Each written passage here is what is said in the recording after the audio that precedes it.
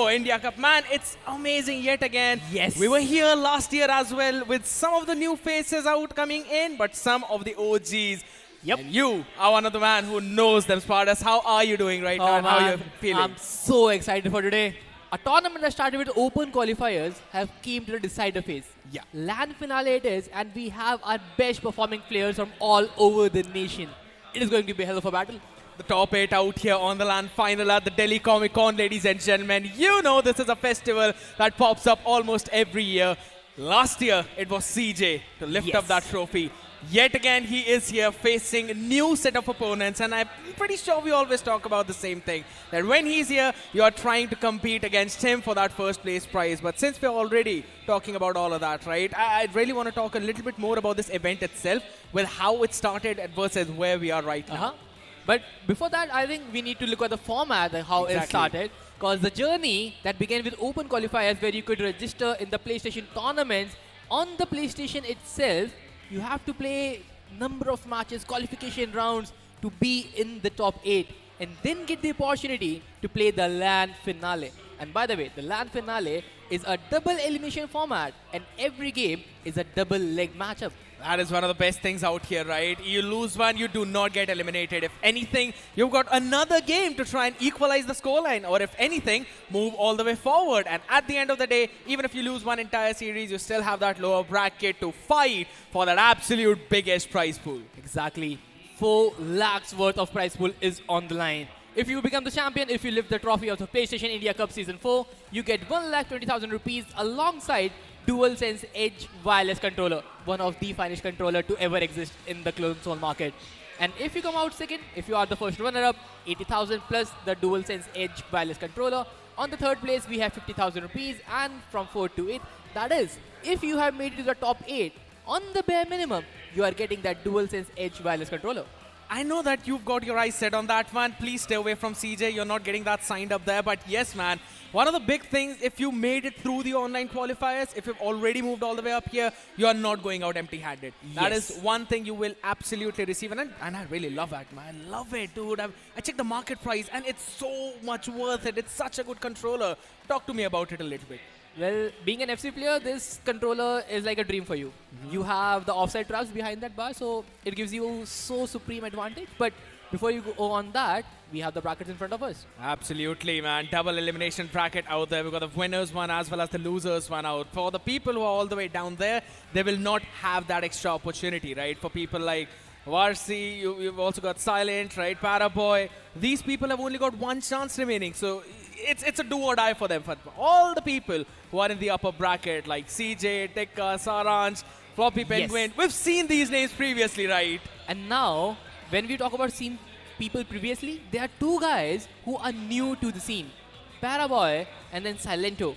These 2 guys have been fairly new here, but alongside Jahaan as well.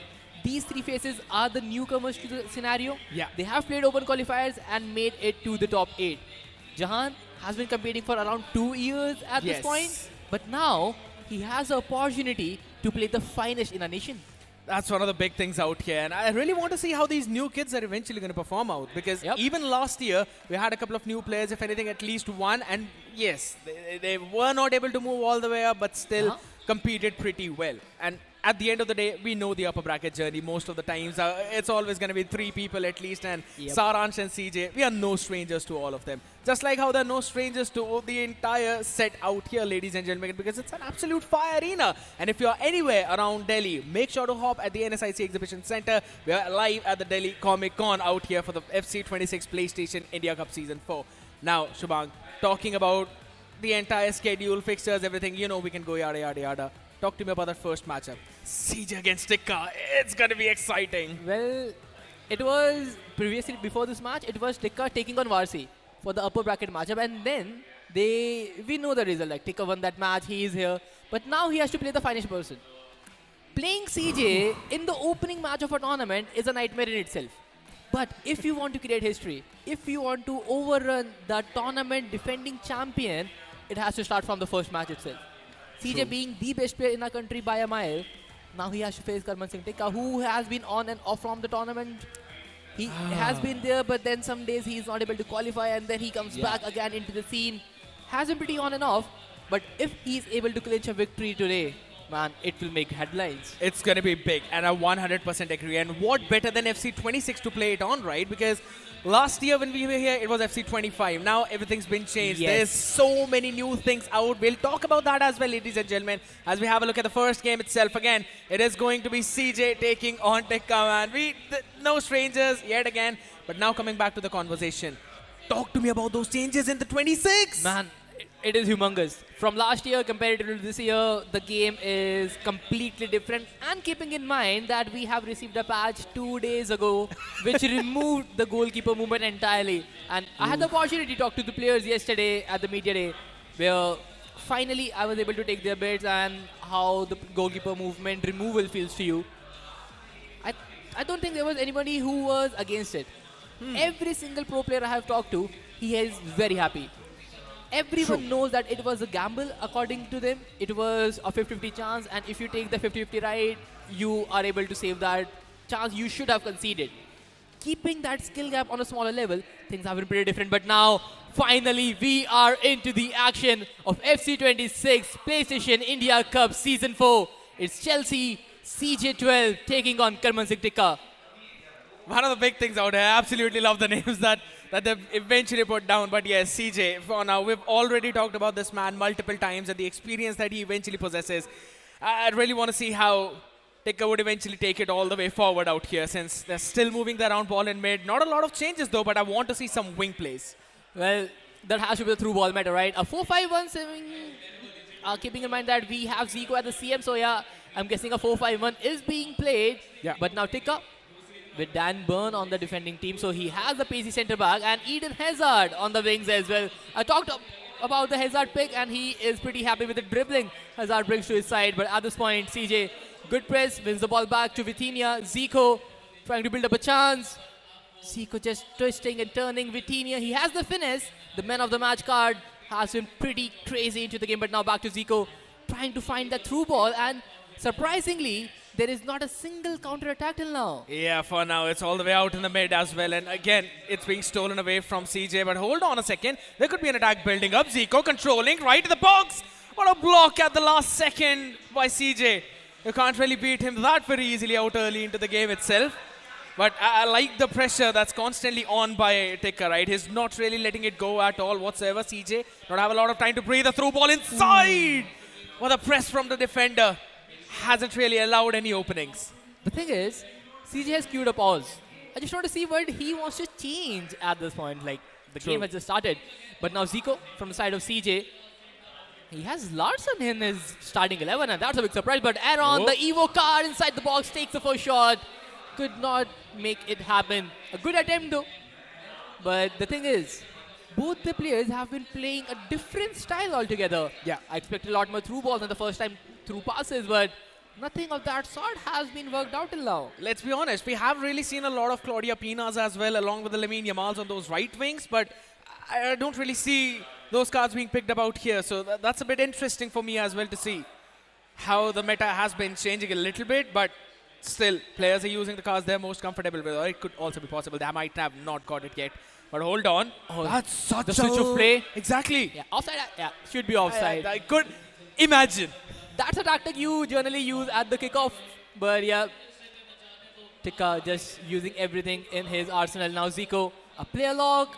CJ is trying to man mark everybody, and he has done it phenomenally well. But Tikka inside the box has the opportunity. Claude Maurice could not take the first touch properly. But now, opportunity for a counter. Zico finds Aaron the first time through is not good enough.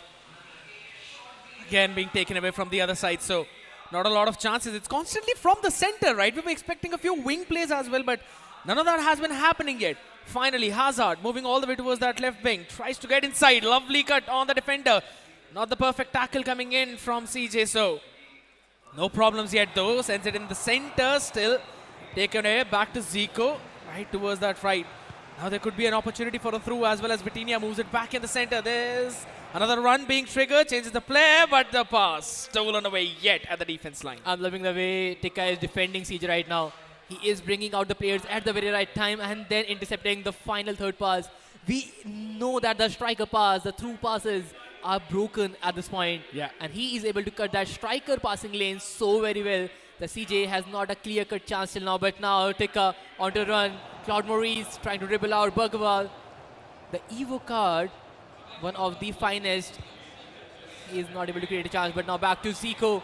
Finds Claude Maurice, twisting, turning, needs another pass to Vitinha. He has the finesse plus, could not get an angle, but now Claude Maurice gets intercepted by the Ibanez. Yeah, and Mbappe again sends it all the way forward as well. He's triggering him for a run too, but haven't really got that space. And I really like the fact how you mentioned that Tikka is literally defending it to utmost perfection out here. Just making sure he's not making any reckless tackles and he's cutting off the passing lanes. That is one of the big reasons the scoreline is still 0-0. Hold on, through chance, no. Could have been an offside out here. CJ defending it well, that too pretty high in the field. That gives him a chance to make that counter. A game that speak defensive structure to me is looking that it might go in CJ's way, but now Kabal, good interception onto the face, and Burgwal yet again wins the ball back to Medueze. So the wing play from the side of Tikka is pretty different. He has some off-meta picks Exactly. in the name of Eden Hazard and Medueze, but now he's trying to dribble around that area. Basically, he's running some Chelsea players in his side. But now a perfect through. There could be an opportunity. A finesse could be on its way. But Theo, he's just way too quick. I wanted to think if there could be an extra pass out in the mid though, but that was blocked off by CJ perfectly. So he had to take the shot. Eventually being stopped at the end. The header, no. Big chance. Hold on. Could be a big steal though. Still an offside. It's going to be sent all the way back. CJ relieving that pressure off of him. Making sure that he's not getting conceded that one in the mid out, sending it forward. Again, Zico, could be a through run being triggered, but the defending placement from Tikka could have been perfect. And on the back of that, he defends another play. Man, the wings are being blocked completely. But now a good player lock. Time to find the striker. Aaron, he's in wide open area, but nah, has been blocked yet again. And CJ, opportunity to take a counter. The players are offside. Ousmane Dembele gets a touch. Aaron back to Kylian Mbappe running down the wing. There could be an opportunity to drag back. Shot! Could not make it happen. Shot right at the keeper. No problems for him in collecting that one. And I like the fact though, keeping his calm under pressure. Tikka is just making sure that he's not crumbling down under it right now as CJ wants to build the attack again from the wing. Mbappe, I think so, he's finally found his idea. Mbappe back into the mid. Sends it back in the center. Zico, one-touch passes to Larson. Dembele finally finds that opener and scores the first one for him. CJ yet again onto the scoreboard and at the brink of the first half. 45 minutes and CJ is able to find the opening. And the look of things, the tiki-taka passes in and outside the box, the first touch passes have been working phenomenally well, and Tikka, he is not happy with that. He knows he could have defended it so well, but the thing is, the ifs and buts are not going in his favor, and at the 45th minute, there is so little he could have done. At that point, he couldn't have done anything better, right? Because that was literally CJ's brilliance showing off. And Dembele just turning around, taking that shot all the way towards the left corner top. I think so he was doing a phenomenal job till then. But now, since we have a lot of time to talk about the game, the wings are the most crucial part in FC26 at this point. CJ, he is so fortunate that he has Ousmane Dembele and Kylian Mbappe on the wings. Exactly. While the majority of the players are running with either Yamals or, for example, Tikka is with Eden Hazard on the left wing. The players are good, but not as good as Kylian Mbappe, right? It's just the pace, man. He wants to run it down the wing, and that's exactly the first through passes which you were talking about. Yeah. You want to make sure that your wingers are free and they can eventually outpace the left back and the right backs if anyone tries to take it onwards. And I think so that is one of the big openings which has helped CJ take the lead in this game right now. Again, positioning Mbappe right in the center is Dembele, the person who scored the first one, moves up close to the box. Wanted to send it in though, but well kept outside. The patch has definitely made goalkeeper stronger, so an angle for the low driven will never be created from that very, very little margin. But now Zico from the short corner finds Ibanez inside the box. The last player you want to find in the penalty area. But now Aaron finds Larson, switching inside. Kylian Mbappe back to Zico, has been intercepted. Tikka blocks off yet another chance, but now an opportunity for a counter, has player lock set for himself, but there is no runner switching the back lines. But now finally Meduke running inside Fear. Nutmeg finds Bhagavan, but nah. The passing lanes are completely choked. Hernandez himself isn't really that slow as well, keeping up with the pace on the other side too, but I could probably say that Tikka, his own wingers aren't really as pacey though. Sends it back in the center. CJ though on the other side. On the back of that steal in his own defense. Tries to create another one, and guess what? This time is the bottom corner on the left side, right from the center of the box. And finally he's finding his own footing.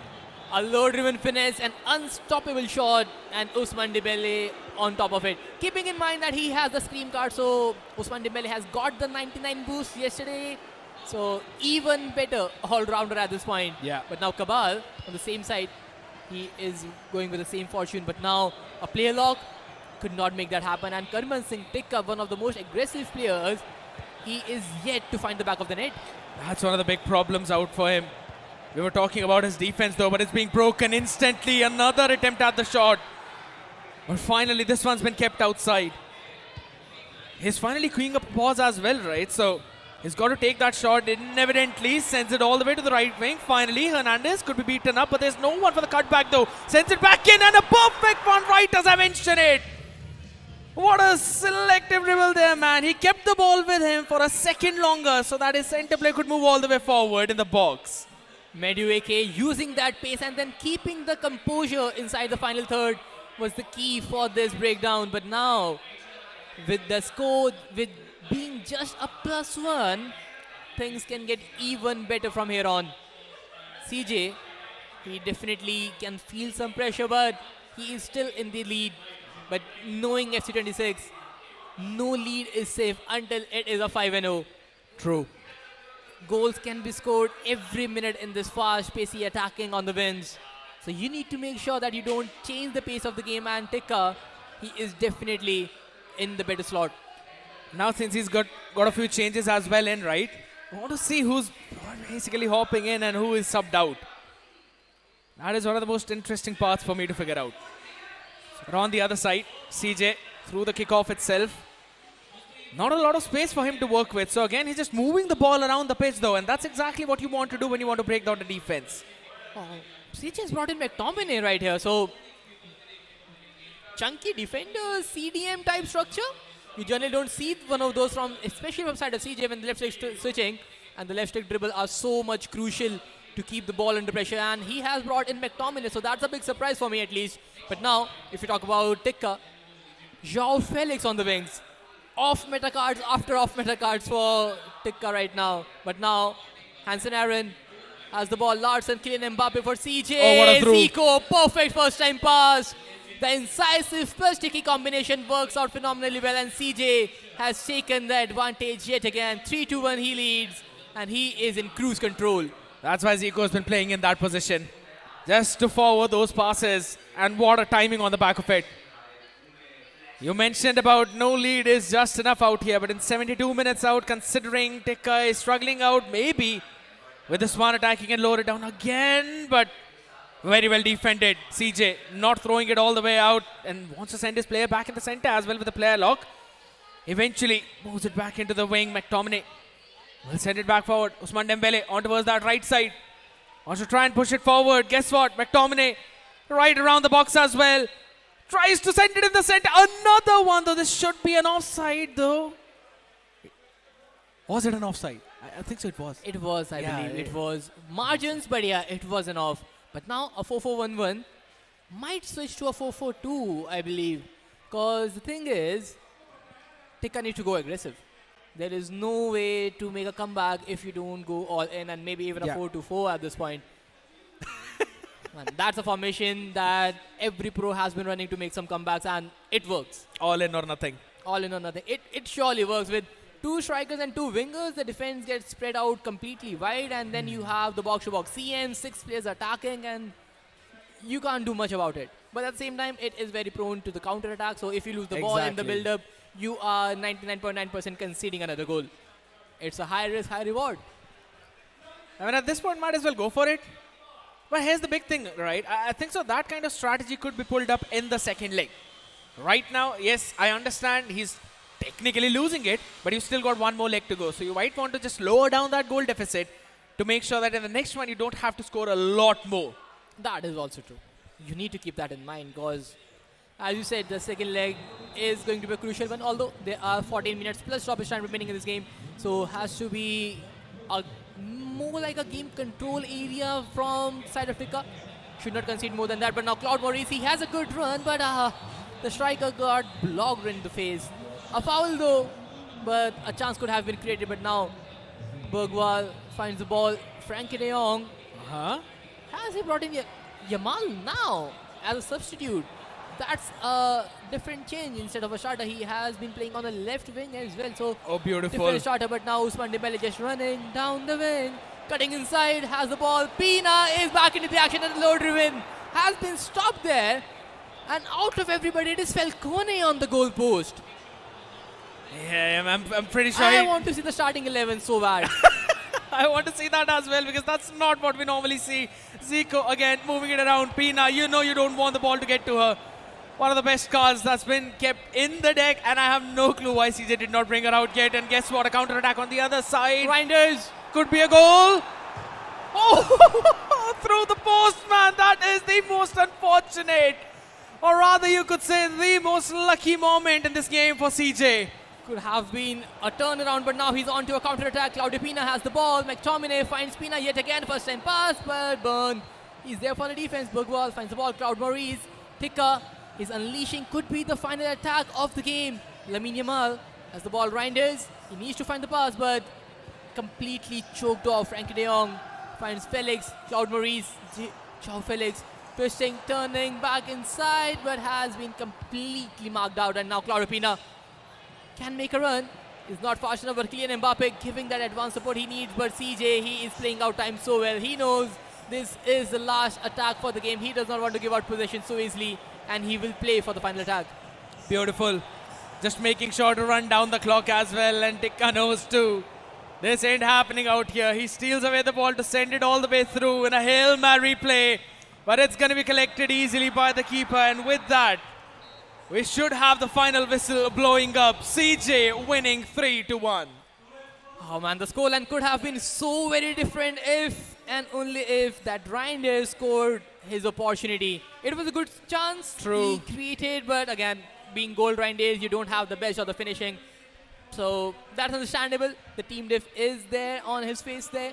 So bit unfortunate on his side, but hey, that's the nature of the game. And CJ, the chances he has created have been just one-touch passes and no exploit on the wings. There is no one just running down the wing and constant spamming on the first time through. He is taking his time. Tikka is defending well, and he adapted it so well that in the second half, he is able to create at least 4 to 5 chances from the center of the pitch. Exactly, and out of that, he was able to score 2 of them as well, right? So I absolutely love what he tried to pull here. And that is what you really needed to do. He understood that Tikka was just keeping his defense line at the box. He was making sure that he stops those last touch passes while also not giving any opening for those finesses right outside the box as well.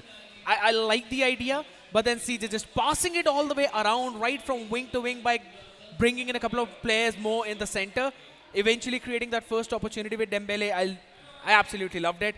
And on the back of it now, bringing Pina at the very last. Man showed that yes, he has got that card, he just doesn't want to use it yet. Well, to be very honest, Aarons is a better card overall than Claudio Pina. Claudio Pina is the cheap best striker you can get. Because the thing is, Pina has the incisive and ticky, and a 5-star weak foot works around, but at the very same time, she has just 78 pace, so she is not fast enough. Yeah. There is no advanced forward plus, while the Aarons Evo, by the way, was a bronze card. It was a chain of at least 6 to 7 Evos back to back to back, so you have to play somewhat around 20 plus games with a bronze card into the game to reach to the level where you could replace Claudio Pina. Yeah. That's the grind he has put in, and he's working with pretty well. It's been working wonderfully well now, but at the same time, I want to talk about Tikka a little bit more, right? Bringing in Yamal so very late, and that too when you understood that your winger was not really bringing in that kind of impact, which on the other side Mbappe and Dembele were bringing. I think so it's time for him to eventually put him in the starting lineup itself, if not really exploit the pace or anything, but make sure that he keeps the ball with him for a few extra seconds, just so CJ could eventually thin out his own defense as well. I think so that could be something he might want to use, but we'll have a look at that a little bit later. First, we'll take a look at the highlights of the previous game and how things went through. Well, alongside highlights, I really want to see the starting 11 from the side of Tikka. Man, the goalkeeper he is using, the wingers he has made UEK, I have not seen anybody use that. And then Eden Hazard, technically he is a crazy UCL-like hero card. But at the very same time, the body type that Eden Hazard has in this game, he's not agile enough, at least for my liking. The left stick is not as smooth, he is not fast enough, the technical dribbles are not that fast enough, so I'm not sure what's the objective of keeping Hazard there, if not chemistry. But other than that, even Gold Yamal is better, and yesterday we had the Player of the Month Yamal as well, so if Tikka wants, he can definitely bring that card too if he is able to do the SBC in the break he has, because that's somewhat around 350k on the market value, so pretty expensive, but yeah, definitely worth it. Seems like you would really want to sponsor that card for him, but yeah, at the end of the day, he's got to make work, he's got to make do with whatever he's got left out in the tank, right? And even with all of those, he still was able to score one early on. That means he will get more opportunities like that, but not the same one. CJ doesn't make the same mistake twice. So we've got to create something new and adapt just like he's been doing throughout the game. Well, at this point, the defensive structure from Tikka is very impressive, but as you said, he created early chances, but when in the later stages of the game, there was no clear-cut chances, except for the Reindeers one. Other than that, his passes has been just blocked off, there is no passing lanes.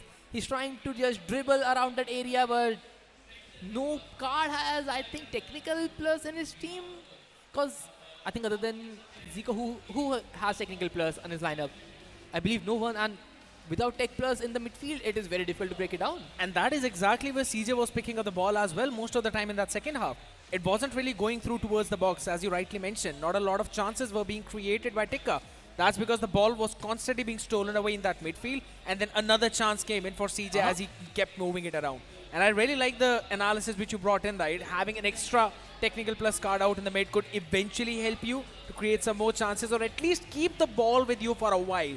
Find that open space, either move your player around, maybe use the player lock as well to send one through, or just send it all the way towards the wing, man. That's what's really been one of the broken mechanics out here in FC 26. But since we've constantly been discussing about that, for the second leg, Tikka, what he has to do in order to get himself back mentally, I mean, not just in terms of card. Buy Bonmati first of all. You need that Bonmati card in your lineup at this point, Tikka, if you can hear me. You need that CM to do something for you. Reindeers is definitely not working out. Maybe just swap out your squad. You need something good, but hey, before he can make some changes in his lineup, let's give him some time to think about it, because the second leg will be very crucial. And before we went to the second leg, we'll jump into the action after a very short break.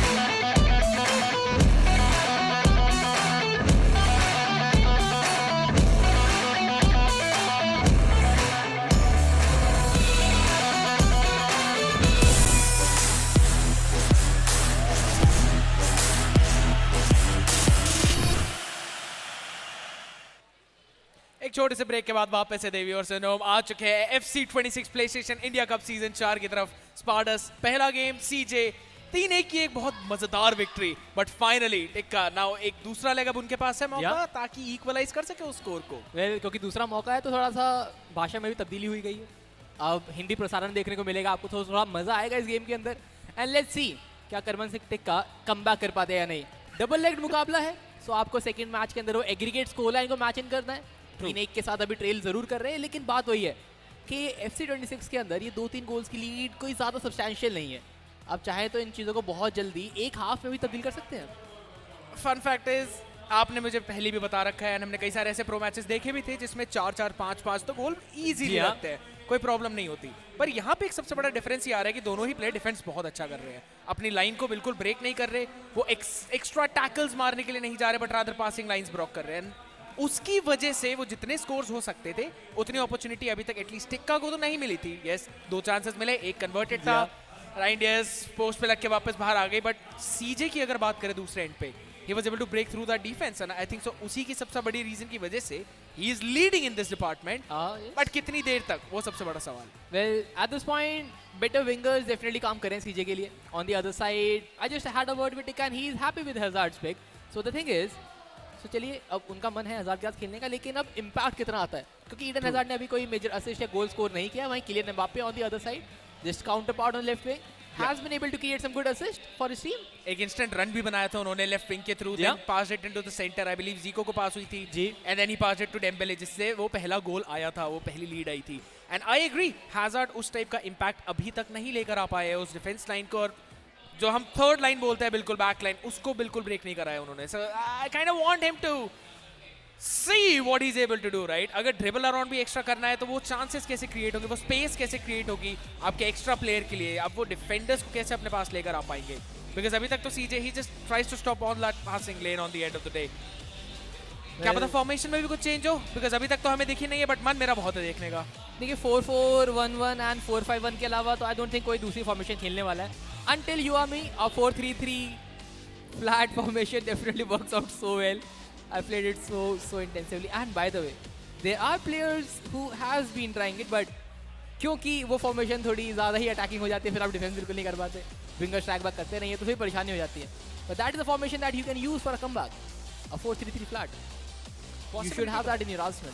मतलब अगर आपको बिल्कुल ही full fledged attacking खेलना है तो 4-4 भी चल सकती है, but why not, that is the Hail Mary play, आखिर में चलता है वो, करेंगे उसके बारे में बात इवेंचुअली। चलते हैं फाइनली गेम के ऊपर वापस से, already a minute and a half into the game itself. वो 3-1 की स्कोर लाइन पिछले गेम की एग्रीगेट स्कोर लाइन थी, so we gonna be making sure कि इस वाले के अंदर एटलीस्ट टिक्का would want to make those comebacks, but क्योंकि सीजे अभी तक बॉल परफेक्टली कंट्रोल कर रहा है, moving it around, he is not giving him a lot of chances. Centre में दोबारा एक हल्की सी opening, sends it back in mid, but दोबारा से stolen away perfectly. CJ in the classic red kits, अभी भी ड्रिबल बहुत अच्छा था बॉक्स के बाहर, लेकिन बात हुई है कि स्पेस ज़्यादा कुछ मिल नहीं रही है, होल्ड ऑन करना जरूर चाहते हैं अपॉर्चुनिटीज़ को, and Kylian Mbappe just twisting and turning so well, find the space of Vitinha, the new man of the match card, he is capable of the finish. लेकिन बात हुई है कि वो टाइमिंग और स्पेस मिल नहीं रहा है, but now Zico find the first time pass, Claude Moris find Madueke, दोबारा से side Zico, opportunity, Vitinha twisting and finding the space, but CJ the press is just too good. दोनों ही side पे विटीनिया के पास एक हल्का सा मौका भी आता, बट डिफेंस लाइन भेज नहीं पाए बिल्कुल। उसी के पीछे भी आपका वो प्लेयर भी पूरा ट्रैक बैक करता हुआ, sends it one touch in, Zico दोबारा से आगे through, wants to control a bit more, Mendes left back की तरफ, Mendes moving the ball in mid, Beautiful. Stolen away CJ. Instantly realized kiya, but guess what? Answer back from Tikka. Bergwal. Controlling yet around. Zico passes it to Vitinha. Claude Maurice. Manja, he's just trying to find some space. Just space देखिए box के आसपास available ही नहीं है. कोई भी passing लेन बिल्कुल भी open नहीं है. सीजे की तरफ से ये स्विचिंग बिल्कुल ऑन टॉप चल रही है. Now just keeping the position and finally breaking through the defence. एक एक करके आगे बढ़ रहे हैं. Aaron find the pass and on the wing Ousmane Dembele. एक और बार वो अपॉर्चुनिटी बना जरूर सकते हैं. The ball roll into the scoop turn back inside. Aaron, Kylian Mbappe, agile dribble inside the box, twisting, finding some space. Aaron back to Zico. Oh man, has been blocked. But now Tikka, an opportunity for a counter attack. Eden Hazard is just not fast enough and could have been off. Mediocre. He was offside, so could not receive the ball. बहुत ही ज़्यादा offside था, तो he just decided to leave the ball itself. वापस से CJ के पास possession. Tries to bring it in, first touch through into the wings, stolen away easily. ज़्यादा space मिला नहीं था उस टाइम पे एम्बापे को. अगर वो हल्का सा और आगे आ जाते, that could have been a dangerous position. But उसके अलावा Tikka has got an opportunity for a counter. But आप देखिए कितना perfectly दोबारा से CJ is just cutting off all the passing lanes, not giving an opportunity. और बिल्कुल आखिरी मोमेंट के ऊपर जाके he tackles it down when he knows that he is winning it. Aaron has the space, लेकिन बात वही है कि इस बार भी वो डिफेंसिव स्ट्रक्चर बहुत ज़्यादा कॉम्पैक्ट है. कोई स्पेस फाइनल थर्ड में मिल नहीं रहा है. ऑल्दो सीजे की कोई ज़्यादा परेशानी नहीं है. He still has the +2 advantage. लेकिन वहीं करवन सिंह टिक्का एक कमबैक चाहिए इन्हें यहाँ से. ये 2 गोल का डेफिसिट ओवरटर्न करना बहुत ज़्यादा महत्वपूर्ण है इस अपर ब्रैकेट के अंदर, वरना लोअर ब्रैकेट में धकेले जा सकते हैं. और वहाँ पे बिल्कुल नहीं जाना है आपको, क्योंकि ऑलरेडी बहुत सारे दिग्गज भी वहाँ पे बैठे हैं. इस गेम के अंदर कमबैक जरूर टिक्का को करना है, बट कांस्टेंट अटैक सीजे के चल रही है. और वही प्रॉब्लम जो कि पहले चल रही थी, still continuing down towards the wing. Zico in the mid, कोई भी एंगल नहीं, कोई प्लेयर नहीं पास करने के लिए, so he just controls it a little bit longer. Aaron Dembele wing पे, दोबारा मौका, no line for a cutback whatsoever. Guess what, Larsson moves it in, tackle at the perfect time. Tikka not really letting it through, no mistakes this time around whatsoever. But अभी भी सिर्फ 30 minute का ही game समाप्त हुआ है. You still got 15 more minutes in this half to play with, or this could be the first opportunity for Tikka in a while. Zico moves it in with a finesse on the right. फिर से एक और बार इस पूरे match के अंदर एक पहला गोल निकालने में कामयाब हुए हैं. फाइनली वो अपॉर्चुनिटी, वो रन यहाँ पे बनाते हुए कामयाबी. अब इस बार वापस से first time through pass and he is able to find the footing. Claude Maurice, he has that finesse and he tries that yet again. लेकिन इस बार शेवलियर ब्लॉक करने में कामयाब. But now touchdown header, the corner tactic works out. Zico can take a finesse and again a good save. Back to back chances, another corner tactic, touchdown header, edge of the box. Zico trying to run it down but now has been blocked. but अब एक मौका है यहाँ पे सीजे के पास एक counter attack बनाने का. प्ले लॉक टाइमिंग ढूंढना जरूर चाहते हैं, लेकिन वो सारे पासिंग लेन्स को ब्लॉक करके बैठे हैं tikka. And now first time pass, Zico finds Usman Dembele, back to Kylian Mbappe. Usman Dembele एक और बार बॉक्स में स्पेस बनाने की कोशिश. Zico inside the box, finesse near post and he has it yet again. फिर से अपनी बढ़त को मजबूत करते हुए वो 2 गोल की लीड अभी तक कंटिन्यू कर रखी है सीजे ने.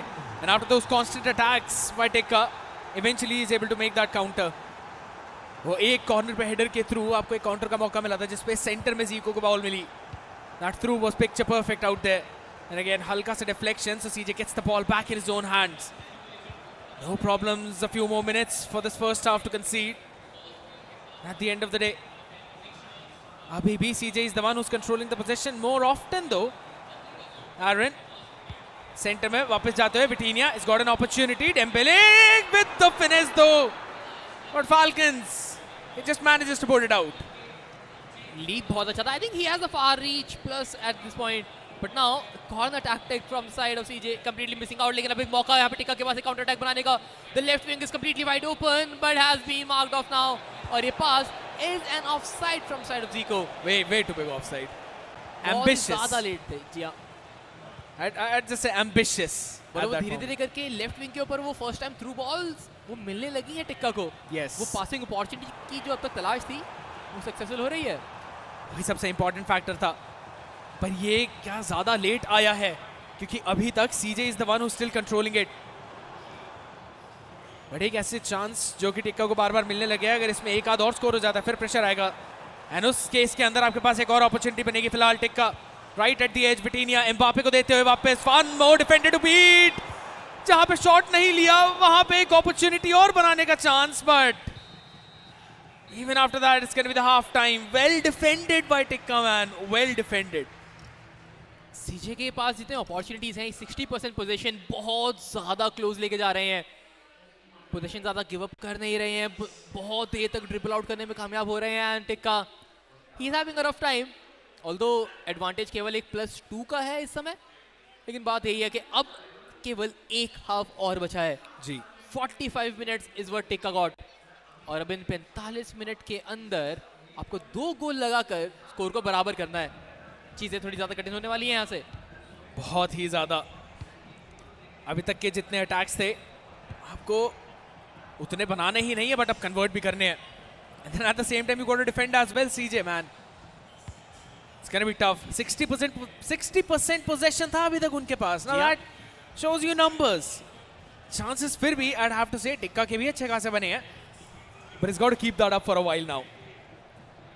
On the other side, sending it constantly back, stolen away on the other side. एक मौका हल्का सा बन सकता है, deflection, still ball वापस मिल गई। Aaron, he's got an opening in the center. Zico marked perfectly.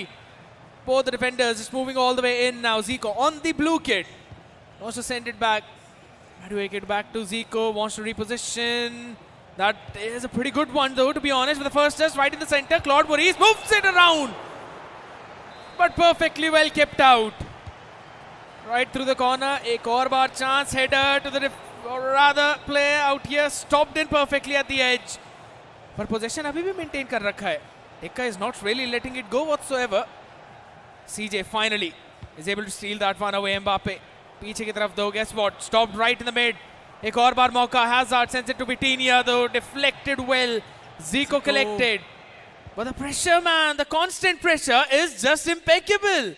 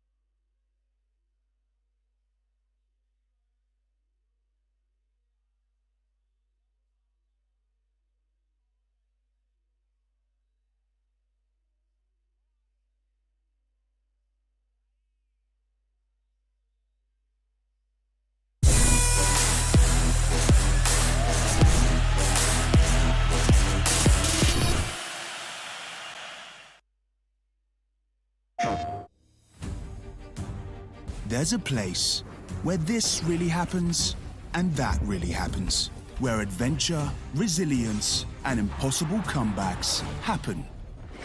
Flying fish, it happens. Creepy heads with tentacles, yeah, it happens. A place where what the just happened happens all the time. It happens on PS5. PlayStation.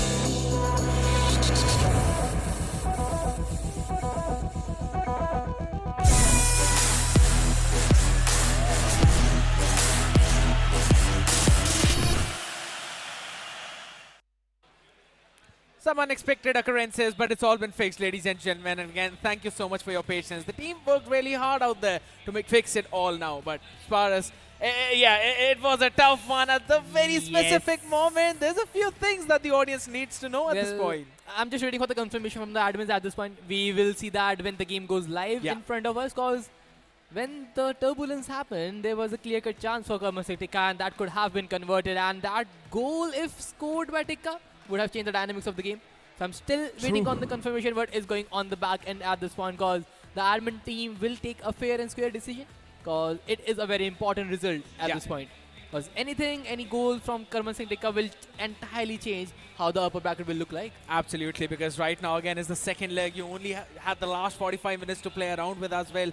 So it was a crucial moment of the game now. We've got both the players ready. Everything's been fixed, good and dandy. And we're going to be starting it pretty soon, ladies and gentlemen. Again, really appreciate all of your patience as well, and we do apologize for those minor inconveniences. It's fine. Sometimes the small things happen. The main thing is how you bring yourself back up from it. And the team did a phenomenal job for that. Now Tikka has to do the same thing. Well, he is on the verge of a comeback at this point. So, but the look of things, he is playing a really good FC. Yeah. The second leg looks very much comfortable overall. On the other side, CJ, he's not able to get the goal Goliath as he was supposedly in this matchup. But let's see how the remaining minutes of the game will roll out, since we were in the second half of the second leg. So those 45 minutes, how many minutes were remaining, we are not sure of that. We will see when the game goes live, and the admin team is deciding on everything possible so that match is completely fair for both the players. And that is one of the big things, right? Maintaining the integrity, which is why everyone's been working on pretty hard for that. And guess what? We're all going to be starting things off at that exact very moment. And if I'm not wrong, Tikka was able to get that goal as well for himself. So, ladies and gentlemen, the scoreline is now on an aggregate of 3-4. And all Tikka needs is just one more goal to equalize things. Well, and if you look at the clock, there is still 30 minutes plus stoppage time that remains. So there is ample of time in the game as well. But now CJ in the classic red kit is twisting and turning with Usman Dembele's Scream car, who has got a 99 upgrade yesterday. But now finding Zico inside the box, finds nothing. The possession has been lost. Back to Corrado. Medueke finds Claude Maurice. Back to Bergwall. Zico has a through pass available. Good track back. Just wins the ball now. Back to CJ. Ibanez. Back to Vitinha. And just trying to bang some space. Yeah. On the left wing now, Mbappe sends it back to Vitinha. He's kind of ready though, but even more is going to be Tikka on the other side. Now there's an opportunity. Claude Maurice sends it to Zico. The through right towards the deflected man. And it falls into the legs of CJ yet again as he controls it. Tries to send it more forward. Zico on the other side in the red. Back and forth with Aaron. He tries to get it through wing. Eventually being stolen away by Nuno Mendes. Claude Maurice on the counter-attack. A player lock could have made a difference, but now finally inside the box. Oh, barely offside. And CJ, look at that breather. A sigh of relief. He knows this could have been an equalizer, but now back to CJ, back to Vitinha. Finds Aaron. He's onside. Back to Vitinha and just trying to dribble around that mid. But there is no free pass. And now back to Usman Dembele. Vitinha dribbling inside. Agile dribble and perfect pass. But what a tackle from Cabal. Phenomenal tackle coming in by Tikka, making sure that that one doesn't go through. Oh, it's a mistime pass though on the other side. Being deflected by the man in red. Eventually CJ, he'll be able to control it. Theo sends it all the way back. Mbappe now back in center. Zico being tracked by 3 defenders there. No chance for him to score whatsoever. Eventually, 20 more playtime minutes remaining in this game. You have to find the equalizer right here, right now. And guess what? The attacking chance is for CJ. There's an opportunity right in the center as Mbappe puts it in. Right at the top right corner in the back of the net, increasing the lead again by 2. Another +2 advantage for CJ, and this guy just cannot stop scoring. 5-3 he leads. And now Tikka, he is in complete pressure. A good elastica there. Oh, but Claude Maurice does not have enough space to take a shot. And now Usman Dembele keeps the ball. 15 minutes plus stoppage time is what remains from here on.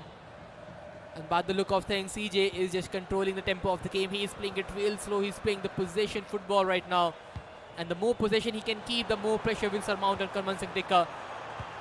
And now, 13 minutes. He needs to unleash a counter. He needs to go. The player lock. He misses that tab.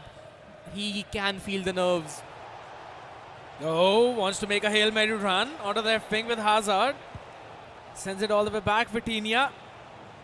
Bhagwal on the other side. Madueke should dribble it around a little bit more though, but look at the pressure from CJ. One missed tackle though. This could be an opportunity. He wants to set it in, and guess what?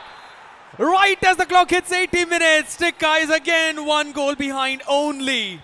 76 minutes, CJ takes the 5th goal. 80th minute, Karmansit Tikka strikes back with 1, and now the deficit is just of a +1 advantage. Aaron from the side of CJ finds Kylian Mbappe, finding the edge of the box, has Vitinha, has the finesse plus, could not take a shot now. Colorado still has 8 to 7 minutes remaining. First time pass, Zico. There is ample of space, a through pass indeed. Cloud Morris, a finesse, and Karmansit Tikka, he is back into the action. Make this one an absolute entertainment, people, because the scoreline is 5-5. You can't have a better game than this one. Tikka making sure that CJ is feeling the pressure. 5-3 to 5-5, and now we might see some overtime from here on. Vitinha has the ball, Karmansit Tikka, he's unleashing another attack. Could be the last one of the game. A through pass was indeed incoming, but now has been missed out. Zico finds the ball back to Vitinha. He is just trying to dribble around that area. Zico has the ball. Aaron back to Larson inside the box. Cancel pass. Zico finesse has been blocked. 89 minutes is already up. The last attack from the game. Tikka, can he make it happen? He's got to make it all the way through out here. Keep the ball on the other side, and guess what? A through ball, he sends it in! What a score from Tikka right at the top left corner. And he's able to get that one in, and on the back of it win the entire game with one extra goal. And CJ is disappointed with that. He is not happy. He is just not happy right now. No, man. Scenes in the arena at this point. What a thriller we are having. It's a cinema, man. It's a cinema. And guess what? Ladies and gentlemen, you can find all of that action all the way at the Delhi Comic Con. The NSICF Exhibition Center. Do not miss out on any of that, because it's filled with absolute energetic people who wants to catch all of this action right here. Man. Karmansit Tikka trailing in the first leg, and then a 5-3 deficit all in all to overcome in the last 10 minutes, and then scoring that winner at the 90th as well. A lot of things going on, but Tikka, oh man, this is an incredible journey already. CJ falling down to the lower bracket, man. That's something I'd never really imagined. The defending champion all the way from 2024. That's a big upset though, but guess what? Tikka, man, he made that comeback possible. And you could see that happening in the entirety of the second half itself, right? Not just about that 90+1 goal, but also the way how he made that comeback to make it a 5-5. That was the most crucial part of the game. But well, how things worked out in the favor of Tikka, let's have a look at them, because these goals that he has scored, the last 3 goals have been pretty much phenomenal. He started off trailing in the entire game, but then those finesses from Zico and then from Eduke's through pass, although CJ was trying to get himself back into the action and then keeping the scoreline in his favor for the majority of the time until the last 10 minutes. He scored 5 in the second one, man. That is the big thing. Right? You could really see that. He only scored 1 goal in the first leg, and then he kept on being super aggressive after super aggressive. And eventually, the scoreline after that 5-5 sends in another through, and this was the game winner, which we were looking at. Eventually closing this entire leg out with a 6-5. Couldn't have been any more closer. There couldn't have been any more chances. Well, you know, this is the reason this is called an upper bracket. Goliaths facing each other, and despite the fact that CJ was a clear favorite, he has been defeated at the very last second of the game. A final counter-attack unleashed by Tikka, and that's why it is said, whenever the clock hits the 85th minute marker, you need to time manage. You need to make sure that you don't give up a cheap possession. But that's the mistake that CJ conceded, and the result of it was a goal that was considered a winner for Karman Singh Tikka to move ahead. And at the very last counter-attack, that too as well, right? Exactly at the 89th minute mark was when he stole the ball. He passed it around for a second, saw a player running through. He was not marked by anyone. The defender was a little bit back, sends that through in to score in the goal, did not lose the nerve. I genuinely thought he might have gone in for an extra pass over towards the bottom if there was a player, or maybe it was the goal before that. But yeah, that wasn't really the case. So I'd have to say this was a phenomenal performance coming in from him.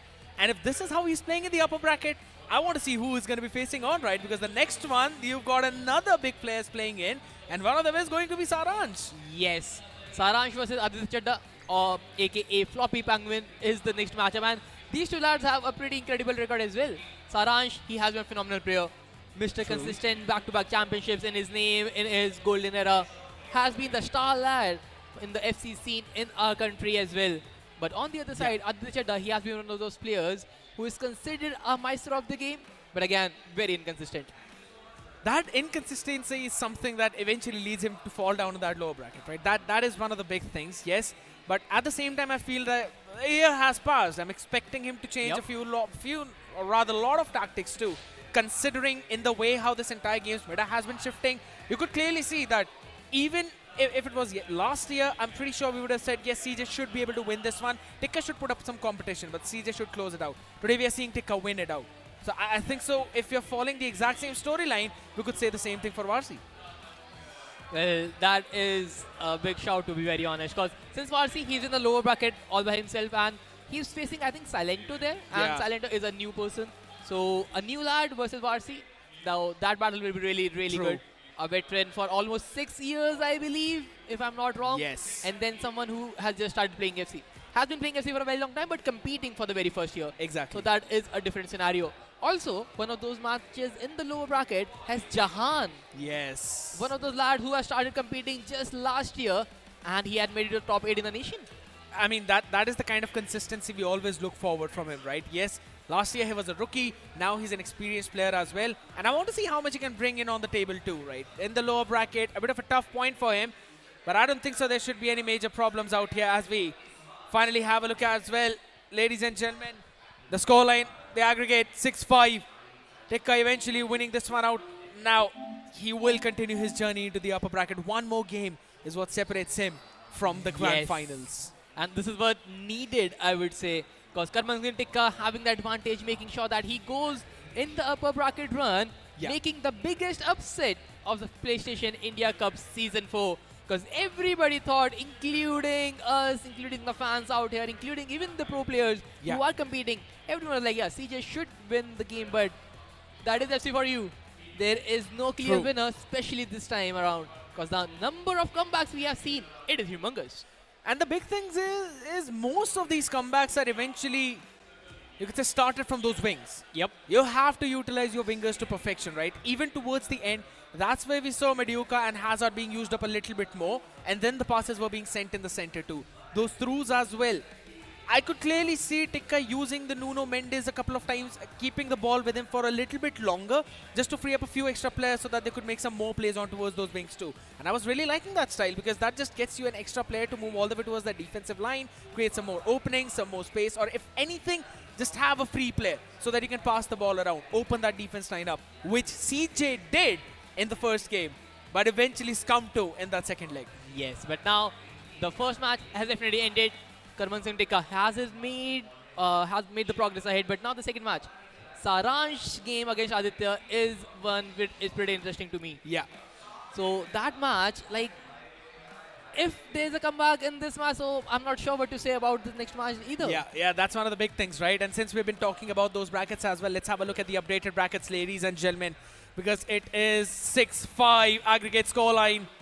TikkaTown moving all the way forward in the upper bracket as CJ will be sent back down in the lower bracket, waiting between Warsi and Silento. The winner will face him, but before that we have Saransh and Floppy Penguin, aka Aditya Chadda, who will face each other. We've been constantly talking about that as well, right? And if I'm not wrong, Saransh and CJ, they used to play a lot together too. They've been playing for a long time though. If anything, we always talk about these two players as being the top two FC players in India. And now we've got to face one of those top two. Well, this is one of those days where the tournament begins and you already facing the giant.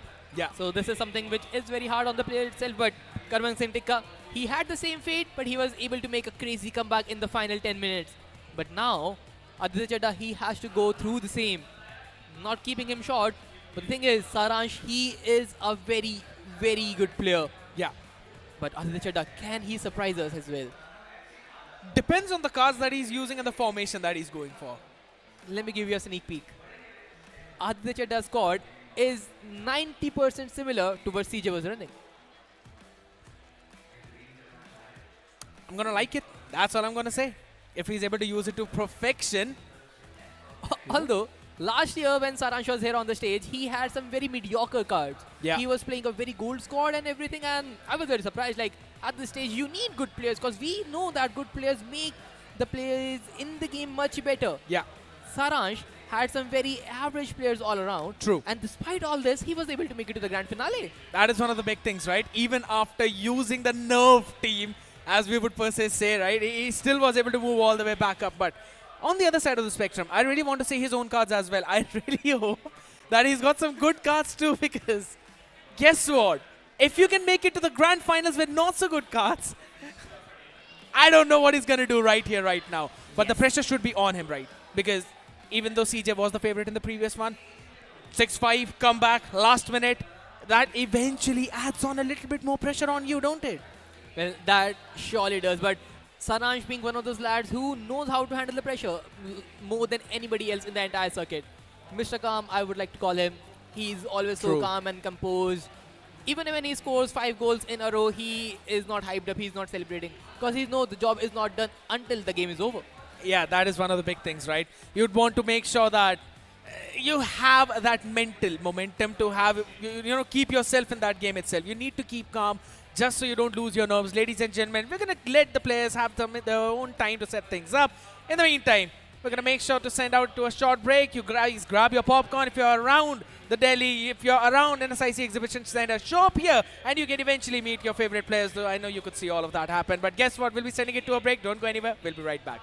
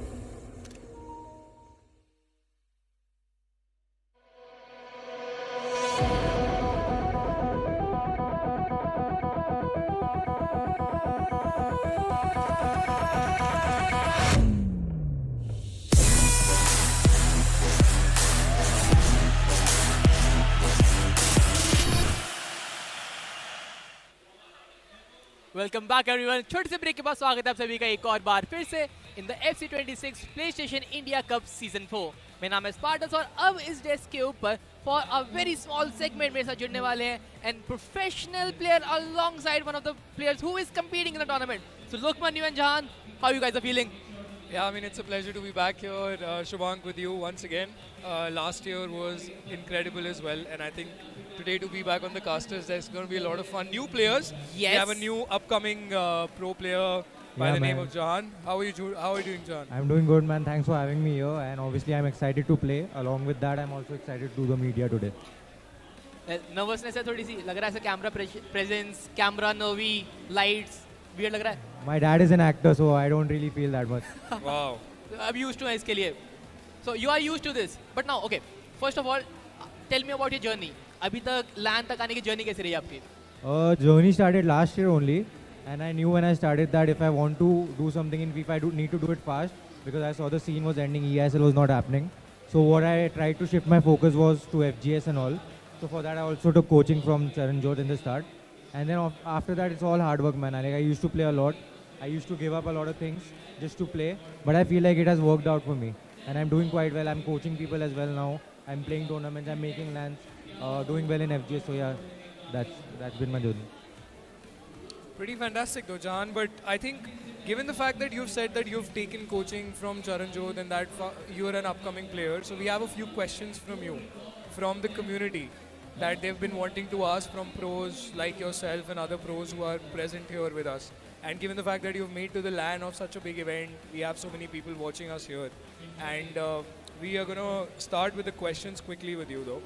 So again, this is, I think, the topmost question that we've asked a lot of pros last year also this, that who's the toughest opponent you've faced in India? So I think pretty much I know the answer for this.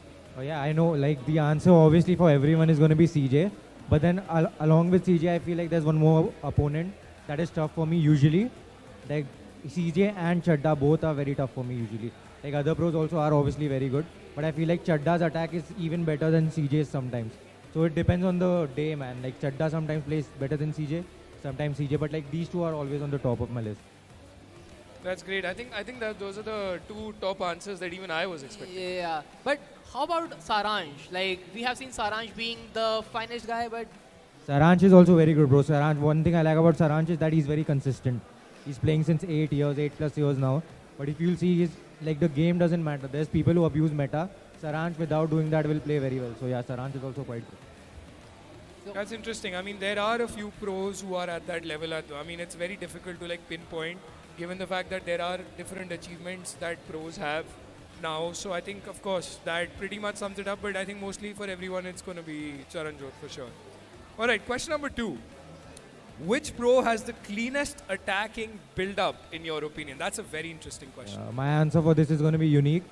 It's actually Genesis that I've seen. Oh. He has the cleanest build-up because one thing about Genesis that I've noticed, I've watched a lot of his games and I used to try what he's doing. He never loses the ball in the opponent's half. He's always going to make an attack. He's always going to reach the goal. And he has the cleanest build-up. Yeah, sometimes he keeps the ball a lot, but that's just his playstyle. You can't say it's the game. You can do anything you want. I feel like the cleanest build-up is Genesis. Final answer. that's a really good call. Like Jenna being one of the most veteran players in the scene, so that is true. But and we are kind of missing him here as well. But at the same time, Jahan, I want to ask you your opinions on the 4-5-1 formation that is currently just exploiting the meta. I feel like the game has become very mechanical now. Like FIFA earlier used to be like, let's say before 20, it used to be like you can play any formation and you have to play what's in front of you. But now I feel FIFA has become so mechanical. There's like 3 formations every year. You have to either choose between them and just play them, and you need to just copy tactics and just play that. If you want to win against good opponents, you have to do that. So I feel 4-5-1, yes, it's very repetitive, it's the same thing. But if you want to play at a high level, you have to use it.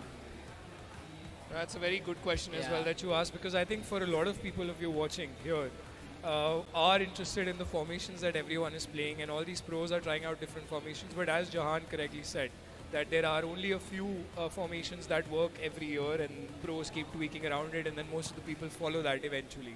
So that brings us to the next question. I am stuck in the same division for 3 months. What am I doing wrong? Now that's a question a lot of you people watching ask the pros, and people who are giving coaching to them also are being asked these questions. So what do you think is the answer to this? I think I'm gonna drop the final wisdom on this, and I know what exactly you need when this is happening. When you're stuck in the same division, one thing that you're not doing, I know you're not doing that, and you must know you're not watching your games back. All you're doing is you think that you're gonna play a lot and that's gonna improve you. But if you're playing a lot, you're just repeating the same bad patterns that you have. Even if you play less and you watch more, something that I tell my students is like, if you're playing 2 hours, you can watch 3 hours also. But when you're watching, you have to implement those things in the next game, and that's how you improve. If you're not watching, you will be stuck in the same division always. Like, that is so true. WOD reviews are something which are very consistent at a pro level. Like, I have done it myself, so I know that the value of WOD reviews. But coming on the same topic, like, when you are WOD reviewing yourself, is it better to learn a playstyle from a professional player or try to build your own? See, I feel like even when you're learning a playstyle from a pro player, you're always gonna have your touch in your game. Like, let's say I'm watching Anders, for example, and I'm trying to do what he's doing. That's not gonna make my game 100% like Anders. Obviously, there's something that I like that I'm gonna do myself. So yeah, I feel like you're watching pro players, just take, some patterns that they are doing that you don't have in your game. Other than that, you can just play your game and add those patterns initially, because everything is not gonna work against every opponent. So you need to see what the other pros are also doing. Well, that is so true, and thank you so much, Jahan, for joining us. That is great insight from you about the game, and hopefully you guys have learned a lot from the insight that he has given him. And now we'll give him breaks, so the players get ready for the very next match. It is Saransh taking on Aditya Chadda.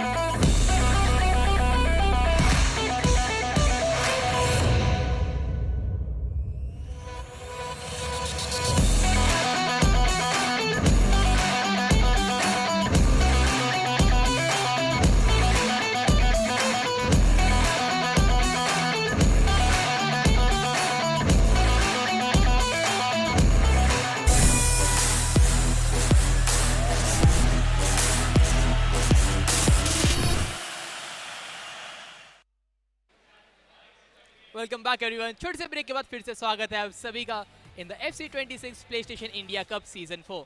अब समय आ चुका है आज के दिन के अपर bracket game number 2 का, जहां पे सारांश फेस करने वाले आदित्य चड्ढा को। आई थिंक काफ़ी अच्छा गेम होने वाला है स्पार्टस। आई थिंक ये ऐसा फिक्सचर है जो one of the best Indian players के बीच में है। We have all these 4-5 top players in the country and these two are definitely amongst the best. They've faced each other multiple times in so many different tournaments that it's so difficult to put a pin on it that who's going to eventually win this game. And keeping in mind जो अभी पिछला match था CJ बनाम करमन सिंह टिक्का, वो एक upset में कहीं ना कहीं यहाँ पे चेंज हुआ है and a last minute that winner, ये ना चीज़ें हर्ट करती हैं। ये फट चांस वाली चीज़ें अगर आपके साथ एक टूर्नामेंट लेवल पे हो जाए, द 90th मिनट गोल वो हर्ट करता है। और अब वहाँ से जो मोमेंटम है वो दिखाई दे रहा है। There is no one favorite to win the tournament at all.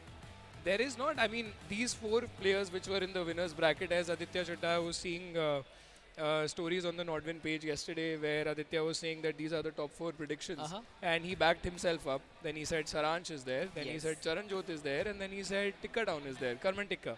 So I think these 4 players, according to me also, are like one of them was only going to win. Now CJ has dropped down to the losers bracket, which is of course a big upset. We did not expect that to happen, right? But now that it's come down to that point, we are actually going live with the game now. So I think it's time to take you guys through the second game of the winners bracket. It's Aditya Chadda versus Saranshjain. Time to pound, I guess, is Aditya Chadda in the black kit, if I'm not wrong there, T2P. And then we have the white kits for Saransh. So I guess that's the name, if I'm not wrong. That's correct, that's correct. Aditya Chadda straight up on the attack.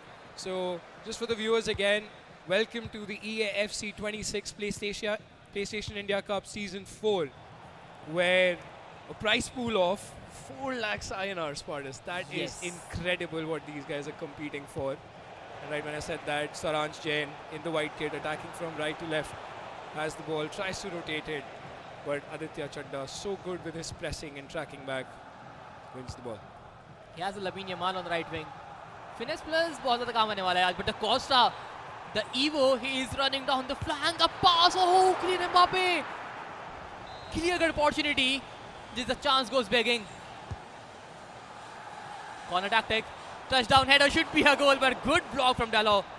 तो अच्छे chances बनाए हैं यहाँ पे already, लेकिन defend उससे भी ज़्यादा अच्छा. I think what Aditya Chadda is doing is trying to find spaces behind the back line. Has a chance, goes for a shot, and that is Yamal for you. That left foot is magical, and what a start that is for Aditya Chadda, taking the lead against Saranshjain in a very important game. Oh man, सही कहा था यहाँ पे जहान ने कि cleanish attack, बहुत ज़्यादा aggressive game play है यहाँ पे आदित्य चड्ढा का. One of the most ruthless players in the FC26 circuit right now. और देखिए goal just start होने के बाद एक और बार एक counter attack unleash कर दिया इन्होंने यहाँ. Zico has the ball, just trying to find some space. Another inside the box out. Diego Dalot yet again a good interception, लेकिन possession फिर से आप lose out करते हुए एक और finesse just off target. Yeah, that's a shocking miss, honestly, because that is usually a goal, and that could have given Aditya Chadda that advantage going forward in this game. It's just been 15 minutes, and you can see how time to pound is quite literally up there. सारांश के लिए I don't think कुछ ज़्यादा मौके बने अभी तक पूरे गेम में.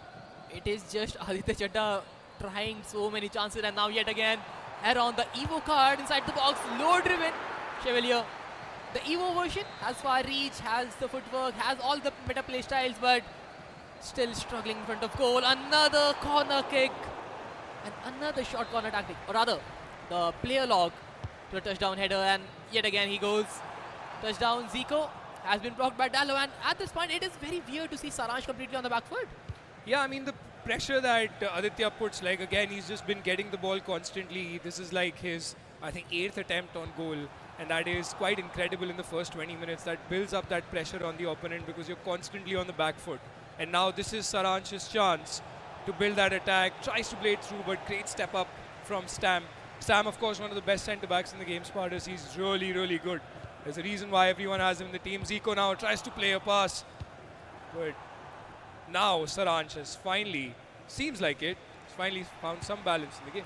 Yeah, he's trying to get his footing, and the good thing about Saransh is, despite the fact he has seen so many chances against him, has conceded just one, but now the first time through, a finesse, unstoppable Aditya Chadda right in front of us. 2-2, he already leads, and Saransh, he has to queue a pause. He's not sure what is going on.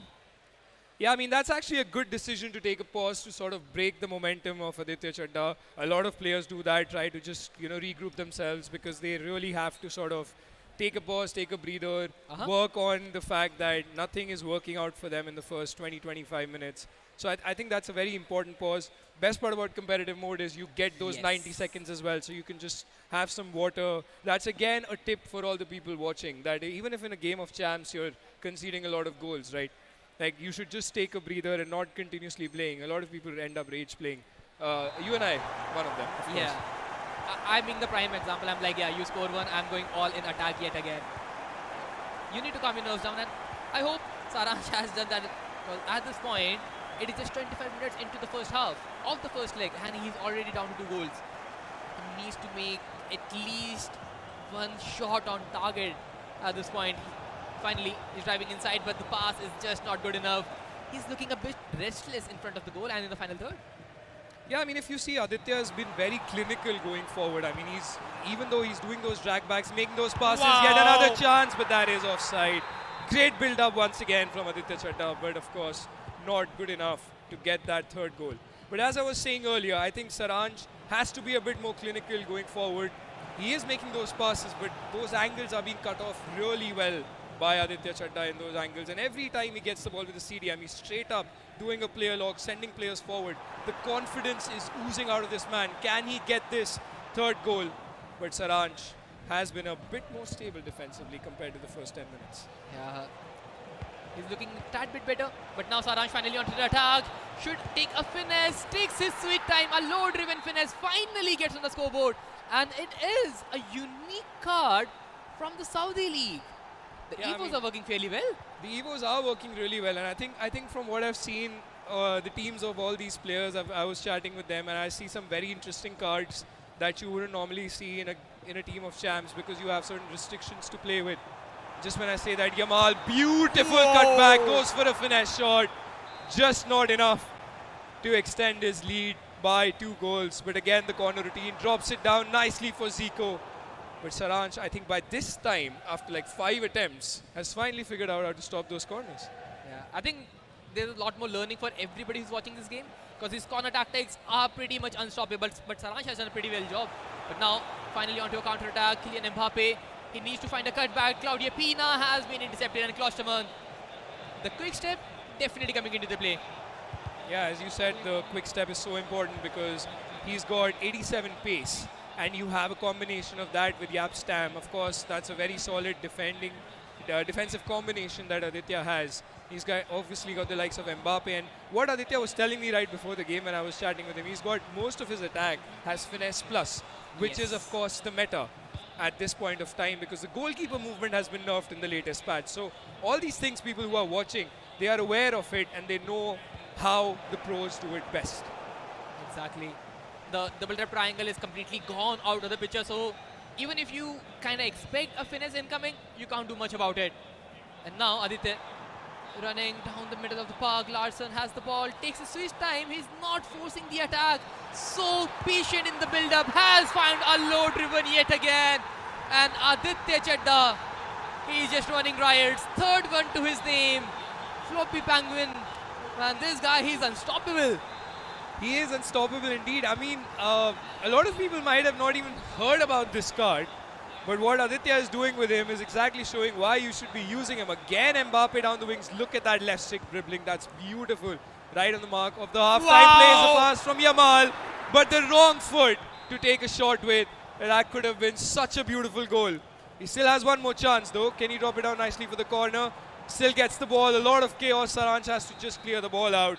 And with that being said, the first half, a very entertaining first half, has come to an end, where Aditya Chadha is leading by 3-1. I've never seen Saranj back completely against the wall. This is the first time I am seeing this lad struggling to make attacks. Yeah, I mean, defense can be something where you might struggle a bit this season, that's fine, but not able to attack is something where we have to commend how well Aditya Chadha is playing. he is actually, yeah, and Aditya was very confident at the start of the game. I mean, of course, both the players have so much of experience. Saranj constantly talking about, you know, how much he listens to music before the game. But as you rightly said, we've not seen him on the back foot so much. And of course, this is unfamiliar territory for Saranj. But again, he needs to know that he's playing against a player who's got one of the best attack in not just India, but the entire Southeast Asia. So Aditya, of course, he was in the top 4 players in the last South Asian qualifiers that happened. So that is being displayed here at the PlayStation India Cup Season 4. Man, this guy is so good. Especially the way he's controlling his CMs to build up the attack, then taking his sweet time in the final third, making sure that no pass is rushed out. He's not making some nasty and hasty decision in the final third. Yeah, Lamine Yamal, we have seen some quick finesse from him. Although if taken on a strong foot, would have been 5th or even 6th goal to his name. But at this point, just look at him. Hansen Aaron Just taking his time, wins the ball back yet again. The right stick switching is working absolutely perfect. Had the chance to play that pass through, but then again, solid defending there from Saransh. But Aditya quite relentless with those player locks. Plays a pass through, again a finesse shot. But Chevalier is there to stop that. I mean, again, the corner routine is constantly trying to look for that stamp to Zico, head down, trying to get that chance in for himself, but just not enough. And I think at this point, Aditya might try go short in the corner because the head down, the knockdown headers aren't working. But at this point, Saransh might get one goal back, finds the final third, takes a shot, and Paketa, the Evo centimid, finally gets one back to his name. 3-2. Saransh, he is closing down the gap. Yeah, I mean, I love the fact that if it's the commentator's curse that we call it, that the players almost sort of hear us and they come back into the game to make it more exciting, because Saransh was completely on the back foot, gets a beautiful second goal to come back into this game. Aditya, on the other hand, is constantly pushing for a goal. Even after he concedes, he's not worried about keeping possession. You look at his approach towards the game.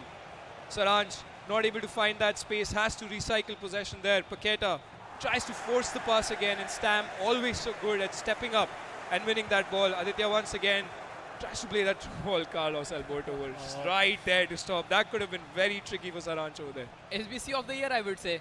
Like one of the best cards you are getting for like 500k on the fodder value. Pretty much perfect. But also at the same time, Loki, we have not seen much players playing with the shadows off in the scene. So these graphics, like whoever perspective is this, no shadows in the field, making it look a bit weird, but maybe something hidden meta for them. But at the meanwhile, Kylian Mbappe the first time through, finesse, and this guy is just wrecking goal after goal. Fourth one on the board. Yeah, I mean, that through ball is always so nice to play through. Whenever you see that chance, you have the best possible player on the left wing to play. Kylian Mbappe, as we say, the OG position that he has. He keeps evolving into being a striker, but Mbappe cutting in from the left to always score that finesse shot is the key for all the pro players. And that's exactly what Aditya has done so nicely, where he's played that through ball and extended his league by 2 goals. Mind you, this is a best of 2 affair. So Saransh is still in it, has the chance, goes for a shot, and great save there from the goalkeeper. That could have been almost a comeback instantly from Saransh. Yeah, Sheva just some Superman save there. I thought Bonmati can never miss from that angle, but Chevalier, crazy save. But now Hume back to, that was Pina if I'm not wrong. Good block, but okay. Bruiser coming into the play, but foul has been committed. Ball goes back to Aditya and just taking his sweet time on the back lines. A bit risky though from the high press. Gets it out with the player lock. Back to Vitinha. Finds Larson. Driven pass. Aaron Zico, the 4-5-1 is working phenomenally well, and another through pass might be on the way. A chip incoming, and there we have it. The vision, the finish is just extraordinary from the man. Floppy Penguin. He has scored 5 goals already, and this is just the first leg. Yeah, I mean, what a fantastic goal that was. That through ball was almost 50-50, Spartus. I think it was not easy for him to sort of judge that pass and play it, but the finish was so exquisite. That chip, perfection. Looks for a through ball again. He's constantly looking for those through balls behind Saransh's defense. It's been very difficult for Saransh to defend it. Now has the chance to play a through ball. Beautiful pass. Can he convert? Aitana Bonmati. And that's the goal that Saransh needed to come back into this game. It is going to be so crucial for him in the last 15 minutes. Great run, great finish. Oh, 3-5. 15 minutes remaining in the first leg at this point. Vitinha finds the ball. Saransh, he's still looking for the 4th one. Claudio Pina trying to find some space. Finds Paketa instead. Paketa just taking his sweet time, and just look at the defensive structure. Not moving the piece out of the puzzle, and never mind. Sometimes the precision shooting just doesn't go your way. Yeah, I mean, as we were talking about the 4-5-1 as well, here it is for you. I mean, of course, if you see the teams, interesting to see the tactics of the players. You only get a quick look at them because pros, of course, being super fast with their menus, just quickly setting up their teams. But you saw the 4-5-1, quite a stable formation with 3 center mids. And it is not easy to break it down. That's why those through balls become even more important to play from the wings. And there, that shot that it was a precision shot gone wrong. Otherwise, Saranj could have changed the game entirely for the last 10 minutes. Exactly. If he aimed it right, Claudio Pina is not missing that. The low-driven plus will surely get you at least a corner on the bare minimum. But now, with almost 15 minutes remaining on the clock, Saranj is still trailing by 2. Although this is the first leg, but now the first time through pass from Pina is just perfect. Nico Williams, player nutmeg, finds the space, trying to agile dribble, but loses the ball in the possession. But now Paqueta could be a time for a counter-attack, but the 4-5-1 and the 3 CMs, the best possibility to stop a counter-attack is coming from it. Yeah, I mean, that was another attempt from Aditya, but right when we say that, Saranj, is he through on goal? Just offside. That was a close call. And Aditya leaving a lot of gaps though as well. He's winning the game, and you can still see he's doing player logs. He's not holding on to possession. He wants to get the goal for the second match, and he doesn't want to hold back because his approach is constantly to attack. And attack is the best form of defense, as we know, and that's the approach he's taking, although he's risking a lot of gaps because Saranj has yet another chance from Paqueta to play a pass to Xavi Simons. Can he dribble through? Almost did. Great defending there by Aditya to stop that attack. One extra touch from Xavi Simons and could have been the fourth one there. But now Saranj finally bringing the ball high up the pitch, finds Vitinha, back to Nico Williams, could have been a goal. Xavi inside the box. Was that deflection? Nah. 3-star weak foot, I guess. Just not working in his way. Yeah, I mean, that was a tough one. The angle was looking at least well, but I mean, that shot again did not have that accuracy he wanted. Aditya once again constantly in the attack. Kylian Mbappe has a chance to go across the goal, and he does. No driven. There is no stopping that goal. No goalkeeper in the world can stop that. Fantastic finish from none other than Kylian Mbappe. Love the celebration as well. And it is 6-3 on the 89th minute. It's going to be a tough challenge now for Saranj. 3 goals now. Oh, this is just not looking good, to be honest. I think this will be for the first very time that we might see both Saranj and CJ in the lower bracket at this pace. Because 6-3 is a big score line to overturn, and by look of things, Saranj is not having the luck in his favor as well. A near post Rivella is a tad bit gamble to take it. And now the shot corner is not working out as well. Just loses out in the possession, and 6-3 will be our total score line until Aditya scores the 7th one, because he is just through on goal. Claudio Pina might take a lower driven bruiser, activated, possession lost, but the game comes to a close. The first leg ends in the favor of Aditya Chadda. 6-3. He takes the score line completely in his favor. I mean, that was a hard-in-the-mouth moment there when Kylian Mbappe was approaching the goalkeeper who was trying to stop. Yes. I mean, if that would have gone in, I think that would have been pretty much GG's for Saranshjain. But then again, I mean, look at the attacking prowess from both the players. Saranj, it's not like he's not had enough chances. He's had multiple chances in the game. It's not that he does not have the intent to score. So I think it's very important for Saranj to sort of get back into that zone where he knows that he can get those goals. But I have not seen someone attack so brilliantly well in this FC. Especially like when everyone is complaining about AI defending and agile dribbling not being that good, R1 dribbles being not that good. Yeah. And then we see Adi, he's just scoring chance after chance, and at least 15 shots if I'm not wrong. Every chance he had, he was through on goal. He was, and every time you see Saranj trying to defend, Aditya is adapting to it. He's trying something different. He's not always playing that, forcing that through ball behind the fullback. If he's not getting that space, he's trying to, do a player lock and try to, go past the player there. So he's trying multiple things to attack that space. Well, that is so true. But how the match went, we'll have a look at it again with our highlights. And it started brilliantly in the, I think, 8th minute it is, or even less than that, from Lamine Yamal, and then Aarons with the finesse plus, making sure that he gets crazy advantage. The player nutmeg back to Aarons, and then Vitinha near post. Everyone has finesse in his squad, and he is not shying away from using it. He's not actually, I mean, that was offside, but then Saranj scored, and then Aditya with a low driven once again. I mean, we've seen the low driven being so overpowered in FC 26. That is the meta. You constantly saw a great turn there from Saranj. First time finish as well. The players don't shy away from taking that opportunity, but Kylian Mbappe once again. That as soon as that space opens up for him, it's very nice for him to just curl back in and look at that through ball spot. This is what I was talking about. The through ball, the chip, everything so beautiful about that entire attack. It's like so real. He exactly know when to play it out, and the timing on the through balls matter the most in the 4-5-1. Yeah. And Aditya, he has mastered it completely. And at this point, I'm not sure what Saransh needs to do in the second leg to make a comeback. Because at this pace, this might look like a double-digit scoreline in favor of Adi. It could be. I mean, the way Aditya is going about things, I mean, there are some of you online as well who have faced these pros in champs. Yes. And I think the best part about that is that you guys have seen how they play. You've experienced it in person. Or at least I have for the longest time. Of course, you have played against them. Such a joy to play against them. It's fun, especially against a player like Aditya, because it's so attacking. It's very positive as well. So for us as casters and for you guys to be as viewers, you're in for a treat for the second leg. And this is something which is very nice at this point. Like, we have seen so many players who like to keep possession majority of the time and then wait for the opponent to commit a mistake, just recycle the passes. Yep. Aditya has none of it. He's like, I have the ball, I'm there to create some more chances and score more number of goals. That's the way to play it properly and more aggressively. Because I think this is the best year for FC when the attacking football has been implemented at a perfect level. Absolutely it is, and I think if you see how the different patches have come in the game as well. At the start, defending was very difficult. Now the defending has been buffed a little.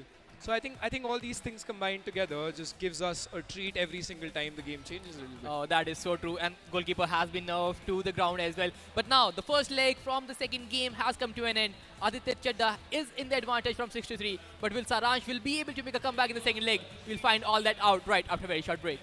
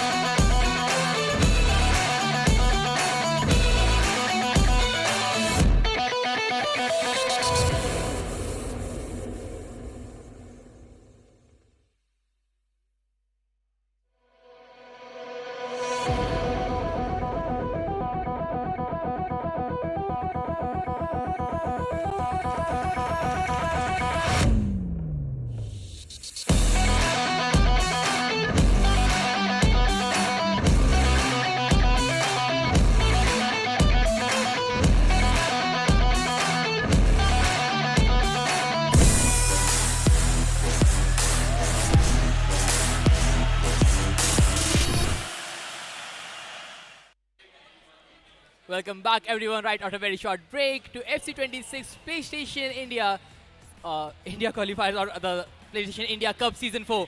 At this point, Aditya Chadha, he has made some incredible goals in the last leg. Winner bracket we were looking at, and the first leg was something where I don't think Saransh has some input overall. He barely scored the 3 goals, while Aditya Chadha, he was just wrecking goals after goals. Yeah, I mean, if you compare the two of them, I mean, you can see how clinical Aditya has been, how aggressive Aditya has been. Saransh, on the other hand, has had chances. As you said, I mean, he doesn't look that great in front of Aditya right now. I mean, Saransh, of course, his goals were very good. Yep. He still has a chance. I mean, 3 goals in a game of FC 26 is not that big of a deal. I mean, of course, you wouldn't agree with the fact that there's no comeback possible if this was the first patch. But even after the latest patch as well, 3 goals is not a very big deal, because you're seeing the last game that we saw between Karman and CJ as well. Yes. You saw the number of goals that was scored there. So I think for Saransh as well to come back into this game is very much possible. But that will be only possible when he can make sure that Aditya doesn't score more goals in front of him. Because by the look of things, he has been the better attacker overall. He has been scoring some pretty beautiful goals all by himself. The through passes have been perfect. The finishes are working just perfectly well as well. But now, let's see if Saransh has enough fuel in his tank. Right now, onto the blue kit. He's trying to make some attack. Lamine Yamal from side of Aditya Chadha in the white kit as of now. Finds the player lock, just loses up with the position. Yeah, I mean, Saransh playing from left to right in the blue kit this time, trying to pave his way through Aditya's resilience defense. Pina now has a chance, dribbles through, gets a free kick in a very good position. Can that L1 power shot sort of free kick fly in? Can we see something He has incredible from the likes of Paqueta? He's not using Pina there. Pina has dead ball. Does Paqueta has dead ball? I'm not sure, but he's going for the finesse. Will get blocked out. Wins the header though for the rebound, but nothing. Making sure that the ball goes in. A good attempt though. But again, the scoreline is completely in favor of Aditya at this point. He has a +3 and he is going for even more. Kylian Mbappe just taking his sweet time on the ball, dribbling inside. Player nutmeg, finds some more space, twisting, turning. What a shot! What a dribble! And Aditya Chadha, this guy is built different. I mean, I'm just lost for words. The confidence and the ability he has to maneuver inside the box with such prowess, and the way that he's taken that touch. Again, a left foot finish from Kylian Mbappe, that too low driven.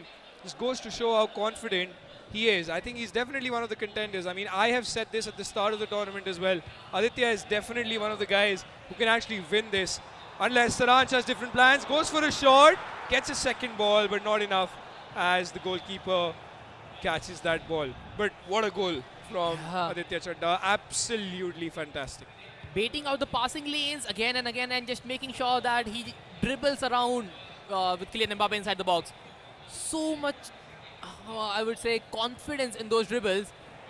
Making sure that the passing lane does not matter much. And now again, he's inside the box, finds Larsson, finesse, misses out. He wins the ball back with the Costa, who is running as attacking back at this point. But now Zico inside the box, another finesse by Chevalier. Saves the day. Could have been the 8th one, and this is what I was talking about, Lokman knew.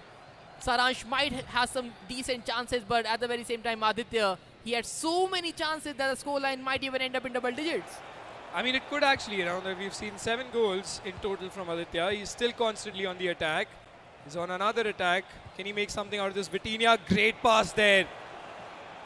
Just on the edge of it, just heads it back to the goalkeeper, and Saransh gets away with it. Saransh is constantly trying to play those through balls, but Aditya is always there in order to stop that run. I mean, he's constantly reading it. Saransh has had chances, but he really has to buckle up and play those passes. Just when he said that, he does that. And a goal from none other than Khalid is the name of the player from the Saudi League you were talking about.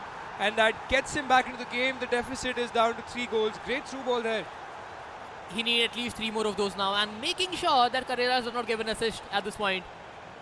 The crazy part about Aditya Chadha is that he is phenomenally well in defense, but at the very same time, his fullbacks are included in the attack.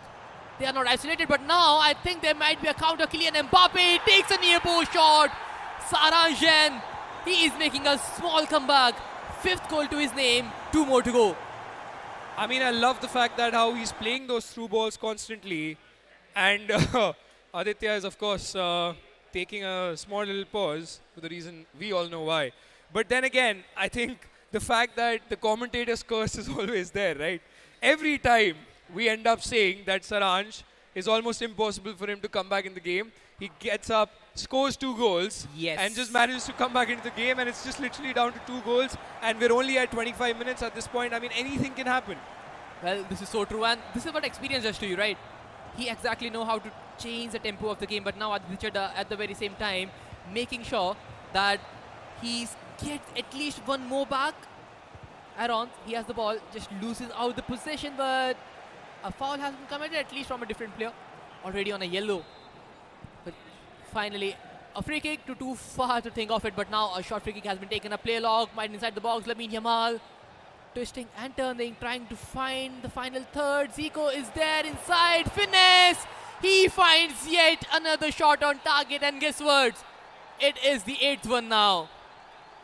I mean, it's almost like a boxing match that is going on. It's so fantastic because every time Aditya scores 2 goals, Saransh comes back with 2 goals, and Aditya starts scoring.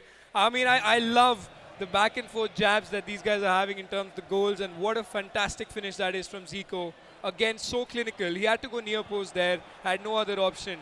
Great touch, great finish, and once again, Aditya right off the bat trying to attack. Saransh has to press up.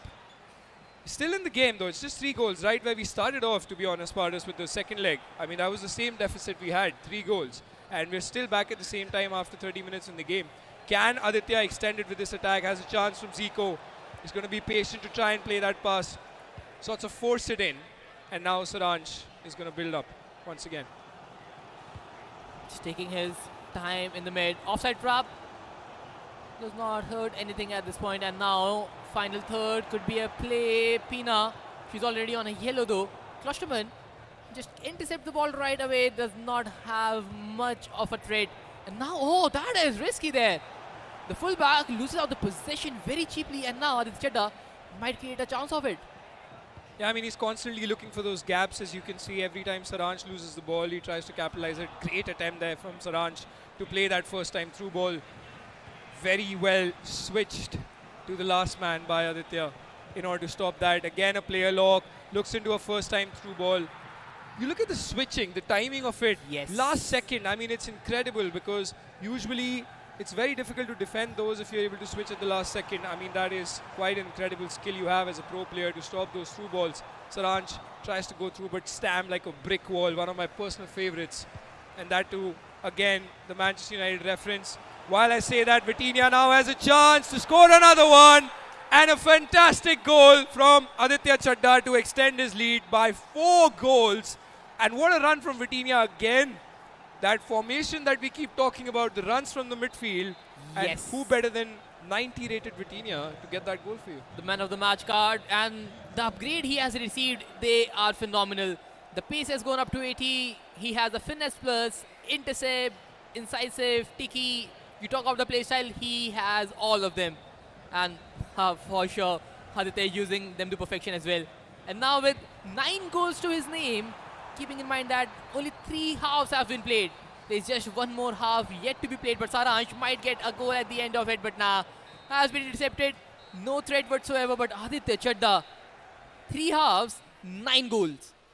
It's incredible, really. Now, I think I would just want now that commentator's curse to come back again so that Saransh is able to score 2 more goals. And we are in for a treat because the deficit now for Saransh to make up, to avoid the loser bracket, is 4 goals. And he has, as you said, 3 halves are done.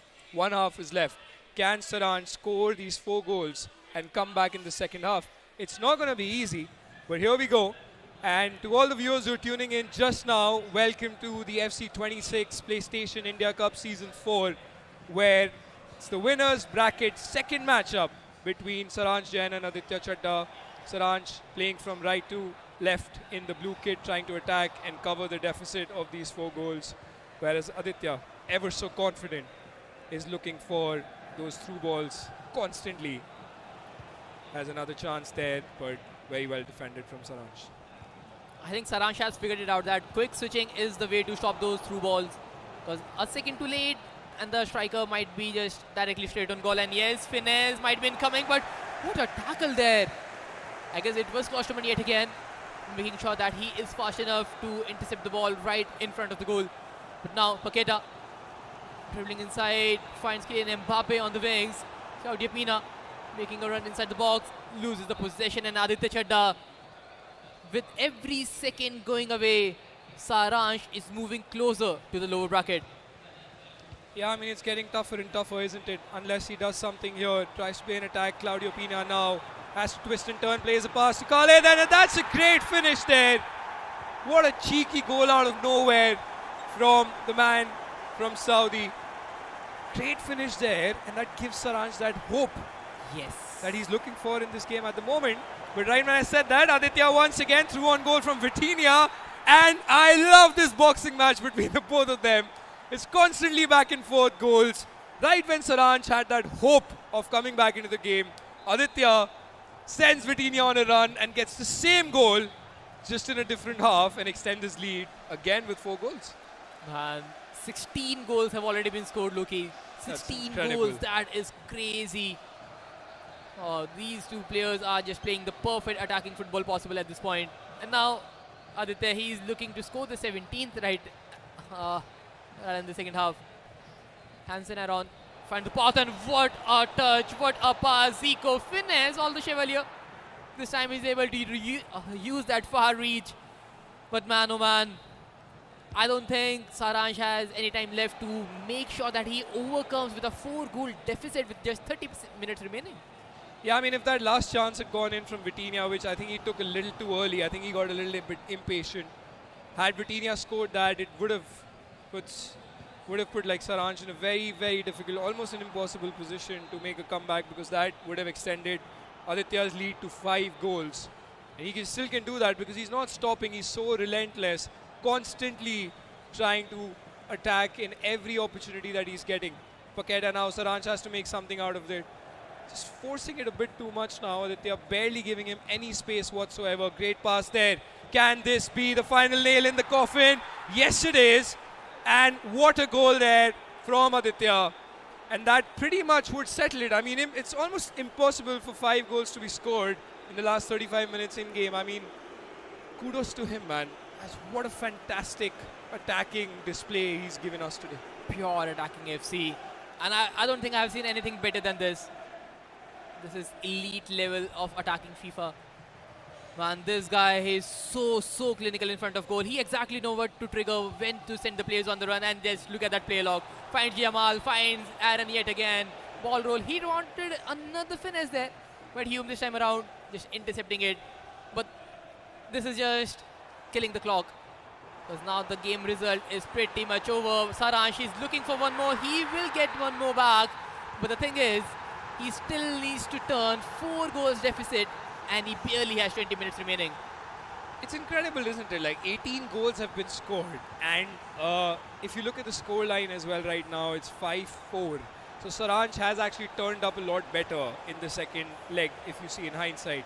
But it's just that Aditya hasn't stopped attacking. He's never tried to hold on to possession. Yes. He's never tried to waste time. He's constantly going for those attacks. He's not scared of giving spaces to Saransh as well. He's not worried about conceding goals. He's like, I don't care. I'm just going to keep attacking. And if I give a lot of spaces to Saransh, it doesn't matter. But just when I say that, hold on, there's a chance. And Diego Dallo out of the blue comes forward and gets that goal for Saransh. And hang on, it's 3 goals in 75 minutes. Do you think a miracle is possible, Spartus? Oh man, 15 minutes, 3 goals remaining. You need a quick double, I believe, if you want to make a comeback from here. This is a nail-biting thriller at this point, and Saranshjain, he is definitely not backing out. He's trying to win the ball. Yeah, he surely will. Kylian Mbappe has the ball now, and if Saransh is able to score one more, things might take a little toll on Aditya Chadda's mental. Claudio Pina has advanced Roulé, finds the pass, finds the final third. The finesse, or rather the incisive, just not working out well. And now, because of that, a quick counter has been unleashed, and Kylian Mbappe should receive a pen for that, but nah. Chevalier just collects the ball. Yeah, I mean, should have just played the pass there from Kylian Mbappe, try to force it, try to overthink that situation. Shouldn't have done that. Would have honestly sealed the game. I mean, pretty much it is already. 3 goals in the last 8 minutes plus stoppage time is very difficult given the fact that Aditya still has possession. They're constantly still attacking. Look at the way he's turning. He's still onside with Yamal. Player locks it. Extra pass to Vitinha. Hits the post. Not that it would matter too much, but that was a great chance nonetheless. I mean, Saransh, of course, he's going to try and reduce the deficit. He's just going to try and get something out of these attacks that he has in the next 5 minutes, because 3 goals is very, very difficult at this point.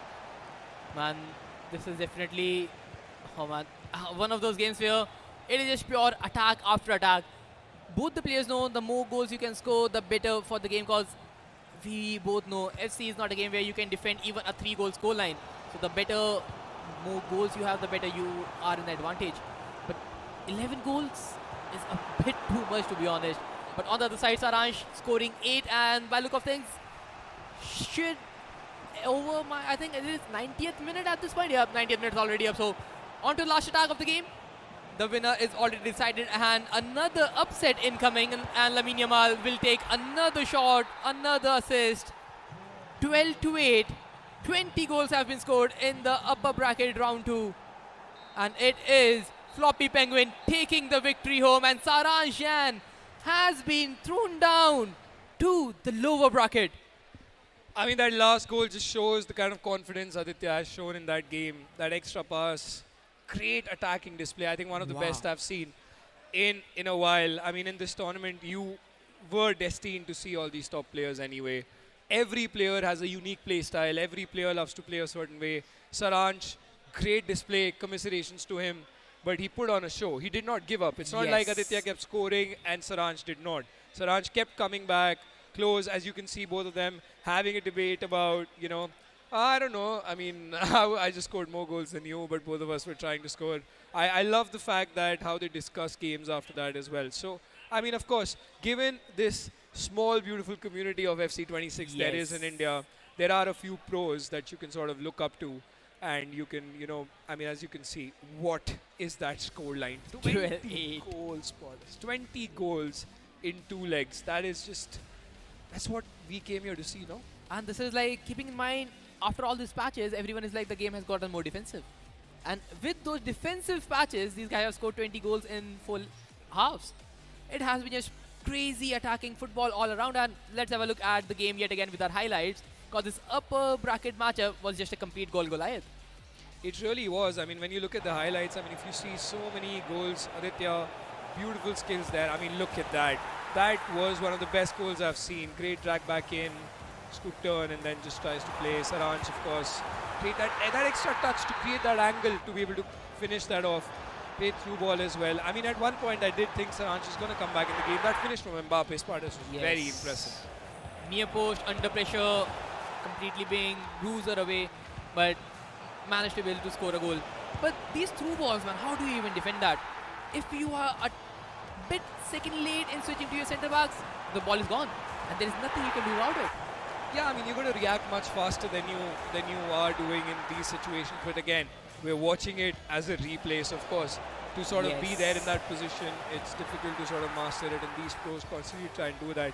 You have your off days as well, but as you can see, I mean, the highlights are just never ending, and that was that goal from Saransh that was scored, and probably the last goal from Aditya, where look at that confidence, that extra pass, absolutely exquisite. I mean, I fell in love as an FC player with Aditya's attack over there, and if this man ends up winning the title today, I think that would be fair, because that is the attacking FC we want to see. For sure, man. He has been the best player till now. The 4 people have played on the stage, and Aditya has been class apart from everybody else. Be it CJ, be it Karman Singh Tikka, be it Saransh. The attacking football that Aditya has shown, I have not seen from anybody else. The amount of chances, if we had the start sheet of that, must be above 40 or like 50s. Like, he was scoring 12 goals, but the amount of chances he has created in the 2 legs, that are phenomenally well. Yeah, I mean, it's fantastic. I mean, as in when you say, I think that let's have a quick look at the brackets as well, given the fact that there are other players who've, I mean, performed so well leading up to this tournament. So many players participated in this tournament, and the top 8 were to come down for the PlayStation India Cup FC26 Season 4. As you guys can see, TikkaTown having that win over Saranshjain at the end. That was quite a game, very dramatic. A lot of moments in that game. Then Floppy Penguin which is ChelseaCJ12 VS against Saranshjain. What a game. And now we have TikkaTown versus Floppypenguin. What a game this is going to be. Incredible one. But now it is time for the lower bracket matches. Because in those lower bracket, we have Warsi versus Silento. Silento being a new name for us, competing for the very first year. But at the very same time, winner of that match will face CJ. Yeah. And then the other lower bracket matchup where we have Jahaan taking on another new lads. He has to face Saransh there. Yeah. Saransh and CJ being in the lower bracket. When was the last time we saw that? I mean, we have seen that quite a lot of times, to be very honest. I mean, it is there. I mean, we've seen this in South Asian tournaments as well. But here, in front of all the people here at Comic-Con, and for us to see it online as well, I think it's fantastic to see the players being, divided in upper bracket and loser bracket. We've got like Aditya and Karman in the upper bracket. Warsi is no pushover. Warsi has played really well to come to the stage. Jahaan, as we spoke to him as well, an upcoming name. So all these players, when they collide against likes of Charanjot and Saransh in the lower bracket as well, I think it's just a delight to watch every game at this point now. Yes. And I think it does get to you as a pressure as well as a player. I mean, I could see the tense faces.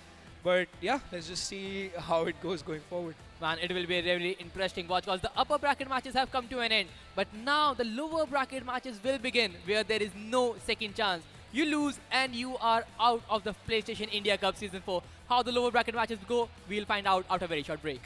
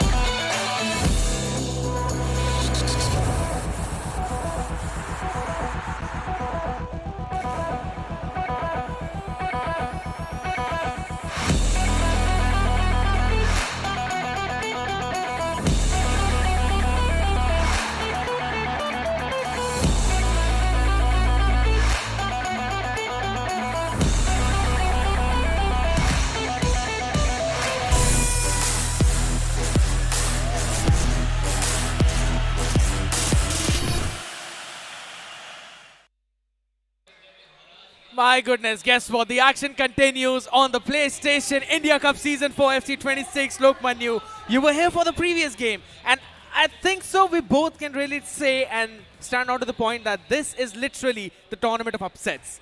First in that game 1, where CJ eventually conceding that last one, and the second Aditya Chadda making that humongous play. 11 or rather 12 to 8. That just blows my mind.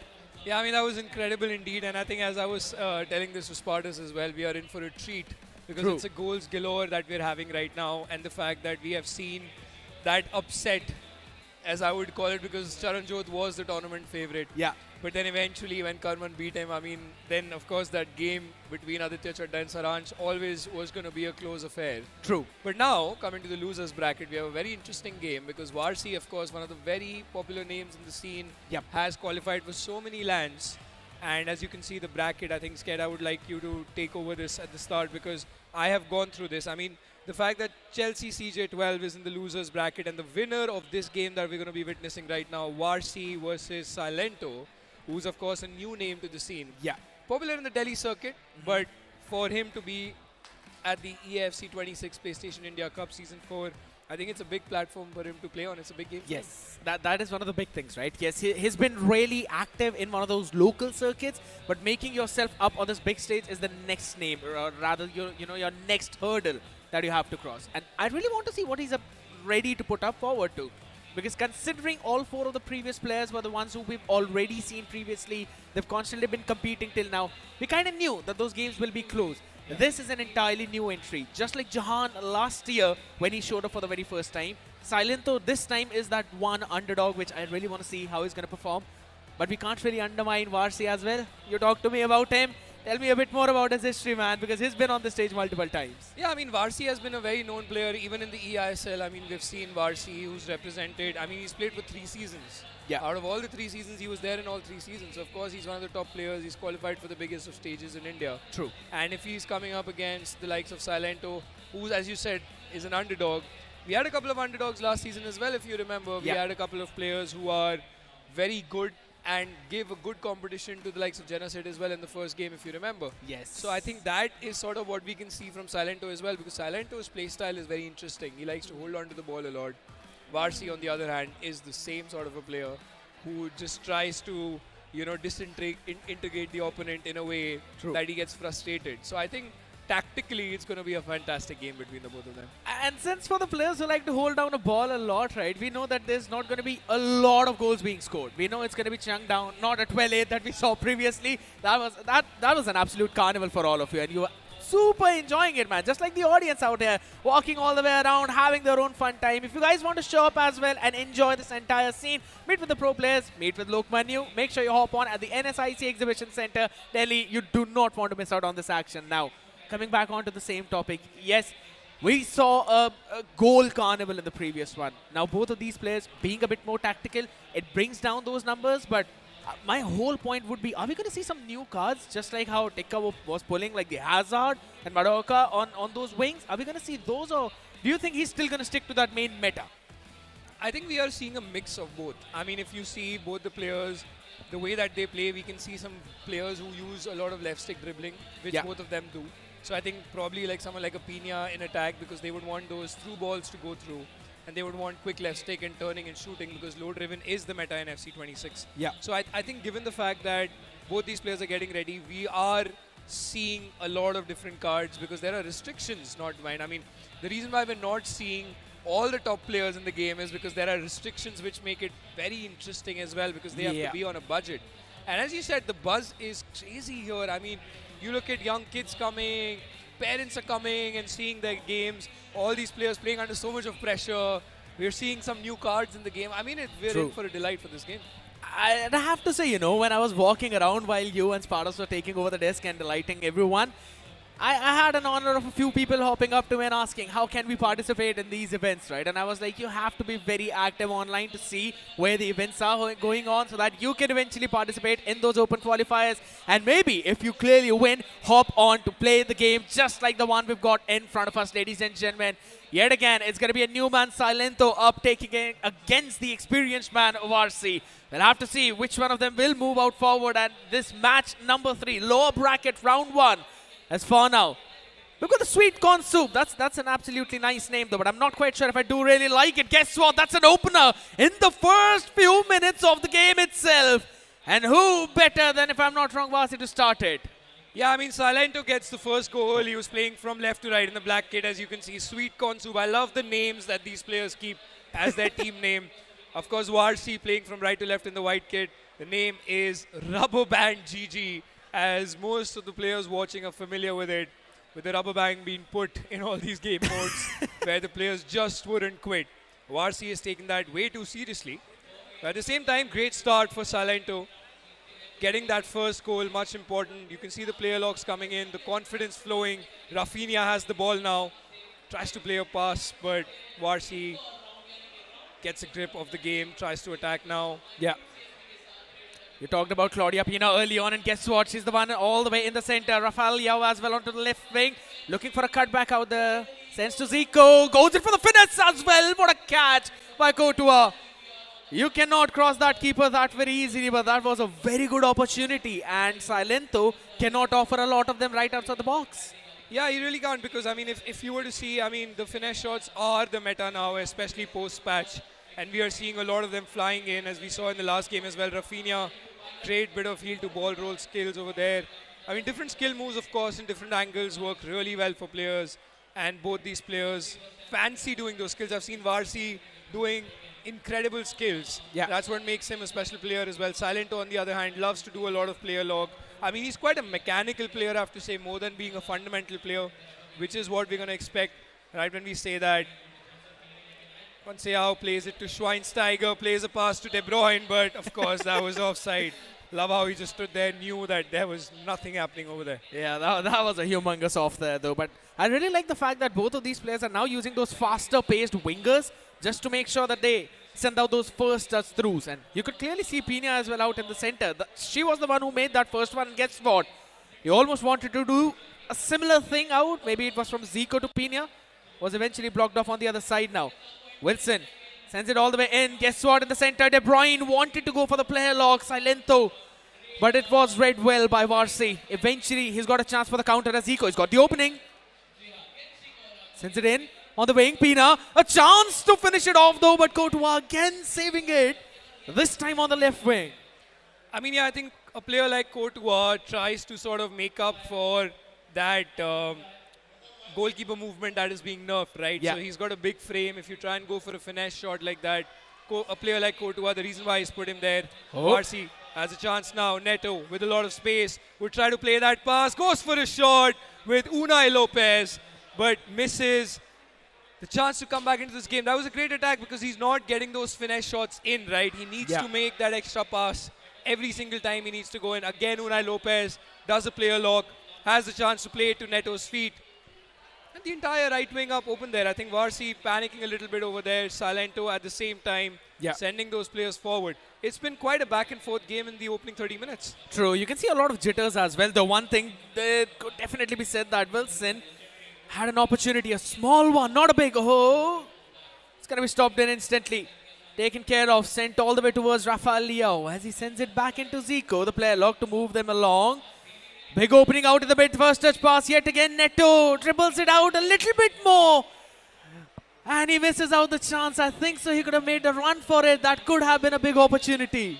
Yeah, I mean, there's a term amongst FC players that they tend to overcook in that situation. So I think for that to happen is not the best idea for Warsi. I think he's just exactly overplaying it, if I have to put it in the technical terms. He had the chance to play that pass, quickly move the ball along, or maybe just sprint through that space.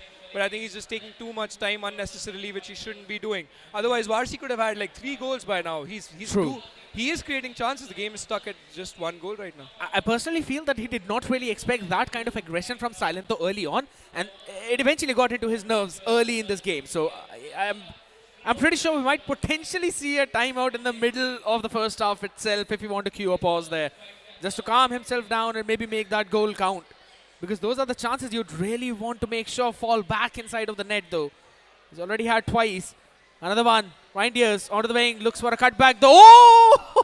Almost. I thought that went in, but it's well defended. And it's a corner. Yeah, I mean, it's quite the chance, right, in that space where you're trying to attack and trying to get that cutback in somehow, maybe hoping for a deflection, or maybe the goalkeeper accidentally kicks it inside the goal from his leg. I mean, that definitely happens a lot of times. But has a chance now. Wilson takes a touch, but that's a bad one. Heavy touch. Really heavy touch. Tries to flick it in, but Warsi instantly on the counter-attack. Now Pina, of course, with that incisive pass, has a chance to play that through ball. Zico, great attacking there from Warsi. Somehow manages to run into traffic.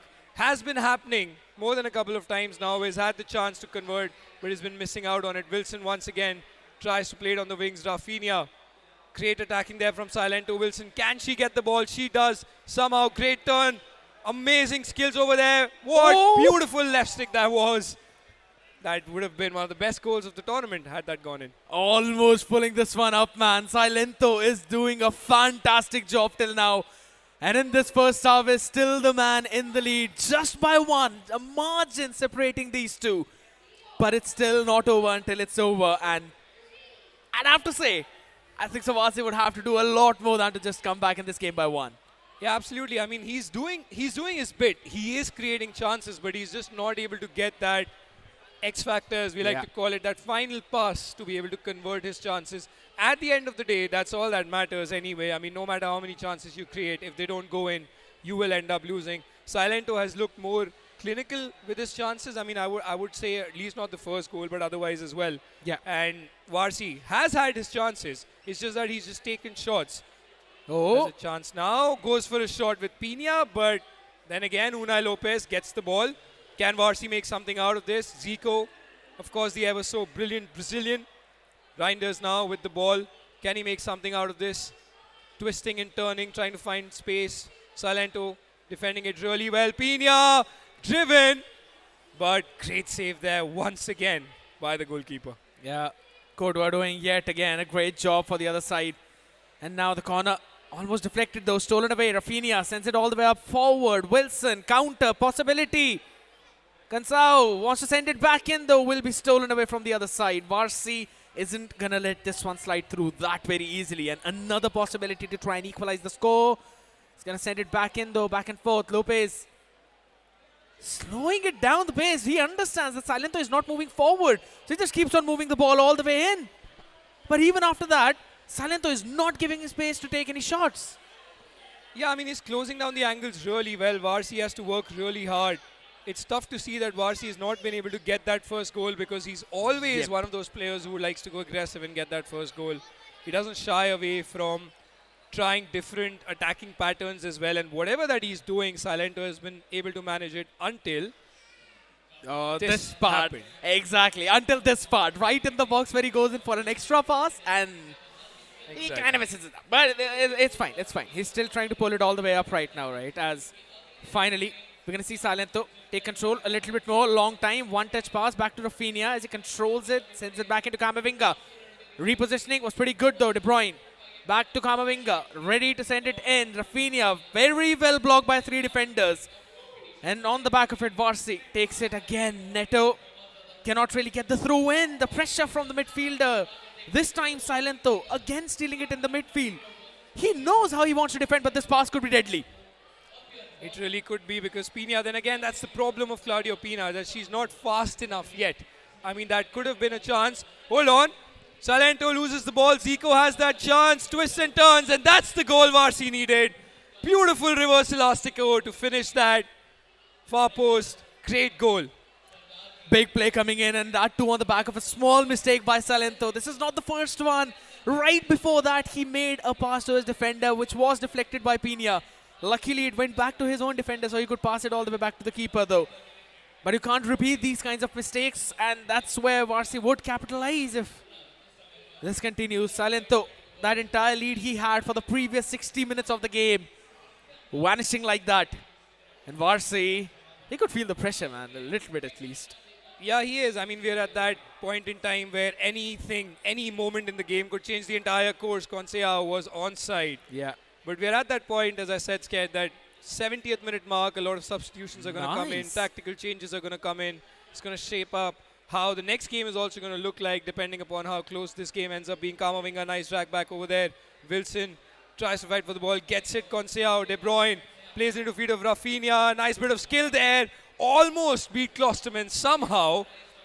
And he's still on the attack. Schweinsteiger tries to play. Rafinha had that chance to play to the right winger. Comes back and just runs into traffic. It's just that one extra pass that both these players are missing out on to be able to score the kind of goals that we've seen in the previous games. Absolutely, man. Like this is the exact opposite of what the previous game was. Oh, a through ball. This could be a nice one. Pina though was offside. You could see that Warsi held his ground before passing to Pina. He wanted her to be onside since she was not being marked by anyone. Guess what? Wilson. Oh, this could be a big one. This could be a massive score though. He moves a little bit forward. And Magnan eventually catches it. Oh, this could have been a 2-1 instantly. Silento. I mean, that was such a good chance. I mean, he just again overcooked it as I was saying earlier. Did not need to do that, honestly. And Warsi now has the chance to punish him for that. Still manages to lose the ball. Conseau now tries to go for a run. Great dribbling there. They have to be more clinical in those spaces, as we saw from Aditya Chadda and Saransh in the last game. They were always on the attack. Hold on. Nice player lock, Wilson. But Reinders, of course, one of the best CMs in the game. And can Warsi make something out of this? Because at the 80th minute mark, both the players desperately looking for a goal, sending players forward. You can see those triggers. Plays a pass into Rafael Leao. Can he create some magic on the wings? Twists and turns. Comes inside the box. Looks for that pass to Zico. An extra pass into the feet of Unai Lopez. Beautiful dribbling. And that is the finish you want. And that is some incredible composure from Aman Warsi's kid. And that too right from the first minute where he was feeling the pressure against Silento. At the last, he eventually gets the second. Big play coming in from Warsi as he wins out at least for now. But this is a two-leg game, man. Did you even imagine that after witnessing a 12-8 score for 2 legs, we're going to see a 2-1 in the next match, entirely different scoreline?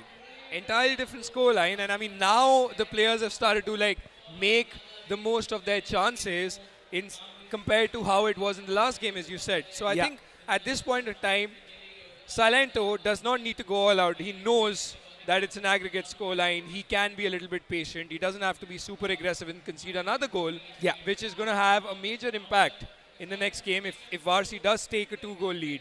So I think it's all about Warsi trying to get that second goal that he really wants, and Silento just holding it off even if he cannot get a goal. You could clearly see those moments of hesitation from both of these players, right? When they can do something pretty simple, straightforward, but they tend to hold on to their ground a little bit longer than necessary. And that has been a bit of a problem coming in for both of them. So I kind of want to see a more confident play in the next one too, but Warsi, man, even through all of that pressure, making sure that he's cool, calm, composed was the big thing. And now he's got to defend towards this one last attack now. This needs to continue. Hold on, this is a big offside. And now Warsi should be able to easily close this out unless he makes a mistake, which he will not. Sends it all the way through to confirm the win in the first leg, at least with a 2-1. Yeah, I mean, great performance there. At least good stability that is being shown by Warsi. And we can say that for Silento as well. I mean, both of these players, I can see that they are lacking a bit in their attacking play. Yeah. But defensively also, I mean, they're taking those risks with those offside traps. If you see Warsi's offside traps, Wilson was through for Silento, like I think around the 60th minute mark or the 70th minute mark, where he could have actually scored that goal and he just overcooked it over there. Exactly. Ran into the goalkeeper. I mean, these are the moments that define you if you want to actually be in the tournament. I mean, otherwise you're going home. If you lose this, you're going home. Exactly, right? It's for the 4 players who are all the way up in the upper bracket that they've got an opportunity to mess up. In the lower bracket, you do not have that luxury. And those were the moments in those scoring opportunities where you knew you needed to score, but ended up just doing a little bit extra where it was necessary. But man, it's alright. It's just the first leg. Now, since they both know how the other person plays, maybe we're going to see a few more changes into the next one. And I kind of like the idea of bringing in some new players, right? Yes, we know Zico and Reinders are a few of the good players that are hopping in, but apart from that, I could also see De Bruyne and Kamavinga being used up by Silento. And I think so that's just to maintain a little more control in mid so that you can find some extra opportunities. Absolutely. I think for CJ, for example, we saw Larson. For example, for Aditya, we saw Aaron. I mean, we've seen new players. That Khalid was that another Yes. player from the Saudi league who was really playing well. Of course, you see the likes of Mbappe and all, but a good mix of that is what changes the game entirely for both these players. So I think new additions to the team, if they have a backup, because they have multiple squads they can switch between, and if they see something's working or not against a specific player. So I really hope we get to see that. And the same, even if they keep the same team, I mean, it's just going to be very important for them to make the most of them. Absolutely, because as we have a look at the highlights of the previous game, ladies and gentlemen, we know that this was a very, I wouldn't say slow game, but a low-scoring game since the first few minutes. After the 3rd minute mark, we did not see a goal till the 66th minute, and that's when we finally saw that equalizer. A few mishaps happening here and there, some chances being created wherein Courtois saving 2 of those, one on the top right corner, second one on the top left corner. But yeah, this was one of those moments. And you mentioned about that turnaround, right? With Pina, you can do those kinds of things. Inside the box, you can do that left stick dribbling. And he was clearly showcasing it by keeping the ball for a few extra seconds with his player. Absolutely. I mean, when you see that, I mean, we did not see the final goal as well that Warsi scored, which was so beautiful. But that is because we're starting the game right now. Here we go with the second leg of the loser bracket, round 1 between Silento, his name's Chaitanya Singh, going up against Amanuddin Warsi, goes by the name of Warsi04. Both these players, of course, have a very unique name, which we were talking about, scared in-game. Rubber Band GG and Sweet Corn Soup. For all the viewers, it is going to be Rubber Band GG playing from left to right in the white kit, whereas it's going to be Chaitanya, Sweet Corn Soup, playing from right to left in that black kit, twisting and turning now, trying to get that equalizer which he needs, but Warsi straight up has triggered that run. Can Zico play a quick bit of passing there? Unai Lopez, as the new player scared we were talking about, you know, we can see the likes of Da Costa instead of the usual Llorente that we see. Yeah. Zico now plays it to Pina, has a chance to trigger Zico. Is Pina going to unlock the defense of Silento? Can Warsi make something out of this? Nice player lock, Rafael Leao. Twisting and turning, finds the space, but just plays the wrong pass. Great space creation, but just could not play that pass. Yeah, I thought he kind of wanted to get that player up there in time though, but kind of missed out on that one. Right now, still an opportunity for him to attack as he plays locks yet again to get them in position, but Silento sees all of that happening. He ain't letting that through so easily. It's going to be pretty slow yet again as he's still moving the ball around though, but you can clearly see the pressure now coming on him as Warsi is taking the ball in mid itself. He's not playing in his own side of field that much as he's playing in the opposite. So that adds onto the pressure, and guess what? Right under that, you might want to crumble. An extra pass right now, Zico! He keeps it for a second, shoots it all the way into the top right this time around, and it's a 3-1 on the aggregate. I mean, to be honest, I thought he missed out on that chance because he overcooked it once again. And he had that shot open from his left foot. If you see in the highlights, he had that chance to take a shot, but turns inside and somehow manages to get the shot away. Not blocked by the defender. Yeah. First post, great finish. Zico is never missing that. And Warsi exactly what he needed. Because a 2-goal difference, of course, gives you that extra comfort that you need in a game. But you can't really be lethargic out here, right? Even in the first game, we saw CJ had that 2-goal advantage for through most of the time in those double leg match. But even after all of that, at the very last minute, 90+1 is where Tikka finally scored that first, or rather the leading goal, which put him in the victory position. So I'm pretty sure Silento could eventually pull something like that up as well, up from his sleeve. But he's got to have the control in the midfield. He's losing the ball there a lot now. Finally, on the back of that missed time pass out here. This time, Silento very well tackled up. No passing lines available for him. Good defense from Warsi coming in as he's trying to move that ball around a little bit more. Yeah, I mean, he's trying to create those chances as well. Pina now has the ball once again. We've seen Warsi be in this position before. Zico, good great pass in there by Neto. And a beautiful finish. Finesse shot, far post. You don't miss those. And Warsi is now running away with it. As you rightly said, though, a 2-goal lead is not enough. And you have to extend that in order to clutch this game. And Warsi has done exactly that. Great bit of shimmy over there to show that he's going to play a pass from Zico to Pina. He did not do that. Yeah. He went for a pass to Neto and opens it up. On the other hand, now Silento is pushing for a goal. But once again, Warsi, top-notch defending over there. Yeah, you can potentially see the desperation, and Waterfirsters through already hopping in though. Zico collects it, but a couple of defenders still in front of him as he sends it to Pina. Moves it all the way up Neto though, up close to the keeper, is offside. Or Waterfirsters through that was, if that was collected at the very first dribble, I think so that could have been a Zico through, eventually converting it into a goal. Yeah. But man, lucky. I mean, that was a very good pass there. First time, Zico just did not take it into his stride, but Leao now, beautiful ball roll scoop turn, does it again. That could have been quite a double ball roll scoop. That could have sort of given Warsi that 5th goal that he's looking for. Leao, of course, so good cutting in from the wings.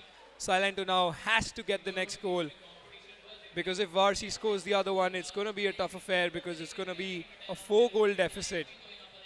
And I don't think so Silento would want that for himself, which is why you can see he's extremely desperate to get that goal at this point of time, making quite a lot of mistakes as well in the attack as well.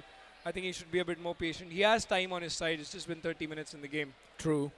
The only thing is that he's got to score 3. And at the same time, he's got to stop Warsi from scoring any more. But with these kinds of attacks, I'm pretty sure Warsi is going to be looking in for his next one. Another pass to Pina. Still holding it. You can see that defensive wall now as the players move up. I think so he could have taken the shot there. Maybe he just waited extra. I can see that from your reaction, Lokman.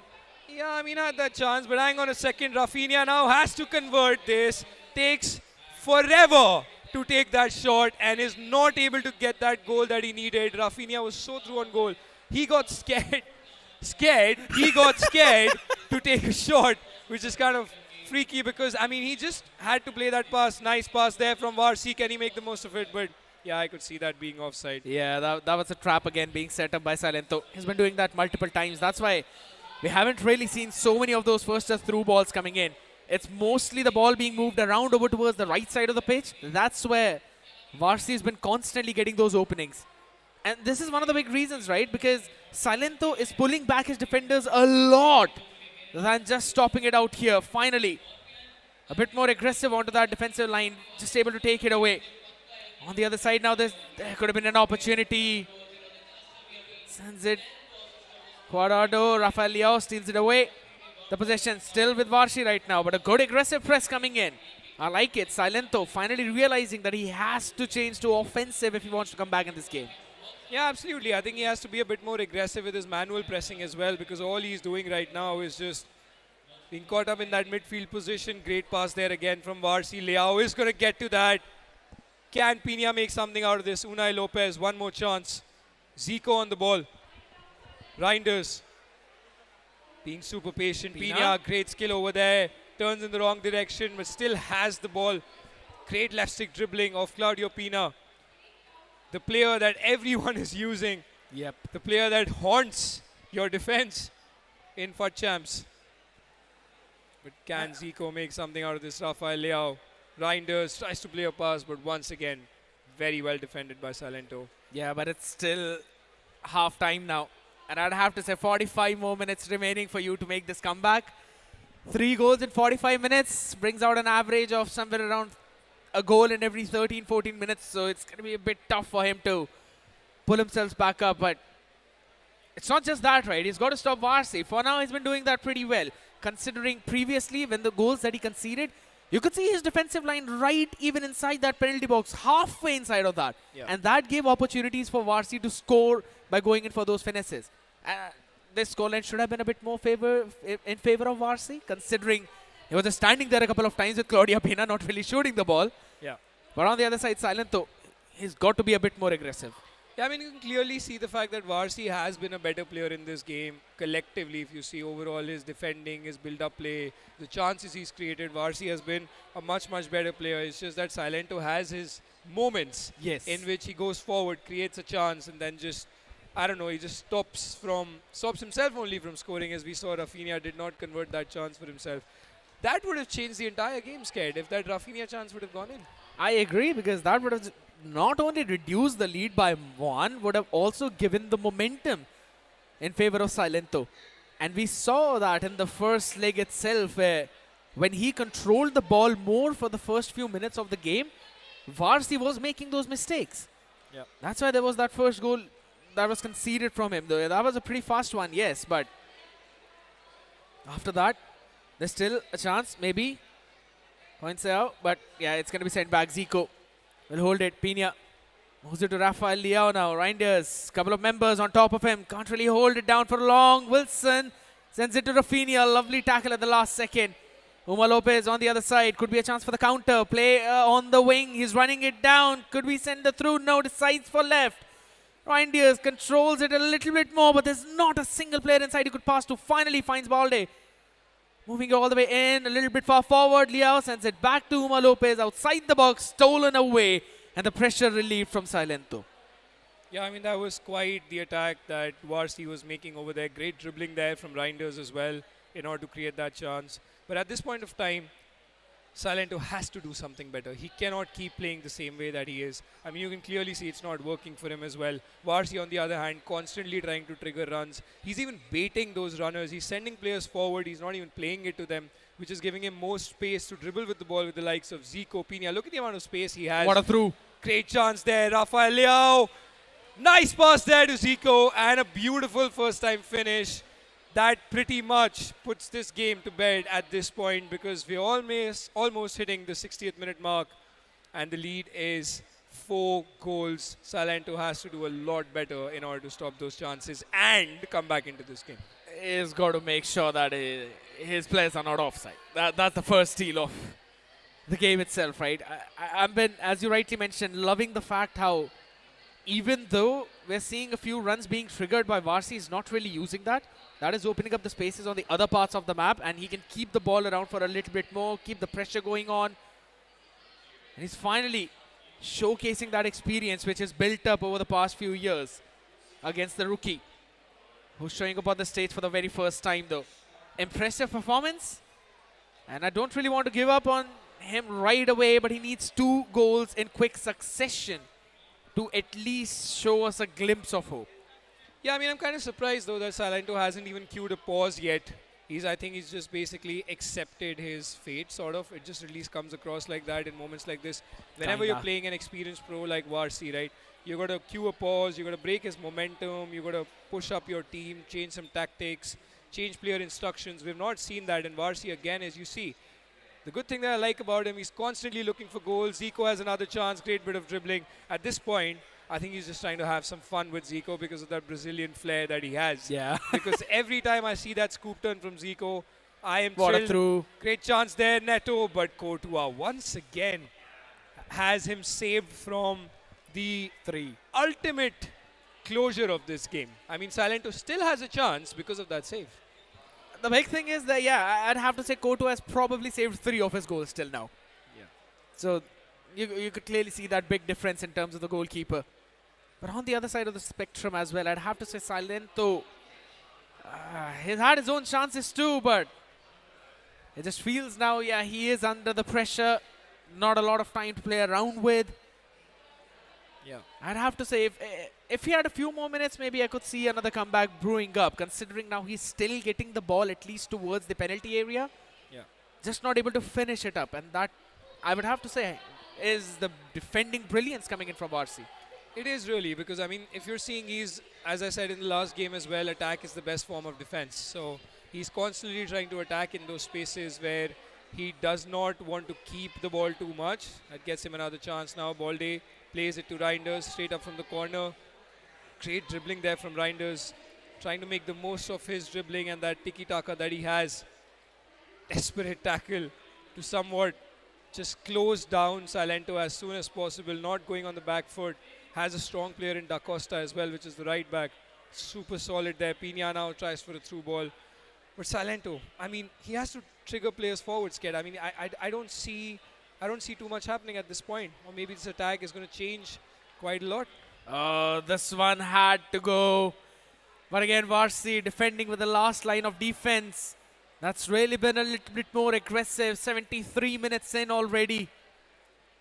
You could clearly see the big position that's already in favor, but it hasn't really changed the fact that Warsi is still leading big time in those numbers. And we are not seeing that aggression being built up from Silento. Finally, after such a long time, you could see him putting pressure in, but now that is vulnerable for these throws. And guess what? Kabal eventually taking it away. This could have been another one into the scoring. Well defended, well read, and now well sent onto the right wing. Coinsao ready to send it back. You've got one more to play around with, but it's been stolen away by Balde. He's been doing so much for Warsi. Yeah, I mean, that's quite a... that's an incredible notice that you've seen. Like, the left back has been fantastic for Warsi. He's always tracking back, and the upgraded version of Balde from the gold one, of course, just shows as to why you have a fullback like that in your team. You can even see Nico Williams has come now to just for Warsi to just, you know, push those passes through the wings and try and see this game out and try to get more goals. Because as you can see, Silento is just giving away the ball. Warsi constantly doing that offside trap in order to close down the players over there. And as you can see, there's no space for Silento. He's just giving away the ball constantly. Yet another chance. Great skill move there. And that finesse shot is as beautiful as ever. No replays to be watched. Warsi just wants to get the job done. He's just farming those goals at this point now, and you can clearly see.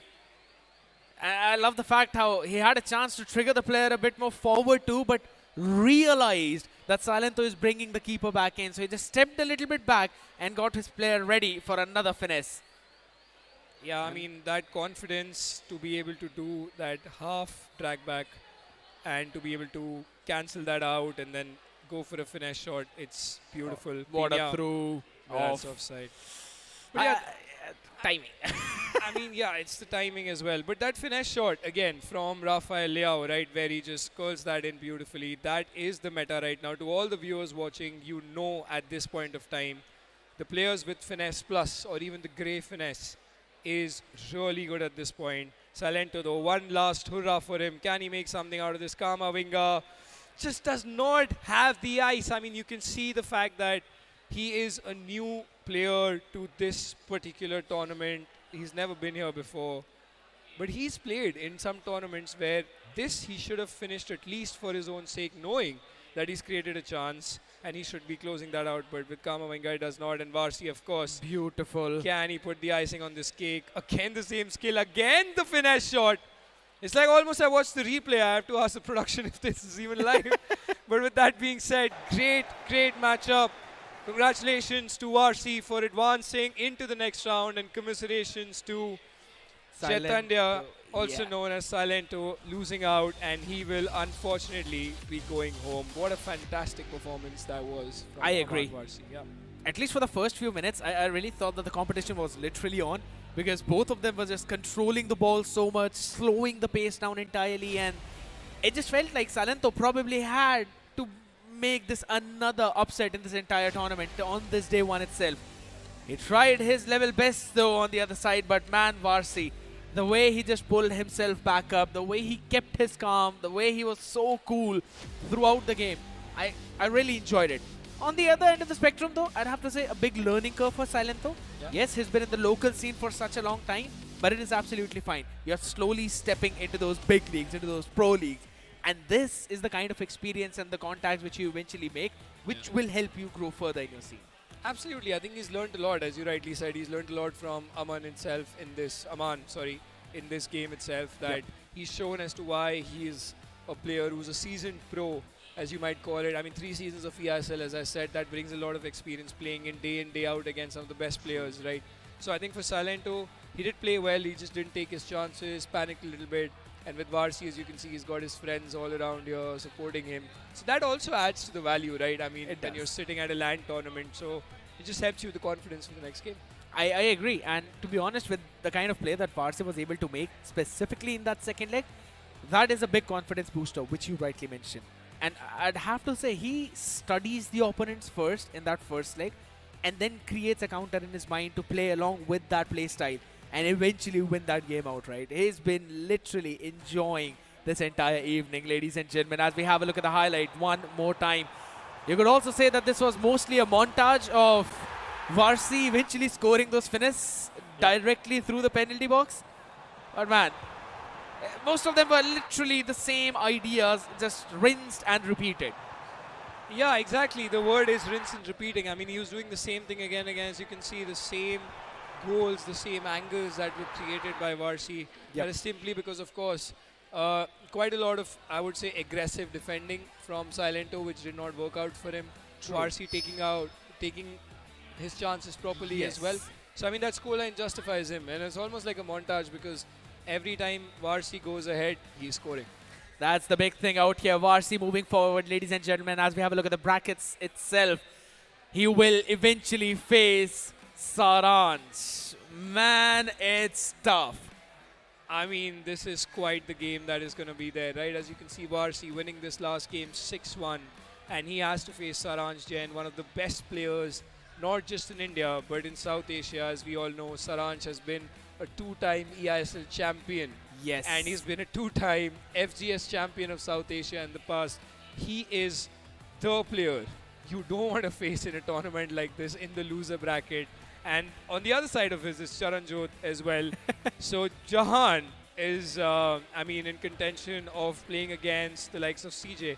But to see, again, this is what I was talking about Spartus as well, to see Saranshjain and ChelseaCJ12 in the losers bracket where we've got TikkaTown and Floppy. I think this is what I was talking, the top 4 that are quite literally there. Yes, I think for Jahaan and Warsi, this is the chance for them to prove their mettle as to if they can beat these 2 pros, which are household names in India, to be able to get back to the grand finals somehow. Because everything else is pretty much predicted. These 2 are the legends. These 2 are those gods which you eventually touch once you conquer the land of the mortals, right? And that's what now Warsi and probably Jahaan would have their own chances, their own opportunities. But it's tough, which you rightly mentioned. It's a big surprise seeing both of them all the way down in the lower bracket though. But I'd have to say big improvements coming in from both Aditya Chadda as well as Tikka, right? Every other time you would have thought that maybe, yeah, they would eventually go to the top 4, but not really in the top 2. But one of them is definitely going in that top 2. That's 100% sure. Ladies and gentlemen, and we've got another confirmation right now. Paraboy unfortunately couldn't make it here, so we will have Jahaan moving forward in the lower bracket. No surprises now left unchecked out here. It's Jahaan versus CJ in the lower bracket, while Warsi will face Saransh. I think the conversation we've had with Jahaan, as he himself said, which of course I already knew, that Jahaan, when he entered the scene around last year, he said, I started taking coaching sessions from Saranshjain. And now he's the one who's giving coaching sessions to other people. So it's basically the master versus the student now. I mean, quite an incredible fixture, this one. I will personally watch out for this. Saransh and Warsi, of course, they've played so many times with each other. That's going to be a fantastic game itself.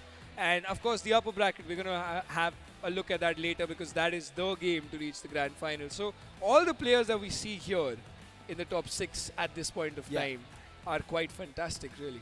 And experienced ones as well. Yeah. Now we can count Jahaan as well, one of the experienced ones, as this is his second show up in the PlayStation India Cup.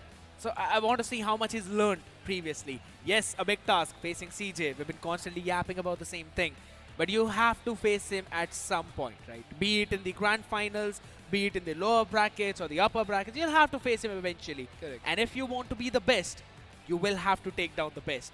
And I 100% agree with you now. It's the master versus the student, yes.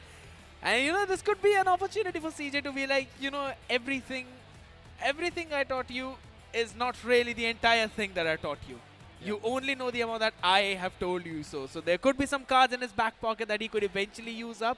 But that's also a conversation which I'd like to have with you. Before that, I want to talk a bit more about Saransh and you know, his opponent, because let's be honest, Saransh is a goal-scoring machine. Correct. So how is he going to stop him now? That's the big question. I think for Saransh, tactically, what I've seen him is like he understands the opponent really well. Yeah. And the fact that if he is playing against the likes of Aman Warsi, who likes, as we saw, likes to play those through balls in behind, Saransh might not be able to give, Saransh might not give him that much of space. So Warsi has to re-rotate possession. Yeah. And Saransh, on the other hand, is very good at pressing those passing angles. So it's not going to be an easy affair for Warsi in the first place, whereas for Warsi's defending, he was pretty solid with his offside traps, if you noticed, right? And for Saransh to be able to break them is going to be a challenge for Saransh as well. So it's all about tactically understanding each other, seeing how that game works for you. And for Warsi, he just has to be a bit more I would say, professional in terms of every situation that he's been in before. He has to do a lot better in order to clutch this game, because this is a loser bracket. You've got a lot of mental pressure as well. You're playing Saransh, and if you win, you might potentially face CJ to eventually go to the grand finals and face one of these guys. I mean, it's not an easy path to go ahead for any of these loser bracket players. It's going to be an absolute tough battle, ladies and gentlemen, but all of that battle will finally commence again after this short break. Don't go anywhere. Action right after this one.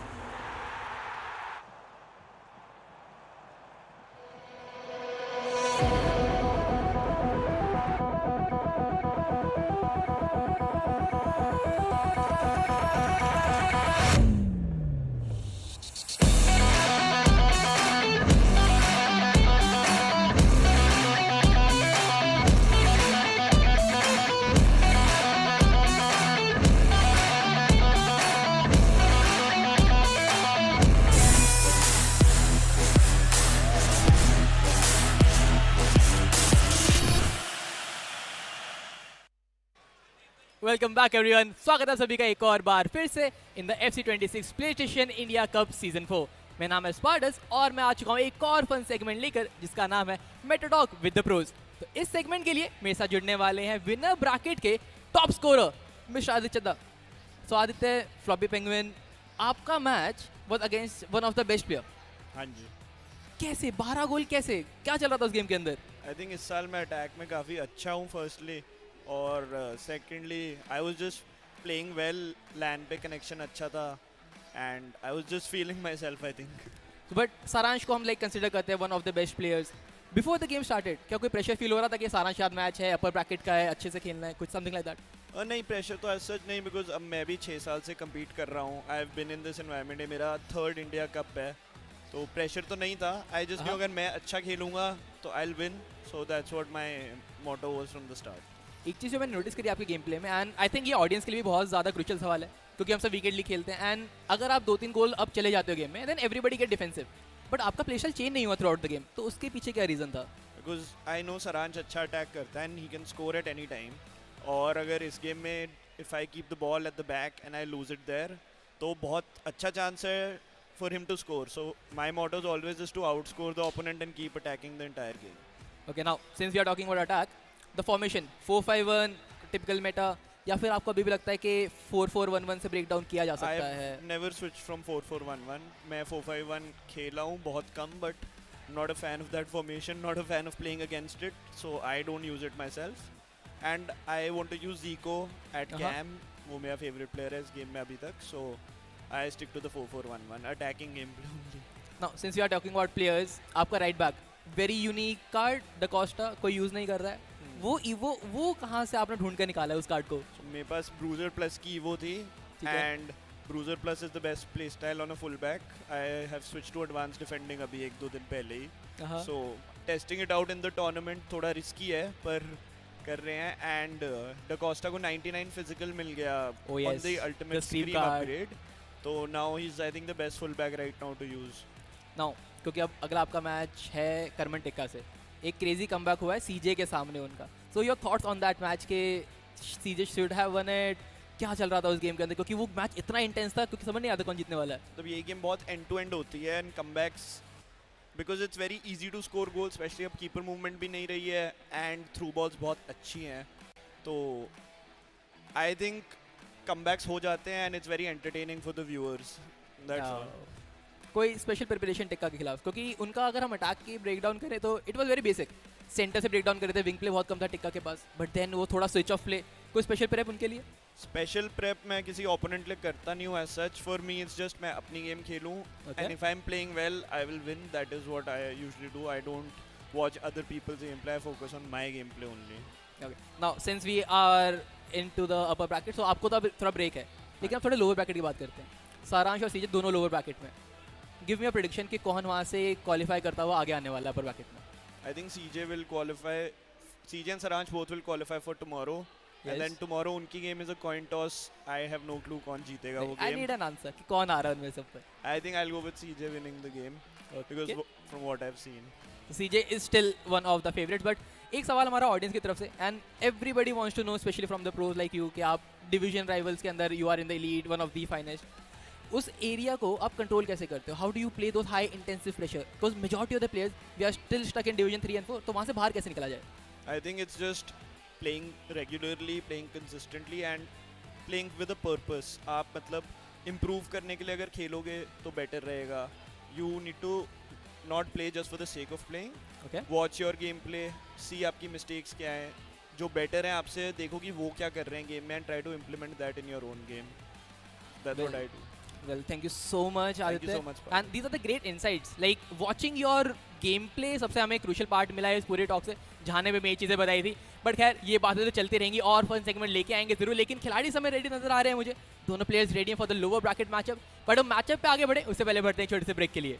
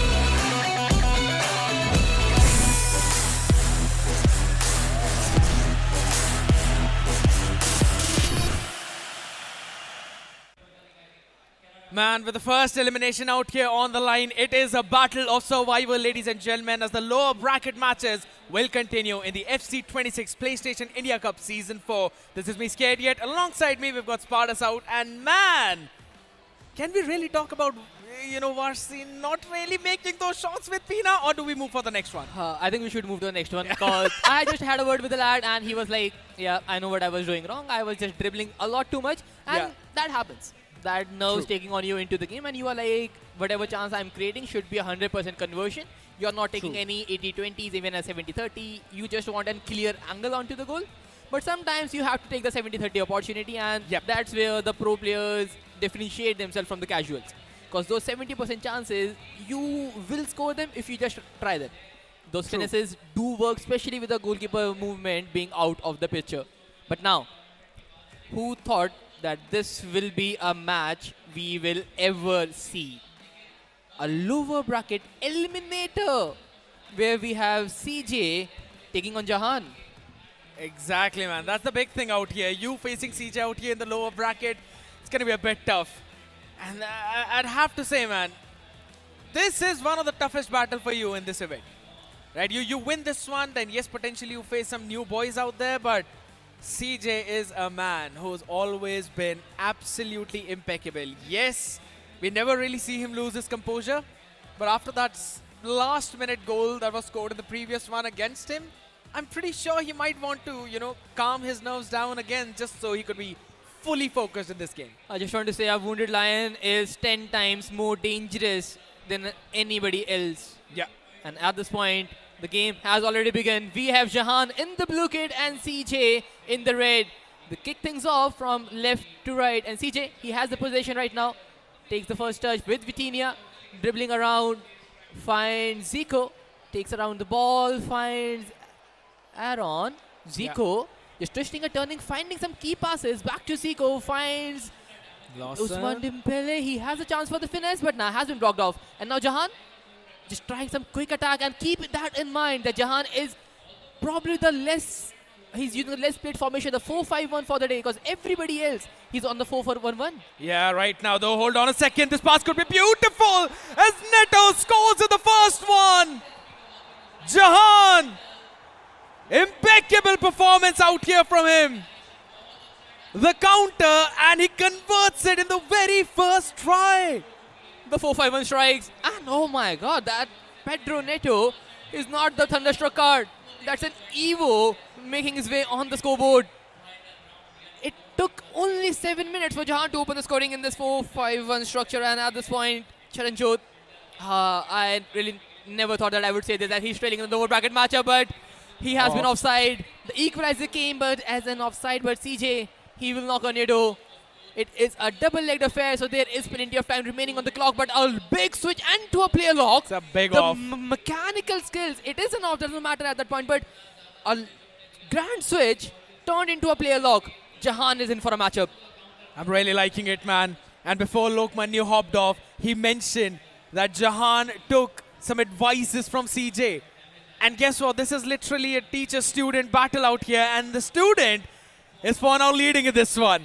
I know that this could be a big narrative out, but if this happens, this could be the biggest upset in this event. I know I've been saying this multiple times, but CJ this time wants to turn things around. Mbappe looking for a cutback, sends it back in though, but Park Ji-sung takes it away. Alexia will send it back as well. Good control coming in, man, and the player lock is just brilliant.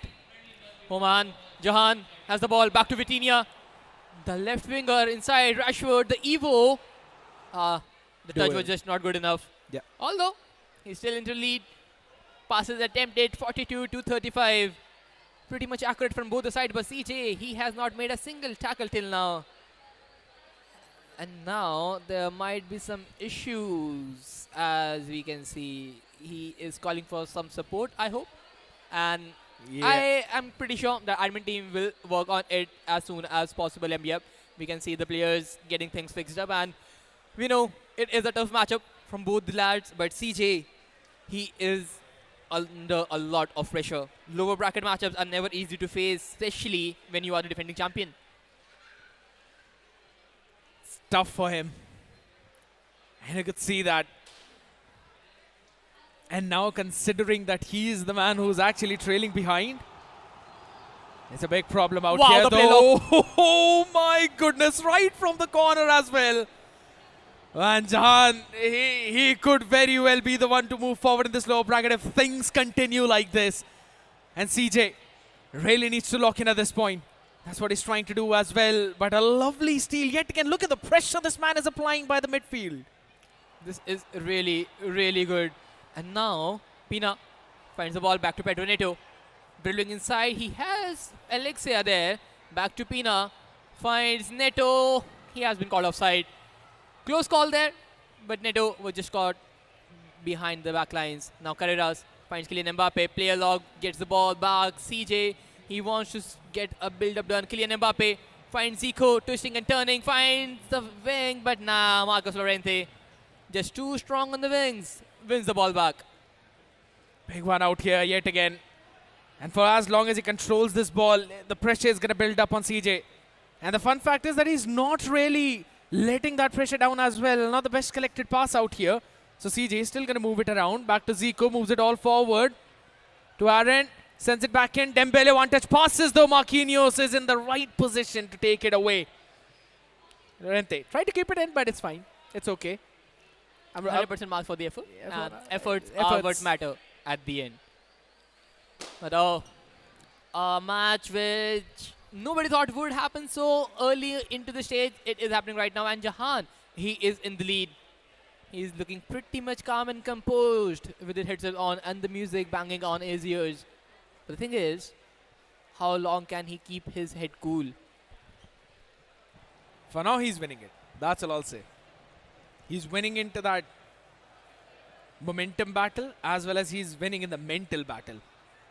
Sending it through towards the left wing now. Rashford, he has the pace. He's got the timing. He's got the control. The dribble was good too. One-touch passes. Sends it back in only for CJ to collect it back. Now Zico. Back to Dembele. We'll move it back into Zico as well. Wants to position him right. But the pass went in a little bit too fast there. Couldn't really connect it, and on the back of it, now the possession right back into the hands of Jahaan, moving his player around, creates some space. Rashford had to send it back in. Getting closer, but now CJ, he's still not able to get a clean shot on target, and these through passes are just not working well. Marcos Llorente has the ball for Jahaan. Player lock, Neto finds it. Pina onto the next one.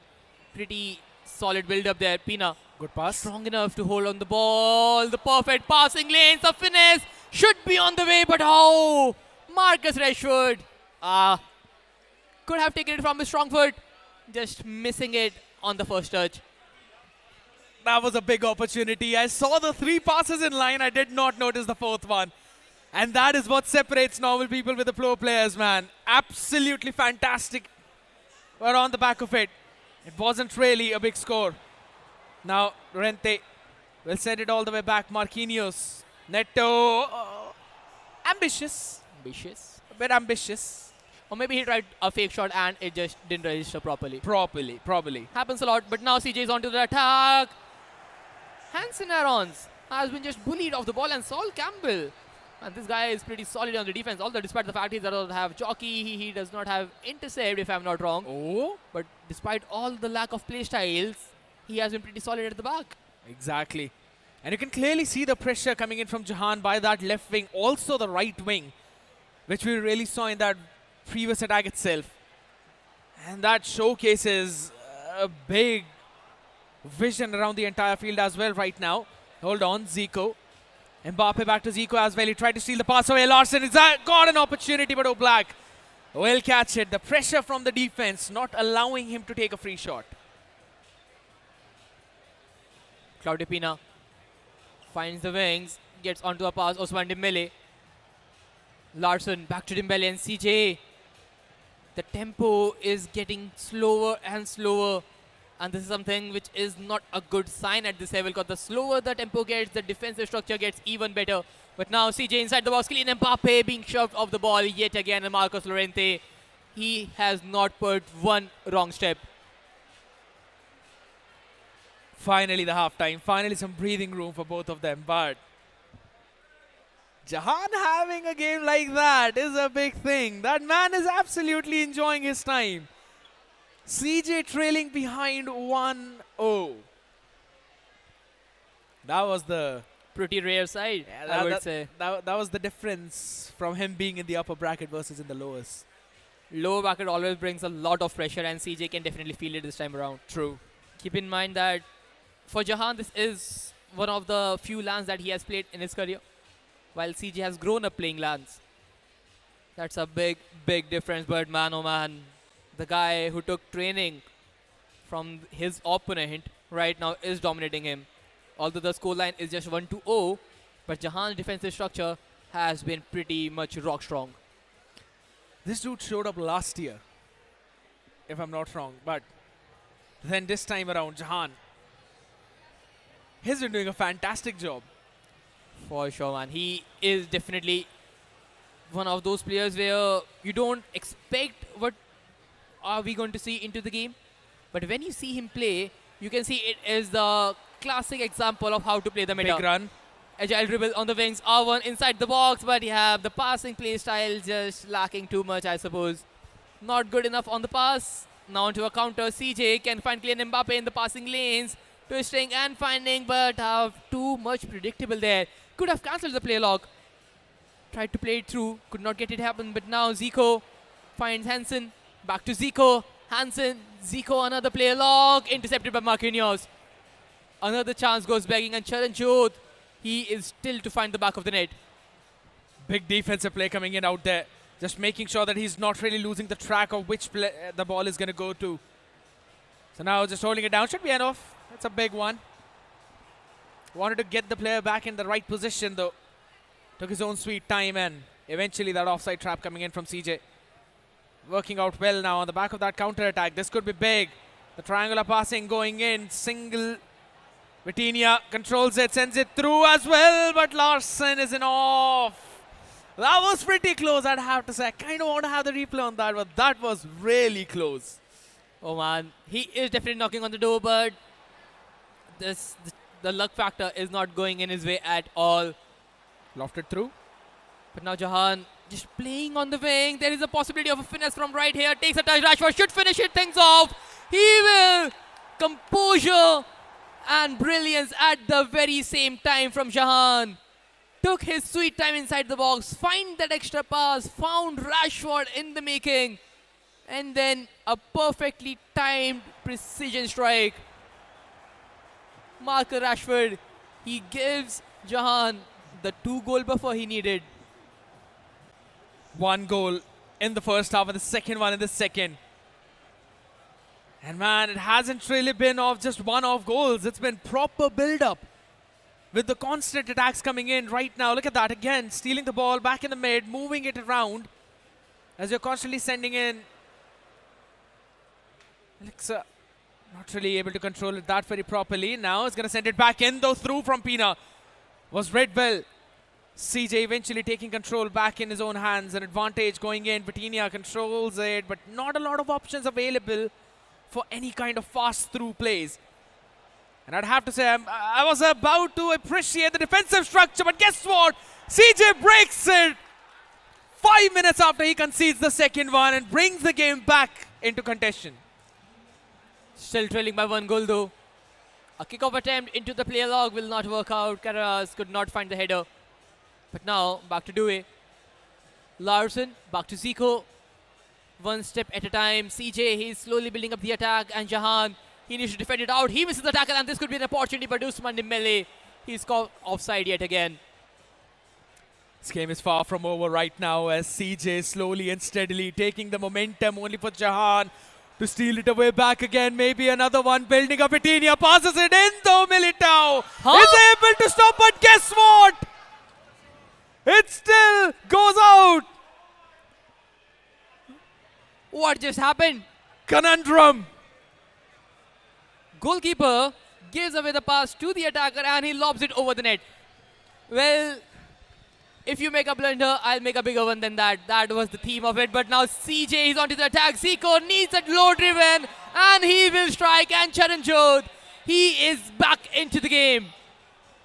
He ain't missing that one whatsoever. You could try and lead 2-0. He still will make that comeback. And what if this momentum train that he rides on eventually leads him to the victory in this first leg as he still moves it around.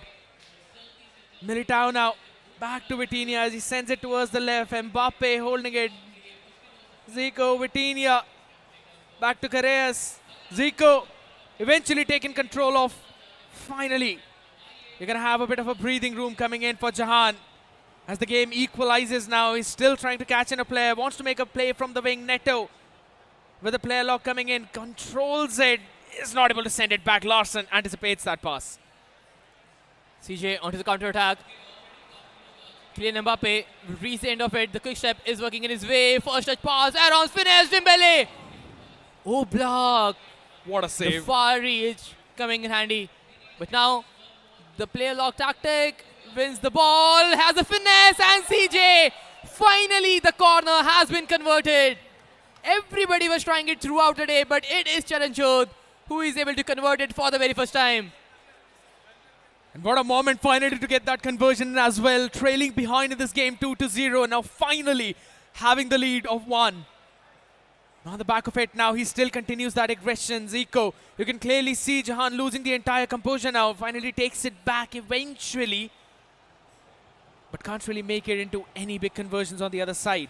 Wants to make a run on the wing. Rashford can't really keep it for long with the pressure going on. Park Ji-sung moves it forward yet again. Sends it back. Carreras all the way back to Campbell. The defensive line now being brought up. 83rd minute into the game. Jahaan wants to keep control to make the one last chance in attack. I'm not sure if that's the right tactic at this point. He'll get the ball. Knowing this might go against him, but now he finally gets the ball inside the box. Turning with Puteas. Finds Vitinha inside. Pina trying to turn, but nah. Could not happen now, CJ. He can unleash another attack. 5 minutes still remaining on the clock. He finds Aarons in the meanwhile. Kylian Mbappe making a run. Player log inside. Takes a touch. Keeps the momentum slowed. But now Park Ji-sung is there for the defensive duties. Oh, hold on a second. It is 7 on the clock. You've still got an opportunity. A chance to make a play from the wing as Neto moves it back in. Now no chance for cutback. Carreras on the other side. Easily able to tackle it down though. And now CJ, he's got his own chance. Offside trap eventually broken up now. Bringing the player back in. Gets him passed on. Aaron back to Zico. 1-2 passes coming it back to Aaron. Could be another one. And guess what? At 90+1 this time, it is Charanjot to increase his lead to 2. 4 goals to 2 is the answer from the man in yellow as he closes this first game out. One last chance for the cross. Can you? Nah, has been cleared away. It's going to be cleared up. 2 goals down. to 4-2 at the end of the first leg, and this is what experience brings on the table. Charanjot knew how to control the game, knew how to build up on the attacks, and at the end, he showed the composure, he showed the resilience, scored some good goals, whereas the very last one was pure mind tricks. He was controlling one, sending players left, right, and center, keep on tracking them while I just R1 dribble inside your box and take a shot. If you try to press me, the runners will hunt you down on the wings. Too many decisions to make from Jahaan, and he took none of it. CJ, we wanted him to make a good result in his favor, and he surely delivered. I taught you everything you know, but not everything I know. Is what really happened out there, ladies and gentlemen, as that first game was an absolute cinema. Literally cinema. I mean, I really wish, man, that could have been a 3 at least, right? Because that ball went in over the net. That could I could hear all the people around in the arena as well shouting and just absolutely flabbergasted by what happened. And guess what? We've got the highlights ready to look at just those moments and also the ones in which the ball went in the back of the net. Oh, for sure, man. But also at that very same incident, it should not have happened at the very first place. True. The goalkeeper take a pass on the player who is free on the left wing or the left back, somewhere down the line, not directly at the opponent face. And those instances sometimes hurt you, but hey, Jahaan was, I would say, easy on CJ at that point to chip it away over the net. He doesn't want easy goals. Yeah, he's like, I'm gonna score tough goals, right? I don't care about the easy ones. That's fine. Just look at Everyone. how can Park Ji-sung miss a tap-in from there? I don't know. I think so. And this is not even a chance where he kind of went in for a chip itself, right? He just simply pressed the shot. And that should have gone in under every circumstance.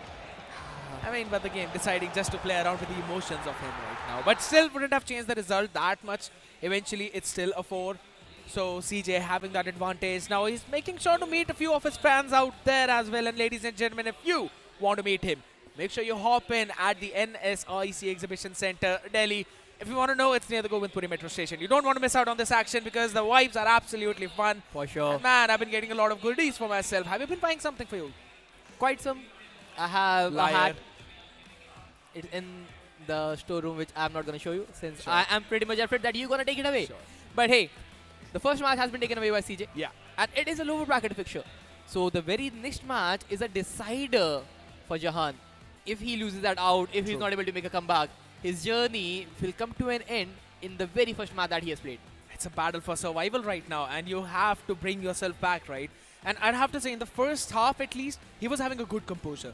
Even at the starting few minutes of the second half, when he scored the second goal, you could see that, yes, he was handling the ball really well. He was making sure that he's moving it around the pitch itself. But overall, it still was CJ finally answering back, controlling the wings, making sure that the mid was back in his control, stealing it all away. And on the back of it now, it is 4-2 in favor of CJ. Yes, Jahaan still needs to win one game. He's got an opportunity, but man, it is going to be tough. Oh man. Especially when CJ is playing like he wants revenge on everybody else. God mode. He has turned the rage mode, I would say, at this point. Like, True. He is pretty much angry at himself for losing that first very game in the winner's bracket. And now, from here on, he was trailing by 2 goals. Yep. So, has not been the start that he was looking for. But, hey, this is FC for you. Things do go against you, but you have to be skilled enough to turn the bad things in your favor. The comeback arc is going to be absolutely precious for him from this point onwards, right? Losing into the upper bracket, then being down 2-0, but eventually moving forward in the entire game. That is big thing happening in for him. And I'm pretty sure, I know there's going to be a lot of whispers in his head as well about what if things don't go right. But he's got to ignore all of those whispers, just like you've been doing it pretty well till now, and move forward in that. And Jahaan has to do the exact same thing.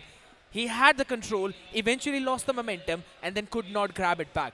It will happen in the next game too, but you have to learn and evolve in order to understand how you're going to gain back that momentum for yourself. That is so true, because that next matchup will decide the fate of Jahaan and the fate of CJ, of how things will move on from here. Because by the look of things, CJ, he is in control from second half itself. He is looking pretty strong, but again, you cannot underestimate Jahaan with the type of performance he has delivered in the very first leg that he has on the LAN. And I think so. This is again a good opportunity for him to try and showcase the world as well how much he has grown as a player itself from all the previous few years, right? How much he's learning and in general how much he can implement all of those learnings, because it's all about implementation. You can learn 10 new things, but if you're not able to perform or use them under pressure, then that becomes a big problem for you. And I think so, at least in the starting of that game, he was doing that pretty well. He was implementing all of those things too, stopping CJ from making any kind of moves. But man, CJ, we know this man to have an ability to steal all of that calm and control. But let's see if he can do that in the next leg as well, as it will happen after this short break.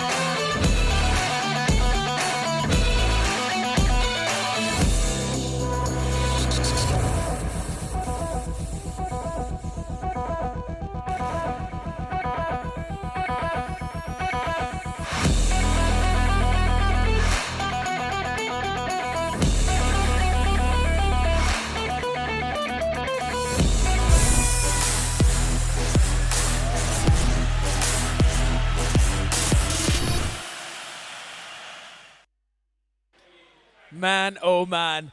This has been absolutely nightmaric for the side of Jahaan out here. Again, CJ leading and then dropping the ball. Now there's an opportunity for him to make that comeback. Yes. But he's trailing behind by 2 goals. Oh, keeping in mind that he started the leg with 2 goals advantage in Yeah. the first half itself. It was just perfect from all around the corner.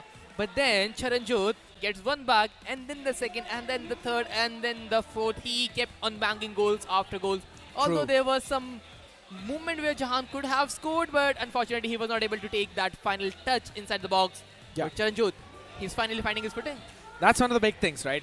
Bringing himself back from that mental crumble which he was facing on after that first game, conceding at 90+1. He's finally bringing himself back in, and that is what's more crucial for him, but also problematic for the rest of the people, because you don't want full power Charanjot, let alone an overpowered Charanjot who's playing in rage.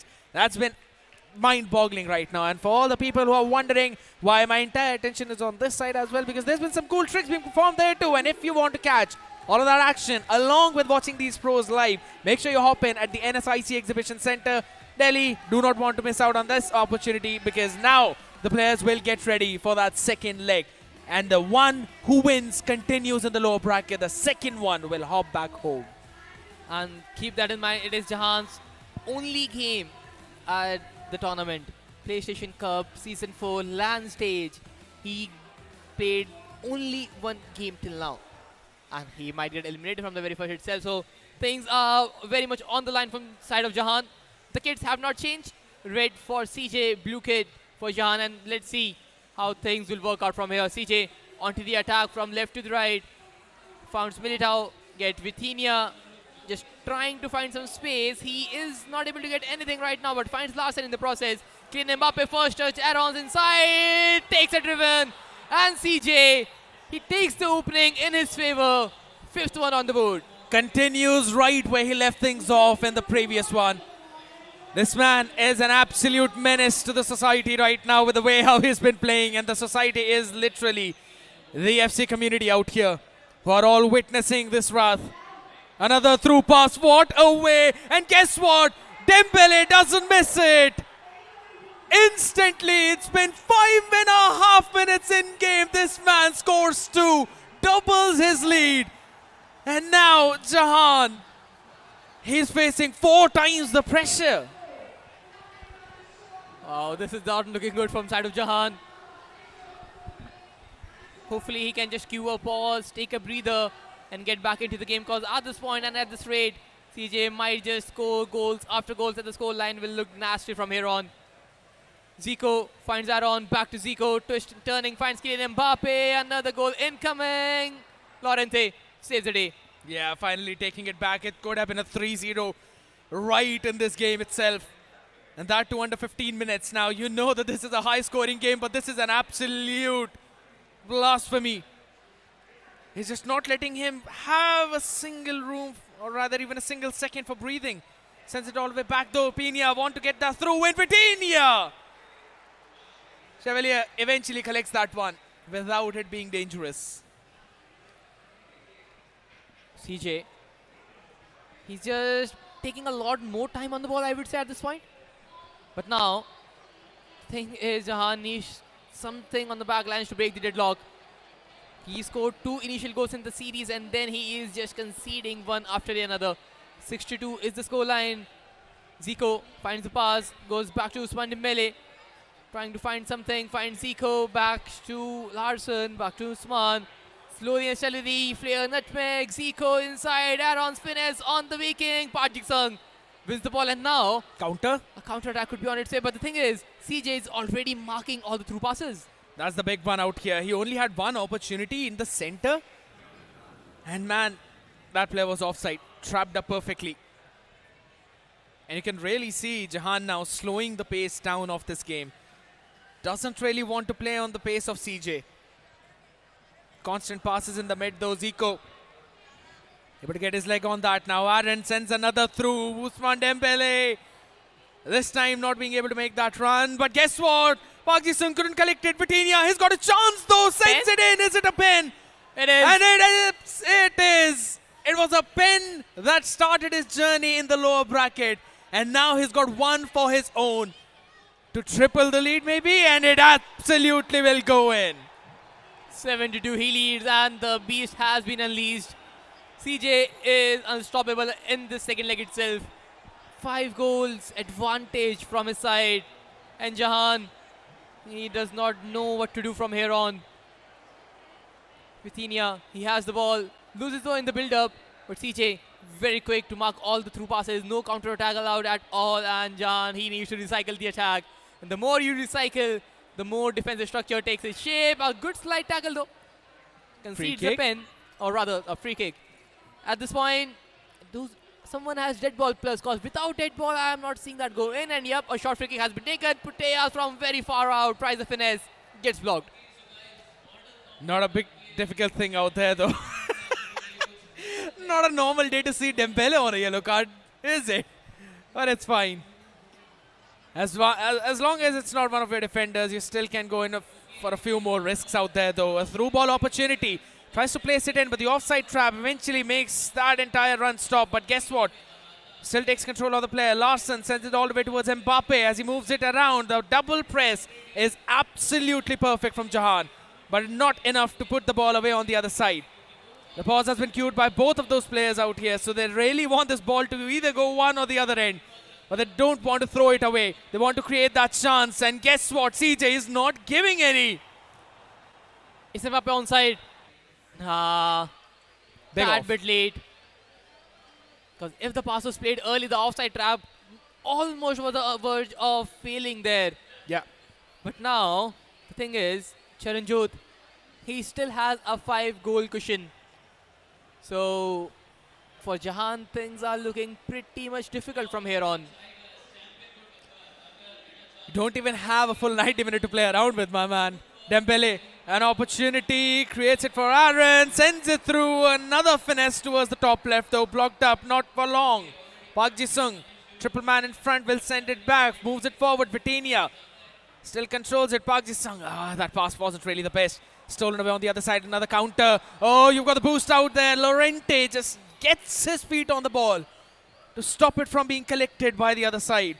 And on the back of it now, it is still Jahaan holding it. CJ just marking all the through lanes. He's making sure that nobody is able to get ahead of his defenders. Clinical defense there, and now on to the counter-attack. Kylian Mbappe is making some runs. Finds 1-2 passes. Everybody just flooding forward. And with the goal advantage that CJ has, there is no hurry from his side. If he just plays the similar FC he's playing till now, he is surely going ahead, and the result will turn into his favor. Aaron's trying a touch inside the box, loses the ball in the making. But Jahaan, he's getting a restless. Yeah. He's just rushing his passes at this point. He's missing out on his passes, and that's been a bit of a problem, because guess what?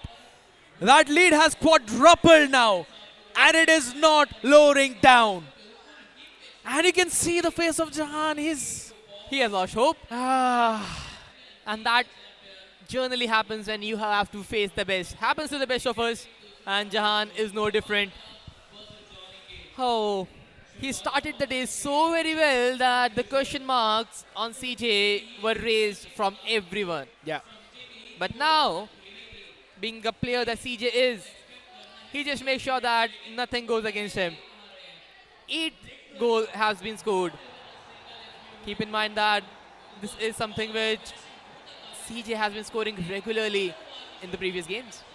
It's a 4-0 for this specific game. A 4-2 for the previous one. He hasn't conceded a single one yet. And the big reason for that is his constant attacks, his constant pressure. He's just making sure he's not letting ball through from that mid. And after all of those opportunities, it is inevitable that he will score a few extra goals out there. And all because of that right now, Jahaan is just kind of losing his all hope, as you rightly said. He's got to bring something back right now. No chance for cutback, so he pulls it back. Vitinha in the mid, controls it. Tried to go for a one-touch pass though. Stem will take that one. No problems whatsoever. Aaron finds the pass. And look at that build-up. Just look at that tiki-taka on the final third. Taking his sweet time on the ball. The 5-star skills on Aaron is working phenomenally well as well. Magedi spins, cancels, everything just flowing like a river. And CJ, he is so comfortable on the attacker side now. He knows that he has just finished the game already. 8-2 is a scoreline that is very difficult to overturn. But now CJ, he just wants to keep a clean sheet in this leg. Go through.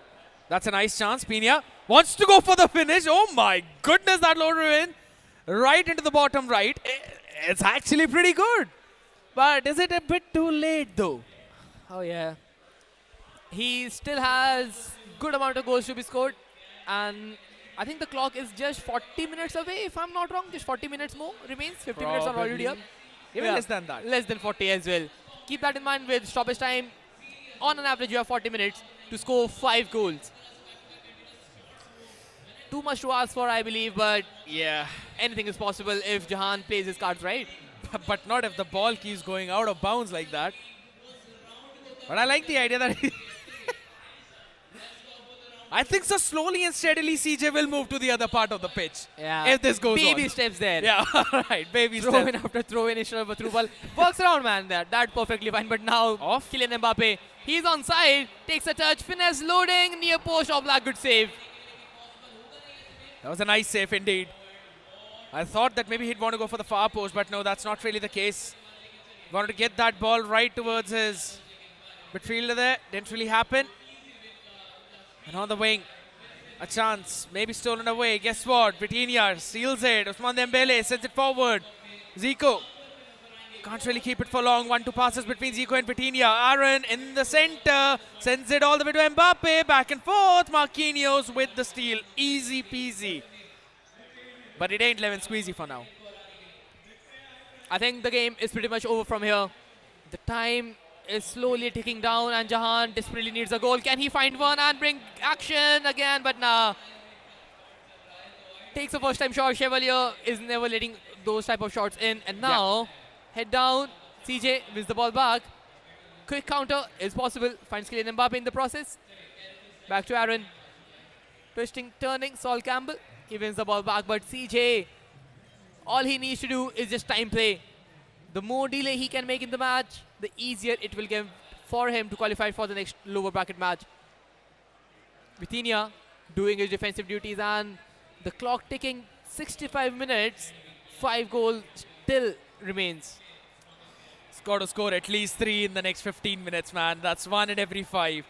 You got to pull a play just like how CJ did. But none of that is happening for now. It's going to send back Rashford. Back and forth to him though, but Due isn't really letting these passes through. Those 1 extra passes are all he needs to make those through runs, but none of that is happening. And on the back of it, hold on a second, another opportunity. Dembele with a bit of a dribble, and guess what? He scores the 9th, and maybe he can become the 2nd man today to score double digits as CJ move up to 9-3. He's just banging goals after goals at this point. Zico still has the ball, still dribbling around. Carreras intercepted. Player log Jahaan. He knows his tournament chances are far, far ahead now. There is no way he can survive from here on. 72 minutes on the clock. 6 goals deficit he has to overturn. Pretty much impossible. And even in that regard, CJ, he's still not giving Jahaan an inch of hope. Sends it all the way far forward. Mbappe back to Zico. It's a 1-2-1 coming in. Oh, Mbappe with a bit of a dribble. Lovely sliding. Marquinhos keeping that one from going in the back of the net, though. There's still 15 more minutes of in-game play time remaining. How much more can CJ do? How many more can he get? Maybe with this dribble. Vitinha says no as it passes it around. Rashford stolen away. Advantage being played. Vitinha tried to send it back, but guess what? Advantage time already over right now, so CJ can control it for a little bit longer. Larson. Yeah. The ball, but Claudia Pina, man, she's not getting any space. And just look at that.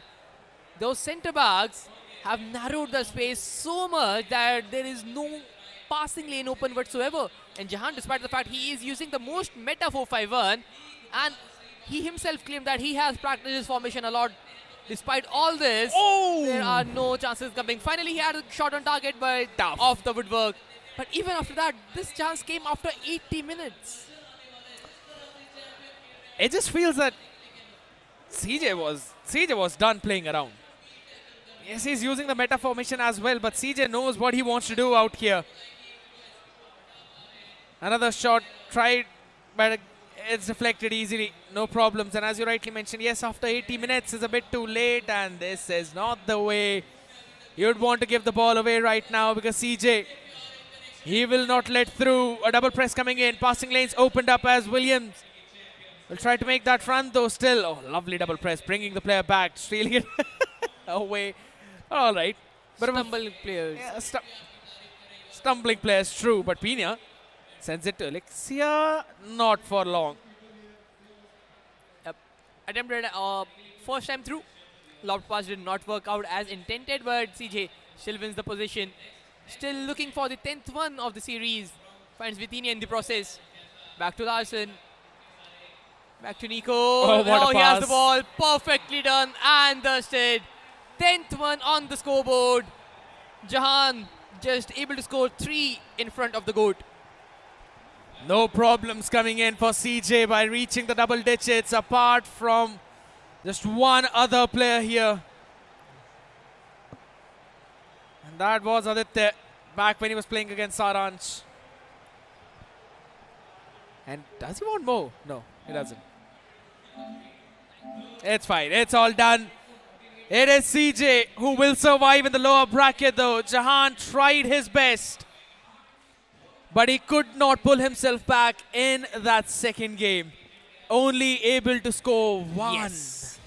10-3 is the scoreline, man. This is a humongous lead from Charanjot.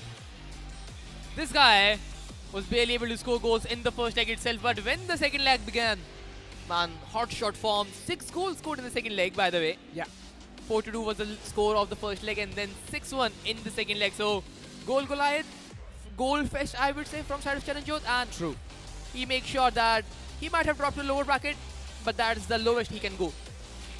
That's absolutely the bottom, right? You can't really move anywhere below this, because that's going to be all the way back home. Yeah, exactly. You not really want to go further. So I like the idea, right? At least in that first half of the first game, that's where Jahaan was constantly playing pretty good with that pressure that he was applying onto CJ. But man, CJ just flipped up in that second half, and he continued that throughout the next 2 halves of the second game too. That was absolutely diabolical. I think CJ has some switch inside his brain, and he was like, yeah, let me just switch to the another attacking mode.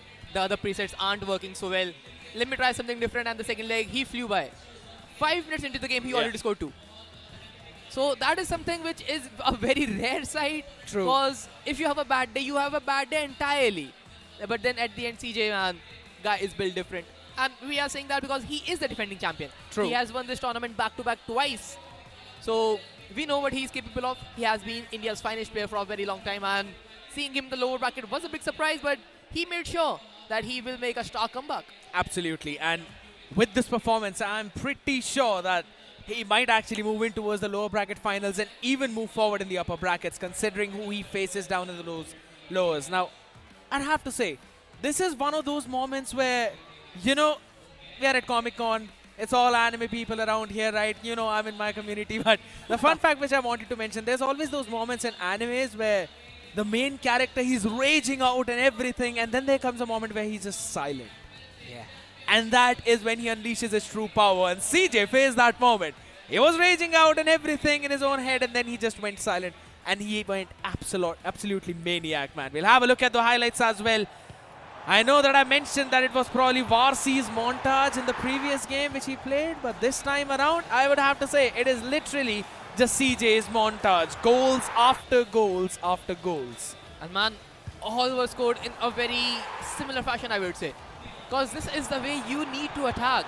You need to use the wingers as much as possible. You need to score the perfect through passes, and he was able to create those chances. Yeah. The second goal with Usman Dembele was a thing of beauty. You exactly knew where to send that incisive run.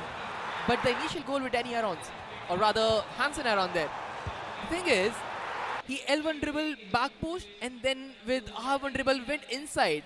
all he was doing was just turning left to right and center, Yes. and Jahaan was just standing still, and he could not do anything about it. Exactly, because you don't know what CJ is about to do right now. He's got opportunities on both the ends. He can go anywhere. So Jahaan is just stuck there thinking what might actually happen, and CJ utilizes that second of hesitation and scores in for his tail. But man, after that one, CJ will move forward into that lower bracket, eventually waiting to face if Saransh or Warsi will face him out there. Another game out in the lower bracket. This is going to be tough, and I never thought I'd see Saransh and CJ in the lower bracket semis. Exactly, and this is something really interesting, and that will happen if Saransh wins the very next game, because keep in mind that Saransh's opening match against Aditya Chadda was not a great sight, to be honest. Yes, he made some good comeback in the second half itself, and he was able to make sure he scored at least 8 goals to 12 and bring a deficit to just 4 goals there. True. But the thing is, that slow start cost him the entire series of the game. And one of the big things about Saransh is that, yes, he takes his time in starting his engine, but once it fires up, then it becomes difficult for the other one to maintain that pace and momentum. Now with that, considering how Warsi likes to play it slow, how more he likes to pass around with his players, he's a bit more technical in those terms. Look, when he was mentioning that. I think so there could be a big opportunity right now to eventually utilize that and force Warsi onto your own play style. Yes. And you've got to dodge those bullets right now, just like we saw happening. But that is going to be the main key for Warsi to, if he wants to win that game. Well, it will be a really interesting watch, because one of the things that I was with the players and we noticed was the tempo of the game is very different between both the players. But at this point, who will run riot? That is a very thing we want to know, because Exactly. the loser goes home. The loser goes home, ladies and gentlemen, and the pressure is at an all-time high. Who will move forward in the lower bracket? We will find that out after this short break.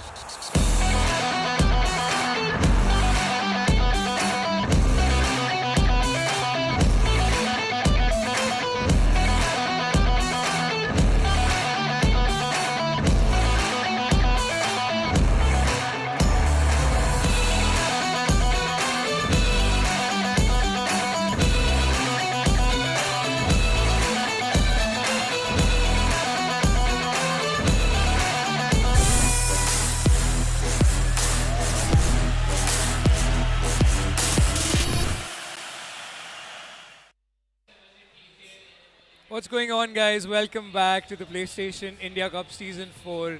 And we are here with a very special guest, one of the players of this tournament amongst the top 8. Now he's sitting in the winners bracket final. Karman Tikka, welcome to this segment. Now this segment, guys, is about an insight in a pro's journey. Now I have seen Karman ever since he was a kid. And I have seen the passion he's had to play this game throughout all these years, different versions every year, and to be successful in that is not easy. So Karman, my first question here from you would be, you've done a lot of media already. Yeah. I've been seeing a lot of stories and I think you're well media trained, I was going to say, but I want you to have a heart-to-heart conversation with me about the fact that how your journey has been. So my question to you is, what is the most difficult challenge you faced to reach the position you are now and that people know you as an FC26 pro player in India? The most difficult challenge I would like to say is being logged in 24/7. Like, the game is like that. Like, if you go casual for a minute, you'll start conceding goals. To like have the tendency to lock in throughout the game is very tough, I think. And if people miss out on that, then yeah, calm mode is not for you then, I think. No, I think that's true. I mean, to be able to have that sort of focus throughout is not easy. And as Karman said, I mean, there's a lot of competition as well. And if you make one mistake, then the opponent is going to capitalize on that. That brings me to the next question, though.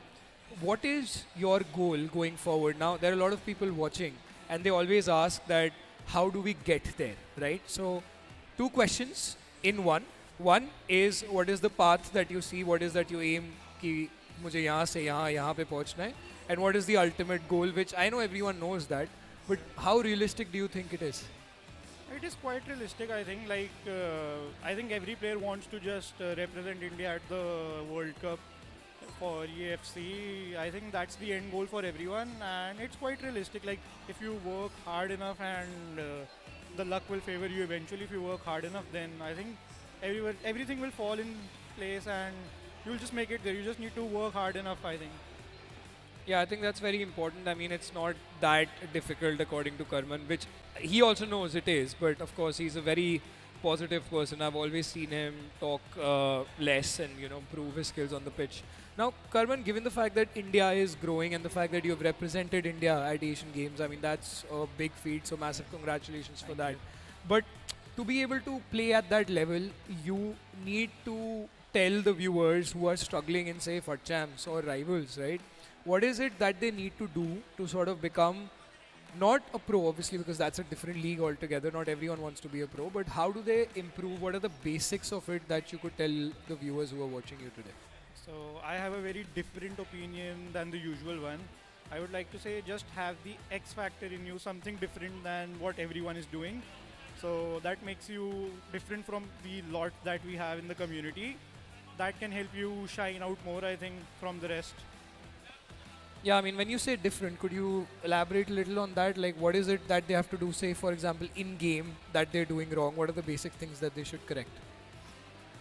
Like, mainly you have to be very good at the right stick switching and all, but these are the very common things that's like the basic fundamentals of the game. But I am saying you need to be either very good on the left stick or like your basics are strong, as in like the first touch that you take in the opponent's half, that is very important.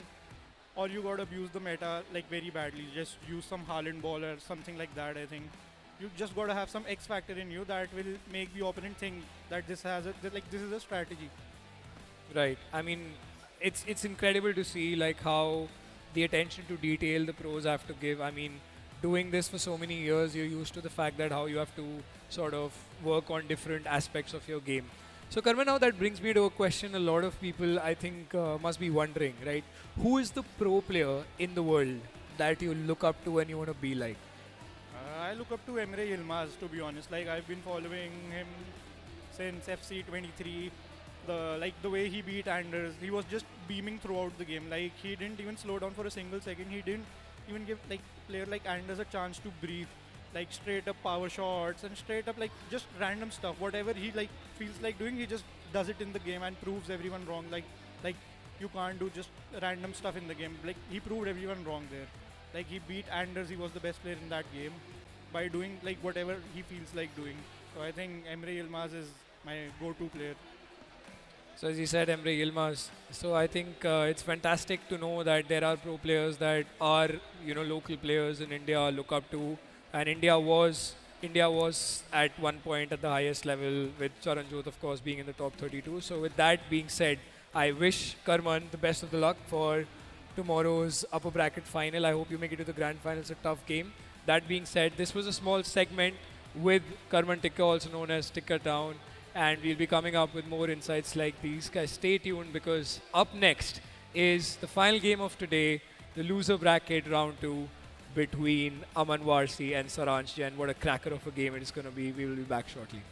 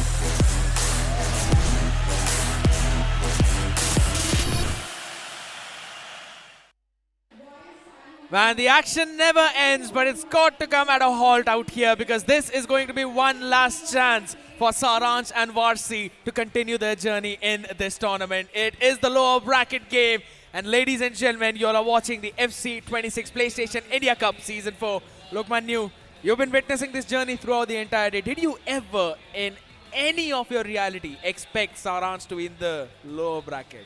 To be honest, I did, because the competition is such. I mean, one of them had to be. I mean, if it was a game between Aditya and Saransh, one of them, we would have said the same thing for Aditya as well. Exactly. Because Aditya is now that player who's up there, who's had so many achievements as well. Saransh, as I said, with a lot of background, a lot of achievements, two-time EAFC champion. Exactly. But I get the shock, because him being in the loser bracket is mentally a little bit more challenging for him. Even though these players take it in their stride, they thrive under pressure. But can he beat Aman Warsi, who's a seasoned pro? I mean, he's no pushover. He's performed so well at the highest level. So, I mean, it's going to be a cracker of a game.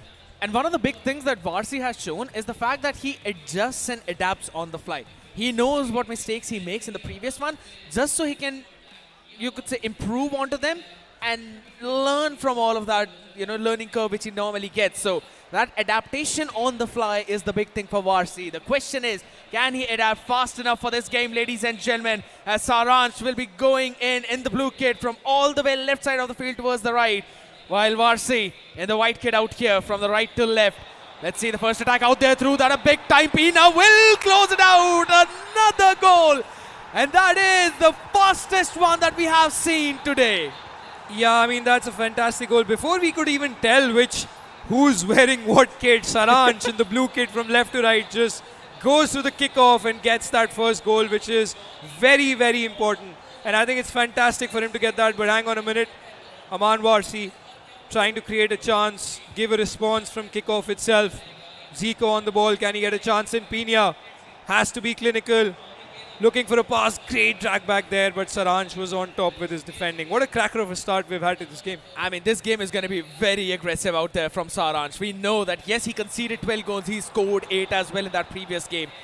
But on the back of it now, you could already see that aggression building up. Warsi feeling that pressure. He likes to dribble around. He likes to slow down the pace of the game. But that is not how Saransh is playing. So he's got to either force Saransh to play his game or has got to adjust on the fly. And guess what? He's trying to go fast on his own as well. A chance for the through. Pina is moving forward. No other opportunity. Went in, but Carlos Alberto able to take that one. Not the common right back we normally see. Yeah, I mean, Carlos Alberto, of course, one of the best, actually the best right backs, but it's not common. Again, Saransh on the run. And that's another goal for Claudio Pina, the player that haunts your defense ever since the start of FC 26. Right when we were talking about Alberto, Yeah. the quick transition from Saransh, right, that pass through to Pina once again. And Pina, mind you, is not one of the fastest players on the pitch. Yep. She has only 79 pace, and at best the 87 version has 80 pace, 81 pace rather. But for her to be going on runs like this is just incredible. And Saransh, 2 goals up, perfect start for him. Can Warsi come up with a response? We'll have to see. He has a chance there, tries to just make that pass through, not enough to be able to beat the likes of Saranshjain over there. Once again, Yamal on the run. That's a big one. Trying to move it forward though. Shot cancelled, it's fine. No one's there to fake it either ways. But now it's going to have a tough time out here. Guess what? Khalid moves it in, and that's the third one in succession. He is not stopping. And Warsi, he cannot slow the pace of this game down. Saransh has taken control right in the beginning. Yeah, it's almost like at every attack that he goes, he scores. And Saransh has learned a lot from his loss against Aditya Chadda. You can clearly see he's been more aggressive. Through. Here's another chance for Kylian Mbappe, but yeah, you could see from the likes of it that it was offside. Very aggressive approach though from Saranshjain. The pressure continues, man. That is the main thing. You don't really have any breathing room for yourself. And that's why now Warsi. I was having a word with him as well along with Spartas, and he said that he is now going to shoot more. Now since he'll be playing with Saransh, he will focus more on finishing. He'll not move that ball around and keep it for as long as he was doing it previously. But man, that is if he reaches the penalty box. He has actually tried though. I mean, Saransh has been very solid at the back, and every time Saransh is attacking, he's trying to get that angle in. As you can see, Khalid, once again, the goal scorer, trying to create that space. The best part about Saransh is that he's very clinical around the box and inside the box with his finishing. True. And I think with the fact that how much space Warsi is getting and he's still not able to open up, it just shows that Saransh with his switching, even though he leaves gaps open, he's able to close down exactly like that. So he puts the squeeze in from the centre backs and the CDMs, and that's where Warsi has nowhere to go. Exactly. And that is where the struggle is now. It's again back into the midfield as it was stolen away by Warsi. Going in for those one-touch passes, not really the best one. The possession is going to be given up yet again now, and Carlos Alberto sends it back in mid as Khalid will push it forward. Pina easily taken away on the other side. Hold on a second, Pina. That's an offside though. Yeah, but you're constantly seeing the aggressive pressing, right? I think that's the most important thing that Saransh is known for. I think he is the player who likes to attack, and we could see it's just that Aditya Chadda was just outscoring him. Now Warsi is not able to do that yet, which is why Saransh is striving. Great pass there for Warsi. Can he score this? Beautiful. And he does. That's a great goal. That extra pass shows the ice in his veins to be able to get that chance in, and that's exactly the goal he needed to make a comeback in this game. Finally, the bit of a patience which we were expecting from him showing up now, tracking back with his midfielders out there. Easily able to take this one away as well. Hold on, a long pass over towards the wing though, stolen away by Vitinha in mid. The transition isn't really that clean though, but a pretty smooth one-to-one passes there coming in. Balde will take it. Unai Lopez. Pakita. It's Saransh now. He's slowing the pace down as well. He wants to make those openings, and guess what? Kylian Mbappe found the right punch chip. No need! As he goes in, another one with a driven to the bottom right. And guess what? The lead is back to 3 goals. It is indeed. I mean, that through ball, perfection. And Mbappe is not missing that. Because as we saw in the last game as well, the way Mbappe was used was absolutely fantastic. On point, in fact. And Saransh timing that pass right, timing that finish right. Goalkeeper coming out for Warsi, but not having a chance. And this is on the 45th minute mark that we are in the first leg of this game, where Saransh has absolutely dominated this game. There's been a couple of chances for Warsi, but he's only taken one. And once again, for the last attack, can Saransh make something out of this? Yamal tries to twist and turn, but Klosterman using that strength. He still has a corner though. And that is a corner that could actually seal this first leg in itself. Yamal goes short. Can Saransh extend his lead by dribbling over there with Yamal and creating space? Look at that dribbling. Man, the R1 dribbling on Lamine Yamal is literally one of the most broken things for that card. I'd have to say, man, I don't want to share this experience, but yeah, my friend thrashed me. It's just Yamal in his hand and an R1 dribbling. I could not stop him at all.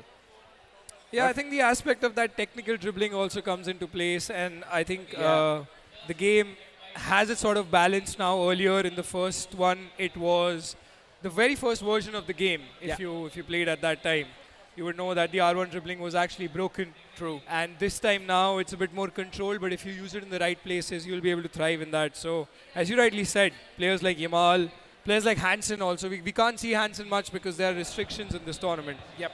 But these people love using cards like that. But here we go. First leg of this match between Aman Warsi and Saranshjain. The loser goes home. And I think that is the kind of pressure that both the players might have. Not so much for Saranshjain at the moment because he's comfortable. He knows there's another leg. He can extend his league. But for Warsi, he has to do something. He has to pull a rabbit out of the hat. Otherwise, against a player like Saransh, seems like a very daunting task. Absolutely. And that is one of the big reasons out here right now.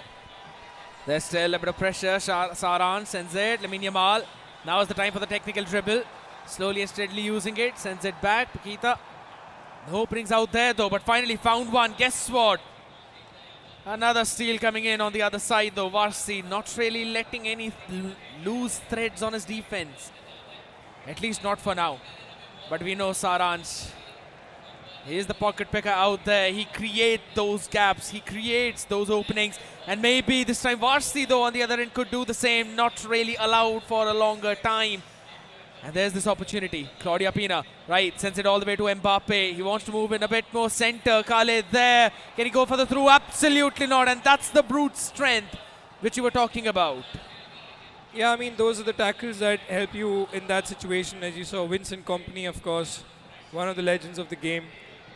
A rare card to be used, though. I mean, I would just like the viewers to pay attention that Kompany is a very rare kind of a centre-back that you're seeing, given the fact that there's Stam, there's Klosterman, and all these combinations players are using.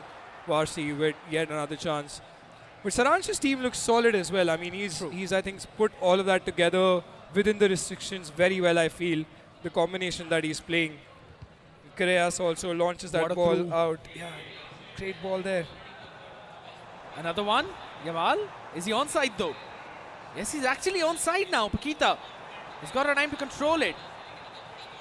But no other opportunities out there. Sends it back in the center. Khalid holds it down. No chances for any cutback. Easily taken control of by Warsi. Not crumbling. As you said, ice cold in his veins though. Pina wanted to send it down. Not quite the right place. Saransh. This game has finally slowed down. Saransh has decided not to pursue his attacking playstyle any further than necessary. All he needs to do is defend properly. Yeah, I think you're right. He's just focusing a lot harder on his defense now. You can clearly see that he's not taking the approach that, for example, Aditya Chadda did in the game against Saransh. Here's a chance for Warsi. Twists and turns. That last second tackling is what defines you in these moments. because Warsi did really well to dribble past the entire backline over there. But Saransh knew just who to switch to at the last minute and get that tackle in. The game that Warsi won, right, that against Silento, that was also by the same way. Hold on a second. Zico, lovely play. And finally, he gets another one on board after the first half.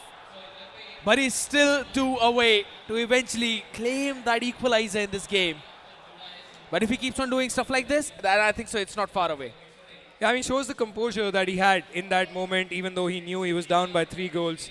As you can see, Saransh, of course, ever so locked in. Almost like a poker face every time he has. Yeah. And he's not going to be moved. Warsi as well, you can see the cam of the players just locking in. And Warsi has to, as you rightly said, 2 more goals for him to come back into this game. And the fact that there are 20 minutes left of the first leg and an entire leg left afterwards, Warsi shouldn't be too worried unless Saransh scores another goal. Because a 2-goal deficit is easily manageable, even if you're in a tight game like this, which we've seen until the last goal happened. Exactly. Now with the 4-4-2 formation that I think Saransh is running with as well, he's going to get a lot more control out there in mid. Guess what? He wanted to go in for a shot right from outside the box, though. Warsi ain't letting that through.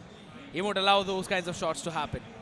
And at the same time, that mid control is going to be crucial now, because you'd be tracking back with your left mid and right mid constantly, making that defense line even more thick, and which will help you to slow down those attacking plays that are coming in from Warsi. But for Warsi out there, he's doing the exact same thing which he was doing in the previous series too. Holding it down in the back line, getting a few extra touches too. There have been a few through balls as well, which has been converting really well. But on the back of it, no other changes. Zico. Back to Neto, to Pina. Zico sends it through. But both the defenders out here blocking that attacker.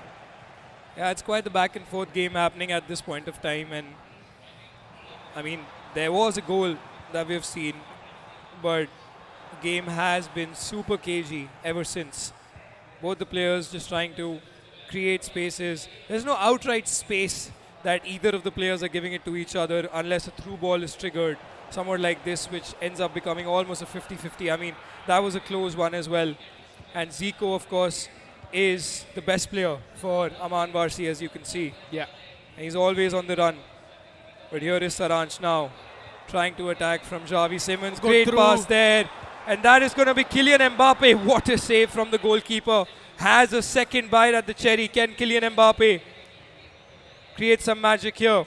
Paqueta now plays it to Vitinha. Back to Paqueta. Xavi Simons tries to dribble away. Warsi is relentlessly pressing in that moment. Saransh holds off the press really well. Khalid trying to get through, but just on the edge of the box. Talk to me about the strengths of Khalid as well, right? Because we don't really see any other player using that one card. But when it comes to Saransh, it seems like he's been relying on to him a lot. Yeah, I think the good part about Khalid is that he's got that pace, he's got that shooting as well that you're seeking. I mean, in terms of the player in general, he's not one of the most popular cards, but he is one of those cards which in the game have become suddenly quite popular. He's very useful as well. Quite a good super sub as well in the game, if I was to put it that way. But Saransh using him ever so well. Exactly. And he's been making sure that it's not just a super sub, but rather the main playmaker of the team too.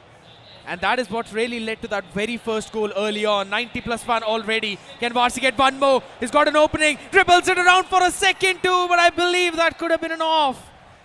Oh my God, I think so. He held on to the ball a little bit longer yet again when he had an opportunity in between, and that smile tells the exact same thing. That reaction tells you the whole story. This could have been a 3-4. This could have just been a 1-goal game, but even after that, it's still just 2. And I personally feel he can make that comeback in the second game. Yeah, he can actually. That last chance shows how he should start the second leg. I mean, that's really important, because I think the fact that he missed that very last chance just goes to show that Warsi is still locked in the game. He's still looking for those extra passes, which are very important against a player like Saransh, because you can't just expect to run past like that and score. Absolutely. So those extra passes are coming in clutch for Warsi as well. So I think the game's very much balanced right now. I'm really liking the way how Warsi was able to control the pace at least towards that later part, right? At the end of the day, it was Saransh eventually losing his own footing. In the second half, the scoreline was, what, 1-0? Because in the first half, it was a 4-1 scoreline. In the second half, Warsi did not concede even a single goal. If anything, he scored one. So that is the kind of momentum he would want to continue with. As we have a look at the highlights too, there were some good opportunities, good openings. After that 3-1, yes, we saw one more hopping in. On the other side, this was a tough one, I'd have to say. All right, it's Mbappe. Yes, he was able to finish it properly. This could have been a potential save too had he just not allowed him to run through that wing. But this is the strength of Mbappe, man. He can run like a rocket. Correct. He can run like a rocket, and that's how players use him as well. Because if you see the difference in goals, like how 3-0 was the score for Saransh. Yeah. From a 3-goal deficit, Warsi has got it down to 4-2, a potential 4-3 as well. Yes. Now the fact that Warsi is going with a positive mentality compared to how he was, say, when he was down by 0-3 at that point of time. So I think all he has to do is just keep his cool, lock in, forget about the scoreline actually. I think that's what a two-leg strategy is as well. Yes. And I think for a lot of people who are watching this and playing tournaments as well, would want to have a fresh mindset knowing there's just 2 goals. I got to lock in a new game and just get those 2 goals back and not think about it. I think so. That is going to be the main strategy for him as well. Reset fully so that you can make the best performance in that second wing and showcase your truest potential out there. And we both know that Warsi is capable of that. Even though, yes, Saransh is the hot favorite of everyone out there, Warsi has got that ability. He has been a man for such a long time who's been, let's just say, really good and experienced in this entire scene. He's been one of the... I'd say if there are 4 different pillars, Warsi could be one of those pillars if we're not really including all the people who are in the upper bracket for them. So I think there's an opportunity, but you've got to break through that attacking strategy of Saransh too. If he again starts with a very aggressive note in the second leg, then that could be trouble. That could be trouble, and I think that's how Saransh likes to start his games as well. The way we saw, 3-0, right? If Saransh goes on a scoring spree right after the second leg has begun, then it's just going to be very difficult for Warsi to sort of come back into the game. True. But we have a look at the score as well. Saransh 4, Warsi 2. Right now, that is the score of this leg, ladies and gentlemen, is the lower bracket round 2. Saransh losing the upper bracket matchup against Aditya Chadda, if I'm not wrong, then hopping down to the lower bracket to now having that 2-goal lead. It still is not enough because this was the main reason why he is in the lower bracket, not being aggressive enough in that first leg. Yep. But Warsi, this man won the previous game in the lower bracket against Silento. With that too, in the second leg, he just absolutely destroyed him. So that is the momentum we know he brings in the second leg. Correct. It's even more crucial for Saransh to keep a hold of that. Yeah, you're right. And I think given the fact on what you've said, he wasn't that aggressive. And now that he's dropped down to the loser bracket, he has to sort of, be as aggressive as he wants to be if he wants to stay in this tournament, because whoever loses is out. And this is the last game of today that we're seeing. So if any of these 2 players wants to see tomorrow and they want to be in the tournament, they have to somehow win this. It's just that X factor, what Karman was talking about in the interview that I was taking before this match started. He said you got to have that X factor in you. Sounds very cliched, not that easy to implement, but this is the moment where you implement it. And that X factor eventually comes in from your hard work and consistency. Yeah. You will have the bad days. You will face those struggles, those problems. And yes, it could be possible that you might fail 100 times. But getting back up at 101st try is what makes you and is what helps you find what your X factor is, right? That's what helps you build up on that.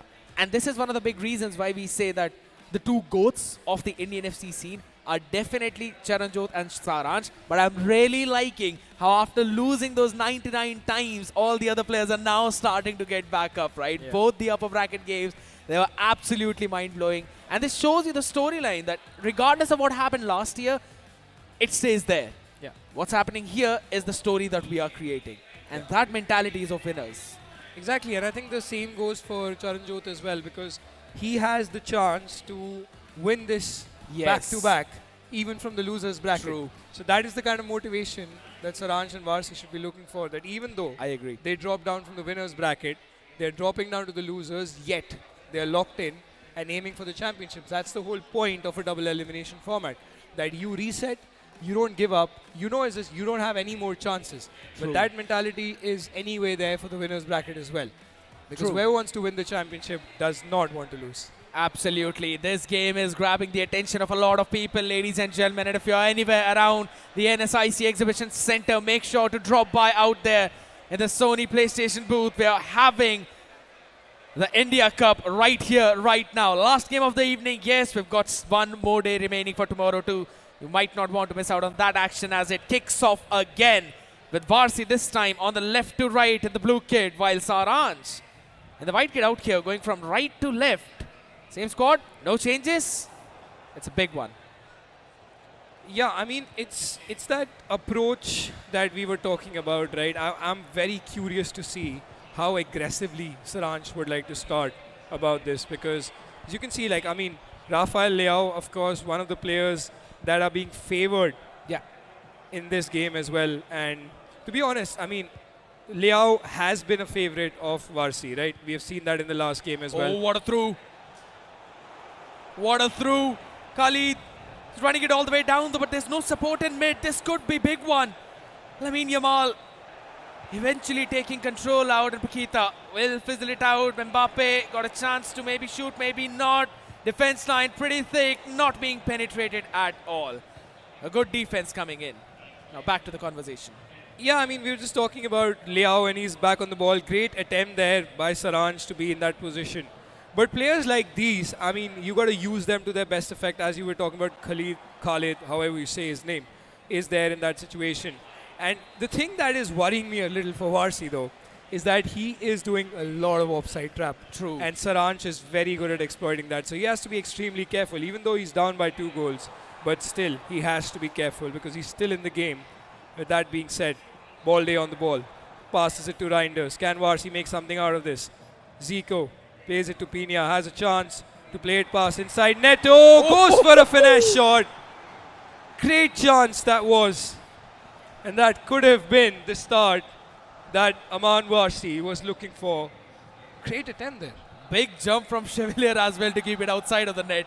But guess what? It goes all the way wide. Unai Lopez now turns around. He's got a chance now. Defender blocking the way. Zico sends it in. Reinders eventually stolen away and fizzled out. Carlos Alberto wants to send it through. Hold on. The attack is not over because it's building up on the other side. Now Laman will it through. Can he send it back though? Absolutely. But the one last pass will be stolen away. And Warsi not giving up. Yeah, I mean, that was the chance that Saransh had, but very well defended by Warsi. Now, as we say, Zico close to the game again. Stam is always there, the brick wall for anyone who uses him. My personal favorite as well. But again, Warsi being a little flaky over there with his defending, somehow manages to get it. Neto plays it to Unai Lopez. Just losing the ball way too cheaply sometimes. I mean, that happens. I mean, of course, that is part of the game. And Saransh is one of the best players in terms of manual pressing as well. So it's not easy, mind you, to be in a game against him as well. But Warsi has done fairly a good job. But now Saransh on the attack has a chance. Kylian Mbappe tries to play a pass inside. First time shot, great block. And look at the transition. Look at the speed of the game, just going from one side to another. It's like both the players are not sitting back. They're not rotating possession in their own half. They're trying to go for the attack directly. That's a big play out here. Not really putting the pressure off. Not even giving a single second to breathe out. And that's what will get Warsi back in this leg. He still needs 2 more goals right now. If things stay leveled up, Saransh is moving forward. So we've got to try and build on back of it right now. Pina, no space out in mid, man. That's the big thing. We've seen Warsi trying to focus on mid a little bit too much. And this time Saransh is just not giving him an edge whatsoever.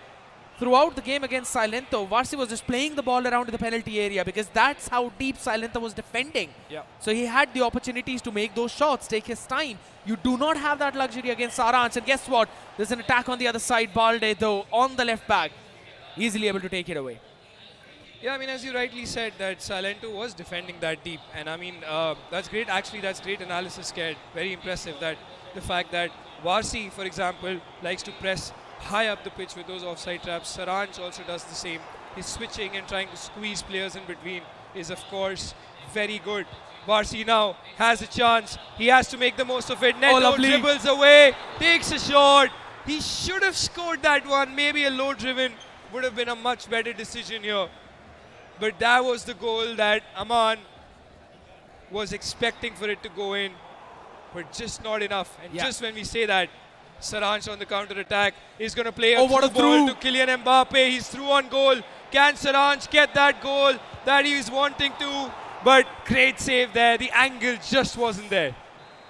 Oh my goodness, for a second I thought this could be the first one, but no, says the keeper. But Saransh doesn't really want to let it go through now. Lamine Yamal moves it around, but no space being given to Yamal. That is the big thing out here, right? Because we've seen a lot of times Yamal making a big difference out here. But none of that happening against the defense of Warsi as he transitioned it into another attack. Reindeers. Pina trying to get in the position as well. Nico Williams, will he be able to make a run for it? Or rather, it's a Rafael Liao. Can move it around to Zico. No chance to passing it back in the center, so has to send it back. Reindeers, again that slow hold, which is famous for Warsi. Tries to send with a finesse, blocked by the players, eventually collected by Carlos Alberto. Pressure still on. Stam with the entire back line now passing it around. Finally, they'll relieve themselves off of it as Mbappe sends it to Pina. Yeah, I mean, right after whatever that has happened, so quickly things are moving back and forth. As I said, the game has been absolutely frantic. True. And when you see the attack that Warsi had, he's working really hard to break down Saransh's defense. And this is the 45th minute. Great through ball again. Neto, what can he do in that possession? But just, as I said, loses possession in that particular place. Yeah. Last play of this first half. Pina plays it to Zico, has to turn, has to be extremely careful, not make any missed passes to get something out. Zico dribbles away, ball rolls scoop, and that was quite predictable for a player like Saranshjain. Yeah. So that was not happening. But what an end to the first half of the second leg. Absolute back and forth. That is what's going to define the entirety of it. Not even giving the breathing room to the other side. I'm really loving it. And you pointed this out as well, that this will be pretty chaotic considering how things have been through. And I'm absolutely loving it right now. Yeah, I mean, and if you notice, like, Aman has been very solid defensively in this leg, right? Yes. Compared to the first leg, he's not letting Saransh create those obvious chances that he would want. Just when we say that, to all the viewers tuning in just now, this is the final game of today where Aman Warsi is taking on Saranshjain. Just when I say that, Warsi with a chance with Pina. What a goal that is. Exactly what he needed to come back into this game. The start of the second half of this second leg has been phenomenal and exactly what we as neutrals love to see. He is the clutch moment player out here. That's what he's turning out to be as Warsi. Not just one, he wants to try and make it the second as he gets the advantage through. No chance for through ball. All passing lanes cut off. Pakita passes it all the way back to Vitinha as now on the transition. Saransh wants to send it forward. Pina, not a lot of pace though, but everything else picture perfect. Khalid got a chance, but everything's been stopped perfectly. Hold on, Yamal. You cannot move forward. It's Balde who's defending you. As Warsi, the player lock didn't really work out right well though. Pina still able to steal that one away. Zico will still be keeping it in control. Pina gets in position so very fast, and that is the reason why people are using this card a lot. As Zico still controls it, a couple of defenders to beat too. He still gets the ball as well, wanted to make it in. But the last tackle with the centre back works out perfectly. Yeah, it just got too chaotic there for Aman. I mean, he had the chance to dribble inwards from Zico, but I don't think so. He was reacting too soon in that position. Of course, the pressure does get to you. But the resilience from Aman in that position has been fantastic. Great shot cancel over there. The power shot cancel. Always beautiful to the eye in those situations. Saransh now looks for a through ball. What a pass that is to Yamal. Is he onside? He is. And Kylian Mbappe, what a fantastic goal that is. That extra pass just shows all that experience of years and years of competing. I was not expecting that for a second. I thought he's going to turn inside. But the way Mbappe ran over there, scared, was incredible. I genuinely thought this was a shot from Yamal. I thought he would not go for that pass as well because, again, the defender was right next to Mbappe too, but creating a little bit of that gap. That's where the strength of that card lies. An extra bit of pace, which he eventually carries. And guess what? On the back of it now, Warsi! The precision shot didn't really go that well, did it? Yeah, it's just bad luck, isn't it, over there? Precision shot, sometimes it gets locked in to a certain angle and then you can't really do anything. But Saransh, man, what a goal that was. Just when we thought that Aman is coming back into the game, he had a chance to dribble with Zico as well at one point and get that equalizer. But Saransh on the counter, those through balls, Saransh is a master of that, I feel. And with the transition coming in by Saransh's player, he's going in for a lot more control in the defense to then send those throughs on the counter attacks, right? It kind of reminds me of the Real Madrid's gameplay, which a lot of people like. Sometimes they'd like to play all defensive, they'd be conceding a lot of attacks, not really having a lot of possession. But even after all of that, they eventually move forward on those counters and score the goal. That's what Saransh is trying to do right now with, again, 2 goals lead in this leg, ladies and gentlemen. This man is currently the prime candidate who would be moving up forward. But will that happen? Will Warsi allow him to do that? That is where the big question lies as the game resumes now. A few subs. Please show me who hopping in. So I think we're at that stage now, Sked, where it's the 65th minute mark. It's almost the business end of this day at least, where the loser goes home. Just when I say that, Warsi, hang on a minute, nice chance. But back to the conversation, where the loser of this match is going to go home. And interestingly so, if Saransh ends up winning this game, it is going to be Saransh versus Saranjot. So, I mean, can Saransh do that? He's going to do that because Kylian Mbappe, what a finish, great pass. And that pretty much might seal the deal. I think it's the commentator's curse, as I would always say. Just when I said that for Warsi, it just worked in Saransh's favor, and he gets that third goal. The third goal advantage, rather. Warsi has to get a goal from this attack, otherwise he is pretty much out of this game and would not have the chance to eliminate Saransh. Rafael Leao there. Great step over boost, takes a shot, and that is exactly what we wanted to see. Warsi with a fantastic goal, and the deficit is back to 2 goals. 4-4-2 out here for both of these players in the formation, and that's where now finally Warsi is trying to move front. Rafael Leao, Nico Williams, or rather Williams Zico out on the other side, still wants to move the ball around a little bit. He was just threatening for a power shot. Now he's got an angle for the cutback, gets it back in. Williams still controlling it, an extra pass right in the back of the net. Warsi is not bowing down. Gets the third one too, and now just 1 goal behind in the aggregate. I mean, I'm lost for words right now. What a game we have on our hands. Literally 2 minutes by the clock.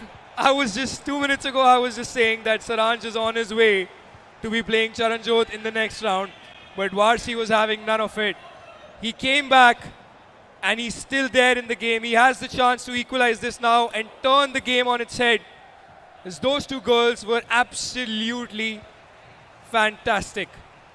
Slowest first half of the second leg, and then into an instant turnaround in the second half. My, oh my. And guess what? The attack never fizzles out. Still sends it through all the way. Williams can't really do the exact same thing for the cutback. Can you double, or rather twice in a row? Saransh ain't gonna allow that. Frankie de Jong was in the right position to steal that pass away right now, as again just 8 minutes onto the clock. Saransh is trying to run the clock down. Lamine Yamal will be able to take this one away. Passes it back in the center. Khalid there, back to the wing. Lamine Yamal, he is controlling. He is the technical dribbler who does not give the ball away, but hold on for a few more seconds right now as Saransh will pull it all the way back, and Warsi can't get the ball. I mean, it's the commentator's curse, isn't it? It's just when you say that he gets the ball, here's the chance for him to equalize. Stam is in the front.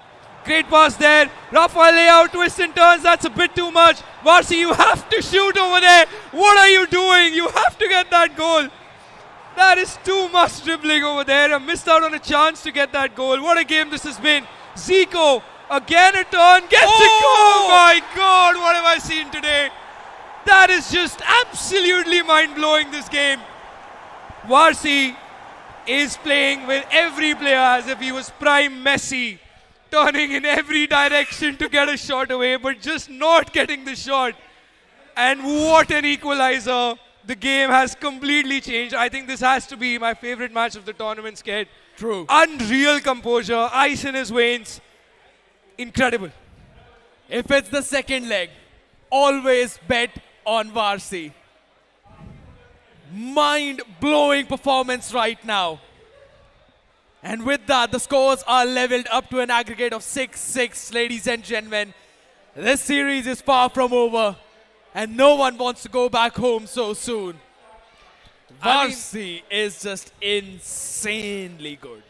I'm sorry to cut you off there, Sked, but look at the number of people that are here at the PlayStation booth suddenly watching this particular matchup because it's been so exciting. But it's not over until it's over, right? Because Saranj now has the last attack of this game. Can he change all this hard work? Or could Warsi be doing that? Not enough, couple of back and forth passes. And we are going into extra time. What a fantastic ending it's going to be for the final game of day one at the PlayStation India Cup Season 4. We are into extra time between two of the very best players in India. True. And what Warsi has done today is magical indeed. And this dude has started in the lower bracket. Can you even think of that? It's not the upper bracket game that he eventually lost and moved down here. No, he started in the lower brackets itself. Every single one was probably thinking that this might actually be a pretty slow game out here. But guess what? These boys are not letting it go. 4-2 for the first leg in favor of Saranj. Now 4-2 in the favor of Warsi as we move in the extra time, people. Just one goal can separate both of them, and maybe Warsi this time could concede. Hold on for a few more seconds.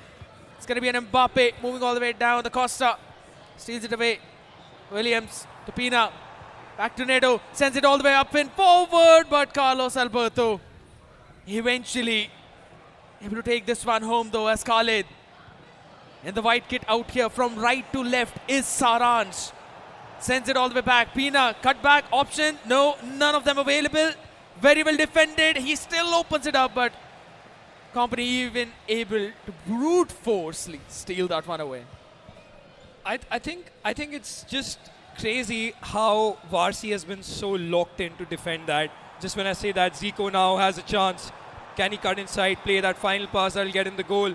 Nico Williams twisting and turning inside the box. Great defending. Both the players coming in with those clutch tackles right at the end.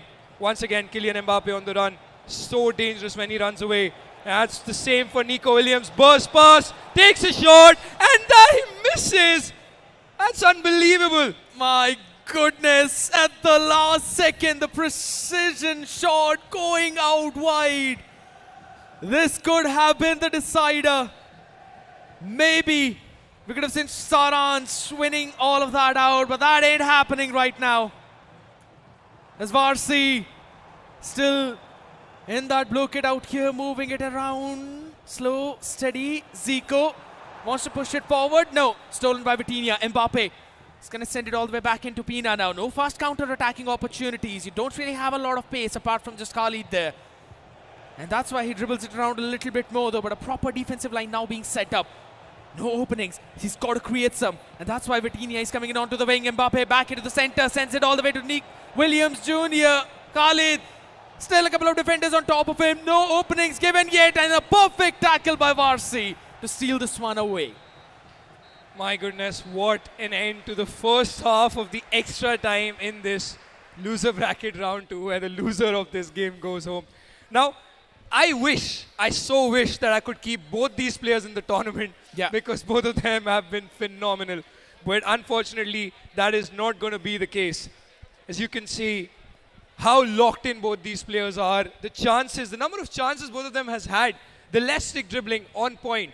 I mean, to be honest, the way Warsi has defended ever since the second leg has been super impressive. As you said, though, It's surprising to see this guy in the loser bracket final. True. I mean, at least the loser bracket, my apologies. That just goes to show the quality of this tournament that we are witnessing here with the top 8 players in India. With the way this game has been going on, you might as well want to call it a losers bracket finals, right? And I wouldn't even call it a losers bracket, call it a lower bracket finals. Because these all players, with the way how they're playing, all of them are definitely winners out here. As we will move all the way back into the second half of this extra time, ladies and gentlemen, second leg going on. And now we have got Saransh in the white kit again, moving from left to right. Warsi in the exact half where he started that comeback. The comeback king for real, as rightly mentioned by Spartus. Lokman, you were there bearing witness to all of that action too, as this man will take control. He will take charge and he will not give up. Not now, not today, but guess what? Saransh is still not stopping. Yeah, I mean, over there, as you can see, Saransh is constantly looking for those through balls. He's going to look for that pass. He does. Claudio Pina, can she finish? She does, and that's the goal that Saransh needed. Exactly the moment, and there was too much space that was given by Aman Warsi in that space, and Pina is never missing that chance. This could be the goal that changes everything. Those throughs have been the big problems, my man. And I know I'm getting a bit too excited out here, cutting you off as well. Apologies for that, but geez. These plays have been insane. One stop and then eventual conversion right on the back of it. A counter play working out perfectly. Yeah, I mean, to be honest now, Warsi has very limited time. And as you said, those counter-attacks from Saransh has been there. And it is a game of nerves. It's a game of experience at this point of time. Saransh having plenty of it. He's been there at the highest stage, at the global level in these scenarios. And Dumorne is also out for Warsi. What a fantastic card that is. Could come in clutch. Nico Williams tries to cut in, but that is obviously going to be defended. Warsi had to improvise over there, and now Saransh is just going to try and run down the clock. What is he going to do? Is he going to keep the ball? The press is out. Zico wins the ball. Hang on a minute. Warsi, Messi is onside. Can he get through? But great defending there. This could be the last chance that Warsi would have got. It's incredible the last 2 minutes. Can Warsi somehow get the ball one more time to push for that attack? High press. Presses with Demorne. Stam has to get the ball away. Successfully manages to do so. Alberto launches it out. And I think Khalid is going to see this out. Saransh has to be very careful keeping the ball. Javi Simons holding the ball there. And that is a save. But that would pretty much be it, because Saransh is not going to let that possession slip away in this position right now. Yeah. Because if he does, as a straight-up counter. You don't really have a lot of time now, just 2 minutes remaining on clock, and he should take it short. Either take it short or send it all the way back. There's no other option for you. And look at this man. He just takes it full time, slows the game to as much as possible, and Vitania sends it back. Ladies and gentlemen, we have the survivor in the lower bracket. A fantastic match between Saransh and Warsi, eventually ending in a 7-6 decider. But man, you could see the respect between both of these players. They are like, all right, this was literally a good game.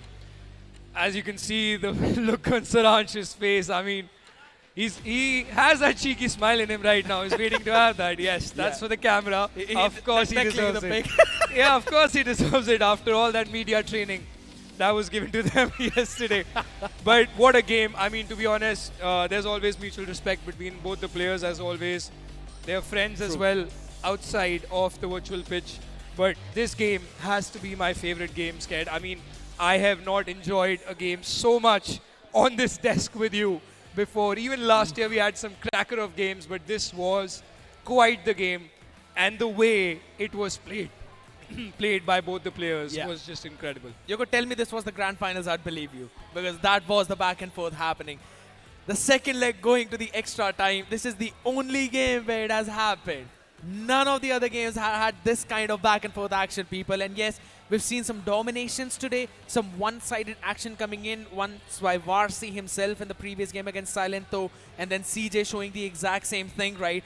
But after all of that, it is Saransh versus CJ in the lower bracket. And in the upper bracket, we have got two other dudes as well ready to duke it out against each other. The ones who sent them all the way back down here. And we do not want to miss out on the action of Tikka taking on Aditya Chadda too.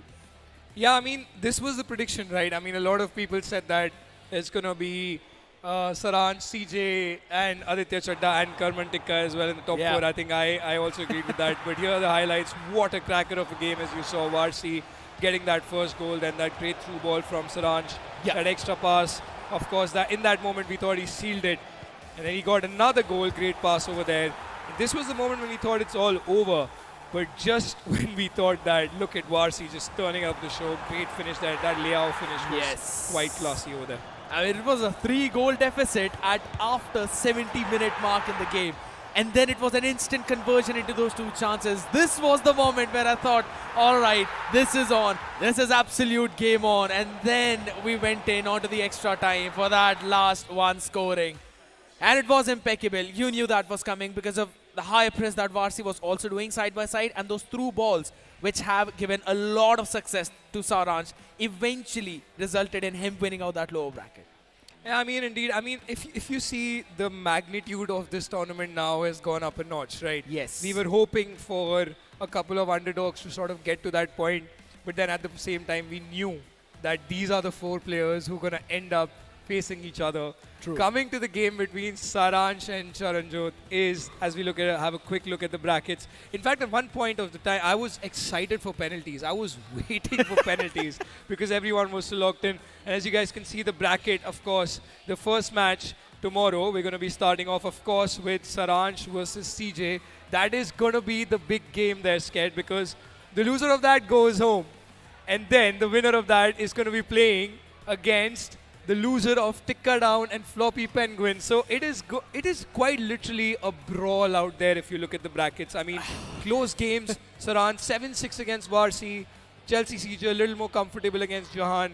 And all the other matches that we've seen, just been a goals galore. Give me your prediction for tomorrow. Quick.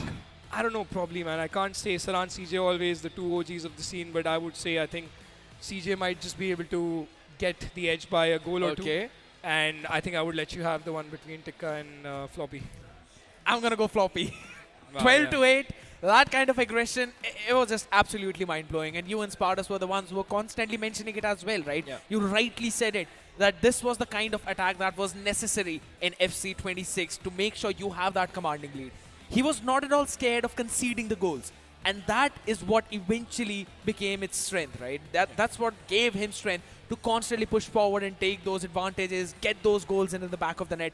That kind of aggression is what I'm looking forward, ladies and gentlemen. But all of that aggression and all of that action will continue tomorrow. It was Lokmanyu alongside me, Scared, and we also had Spartus. And ladies and gentlemen, when the NSIC Exhibition Center, you know the action is still live for FC 26 PlayStation India Cup Season 4. We'll continue all of that tomorrow. Make sure to tune in, and maybe if you're around Delhi, hop at the arena. Till then, bye-bye. Good night.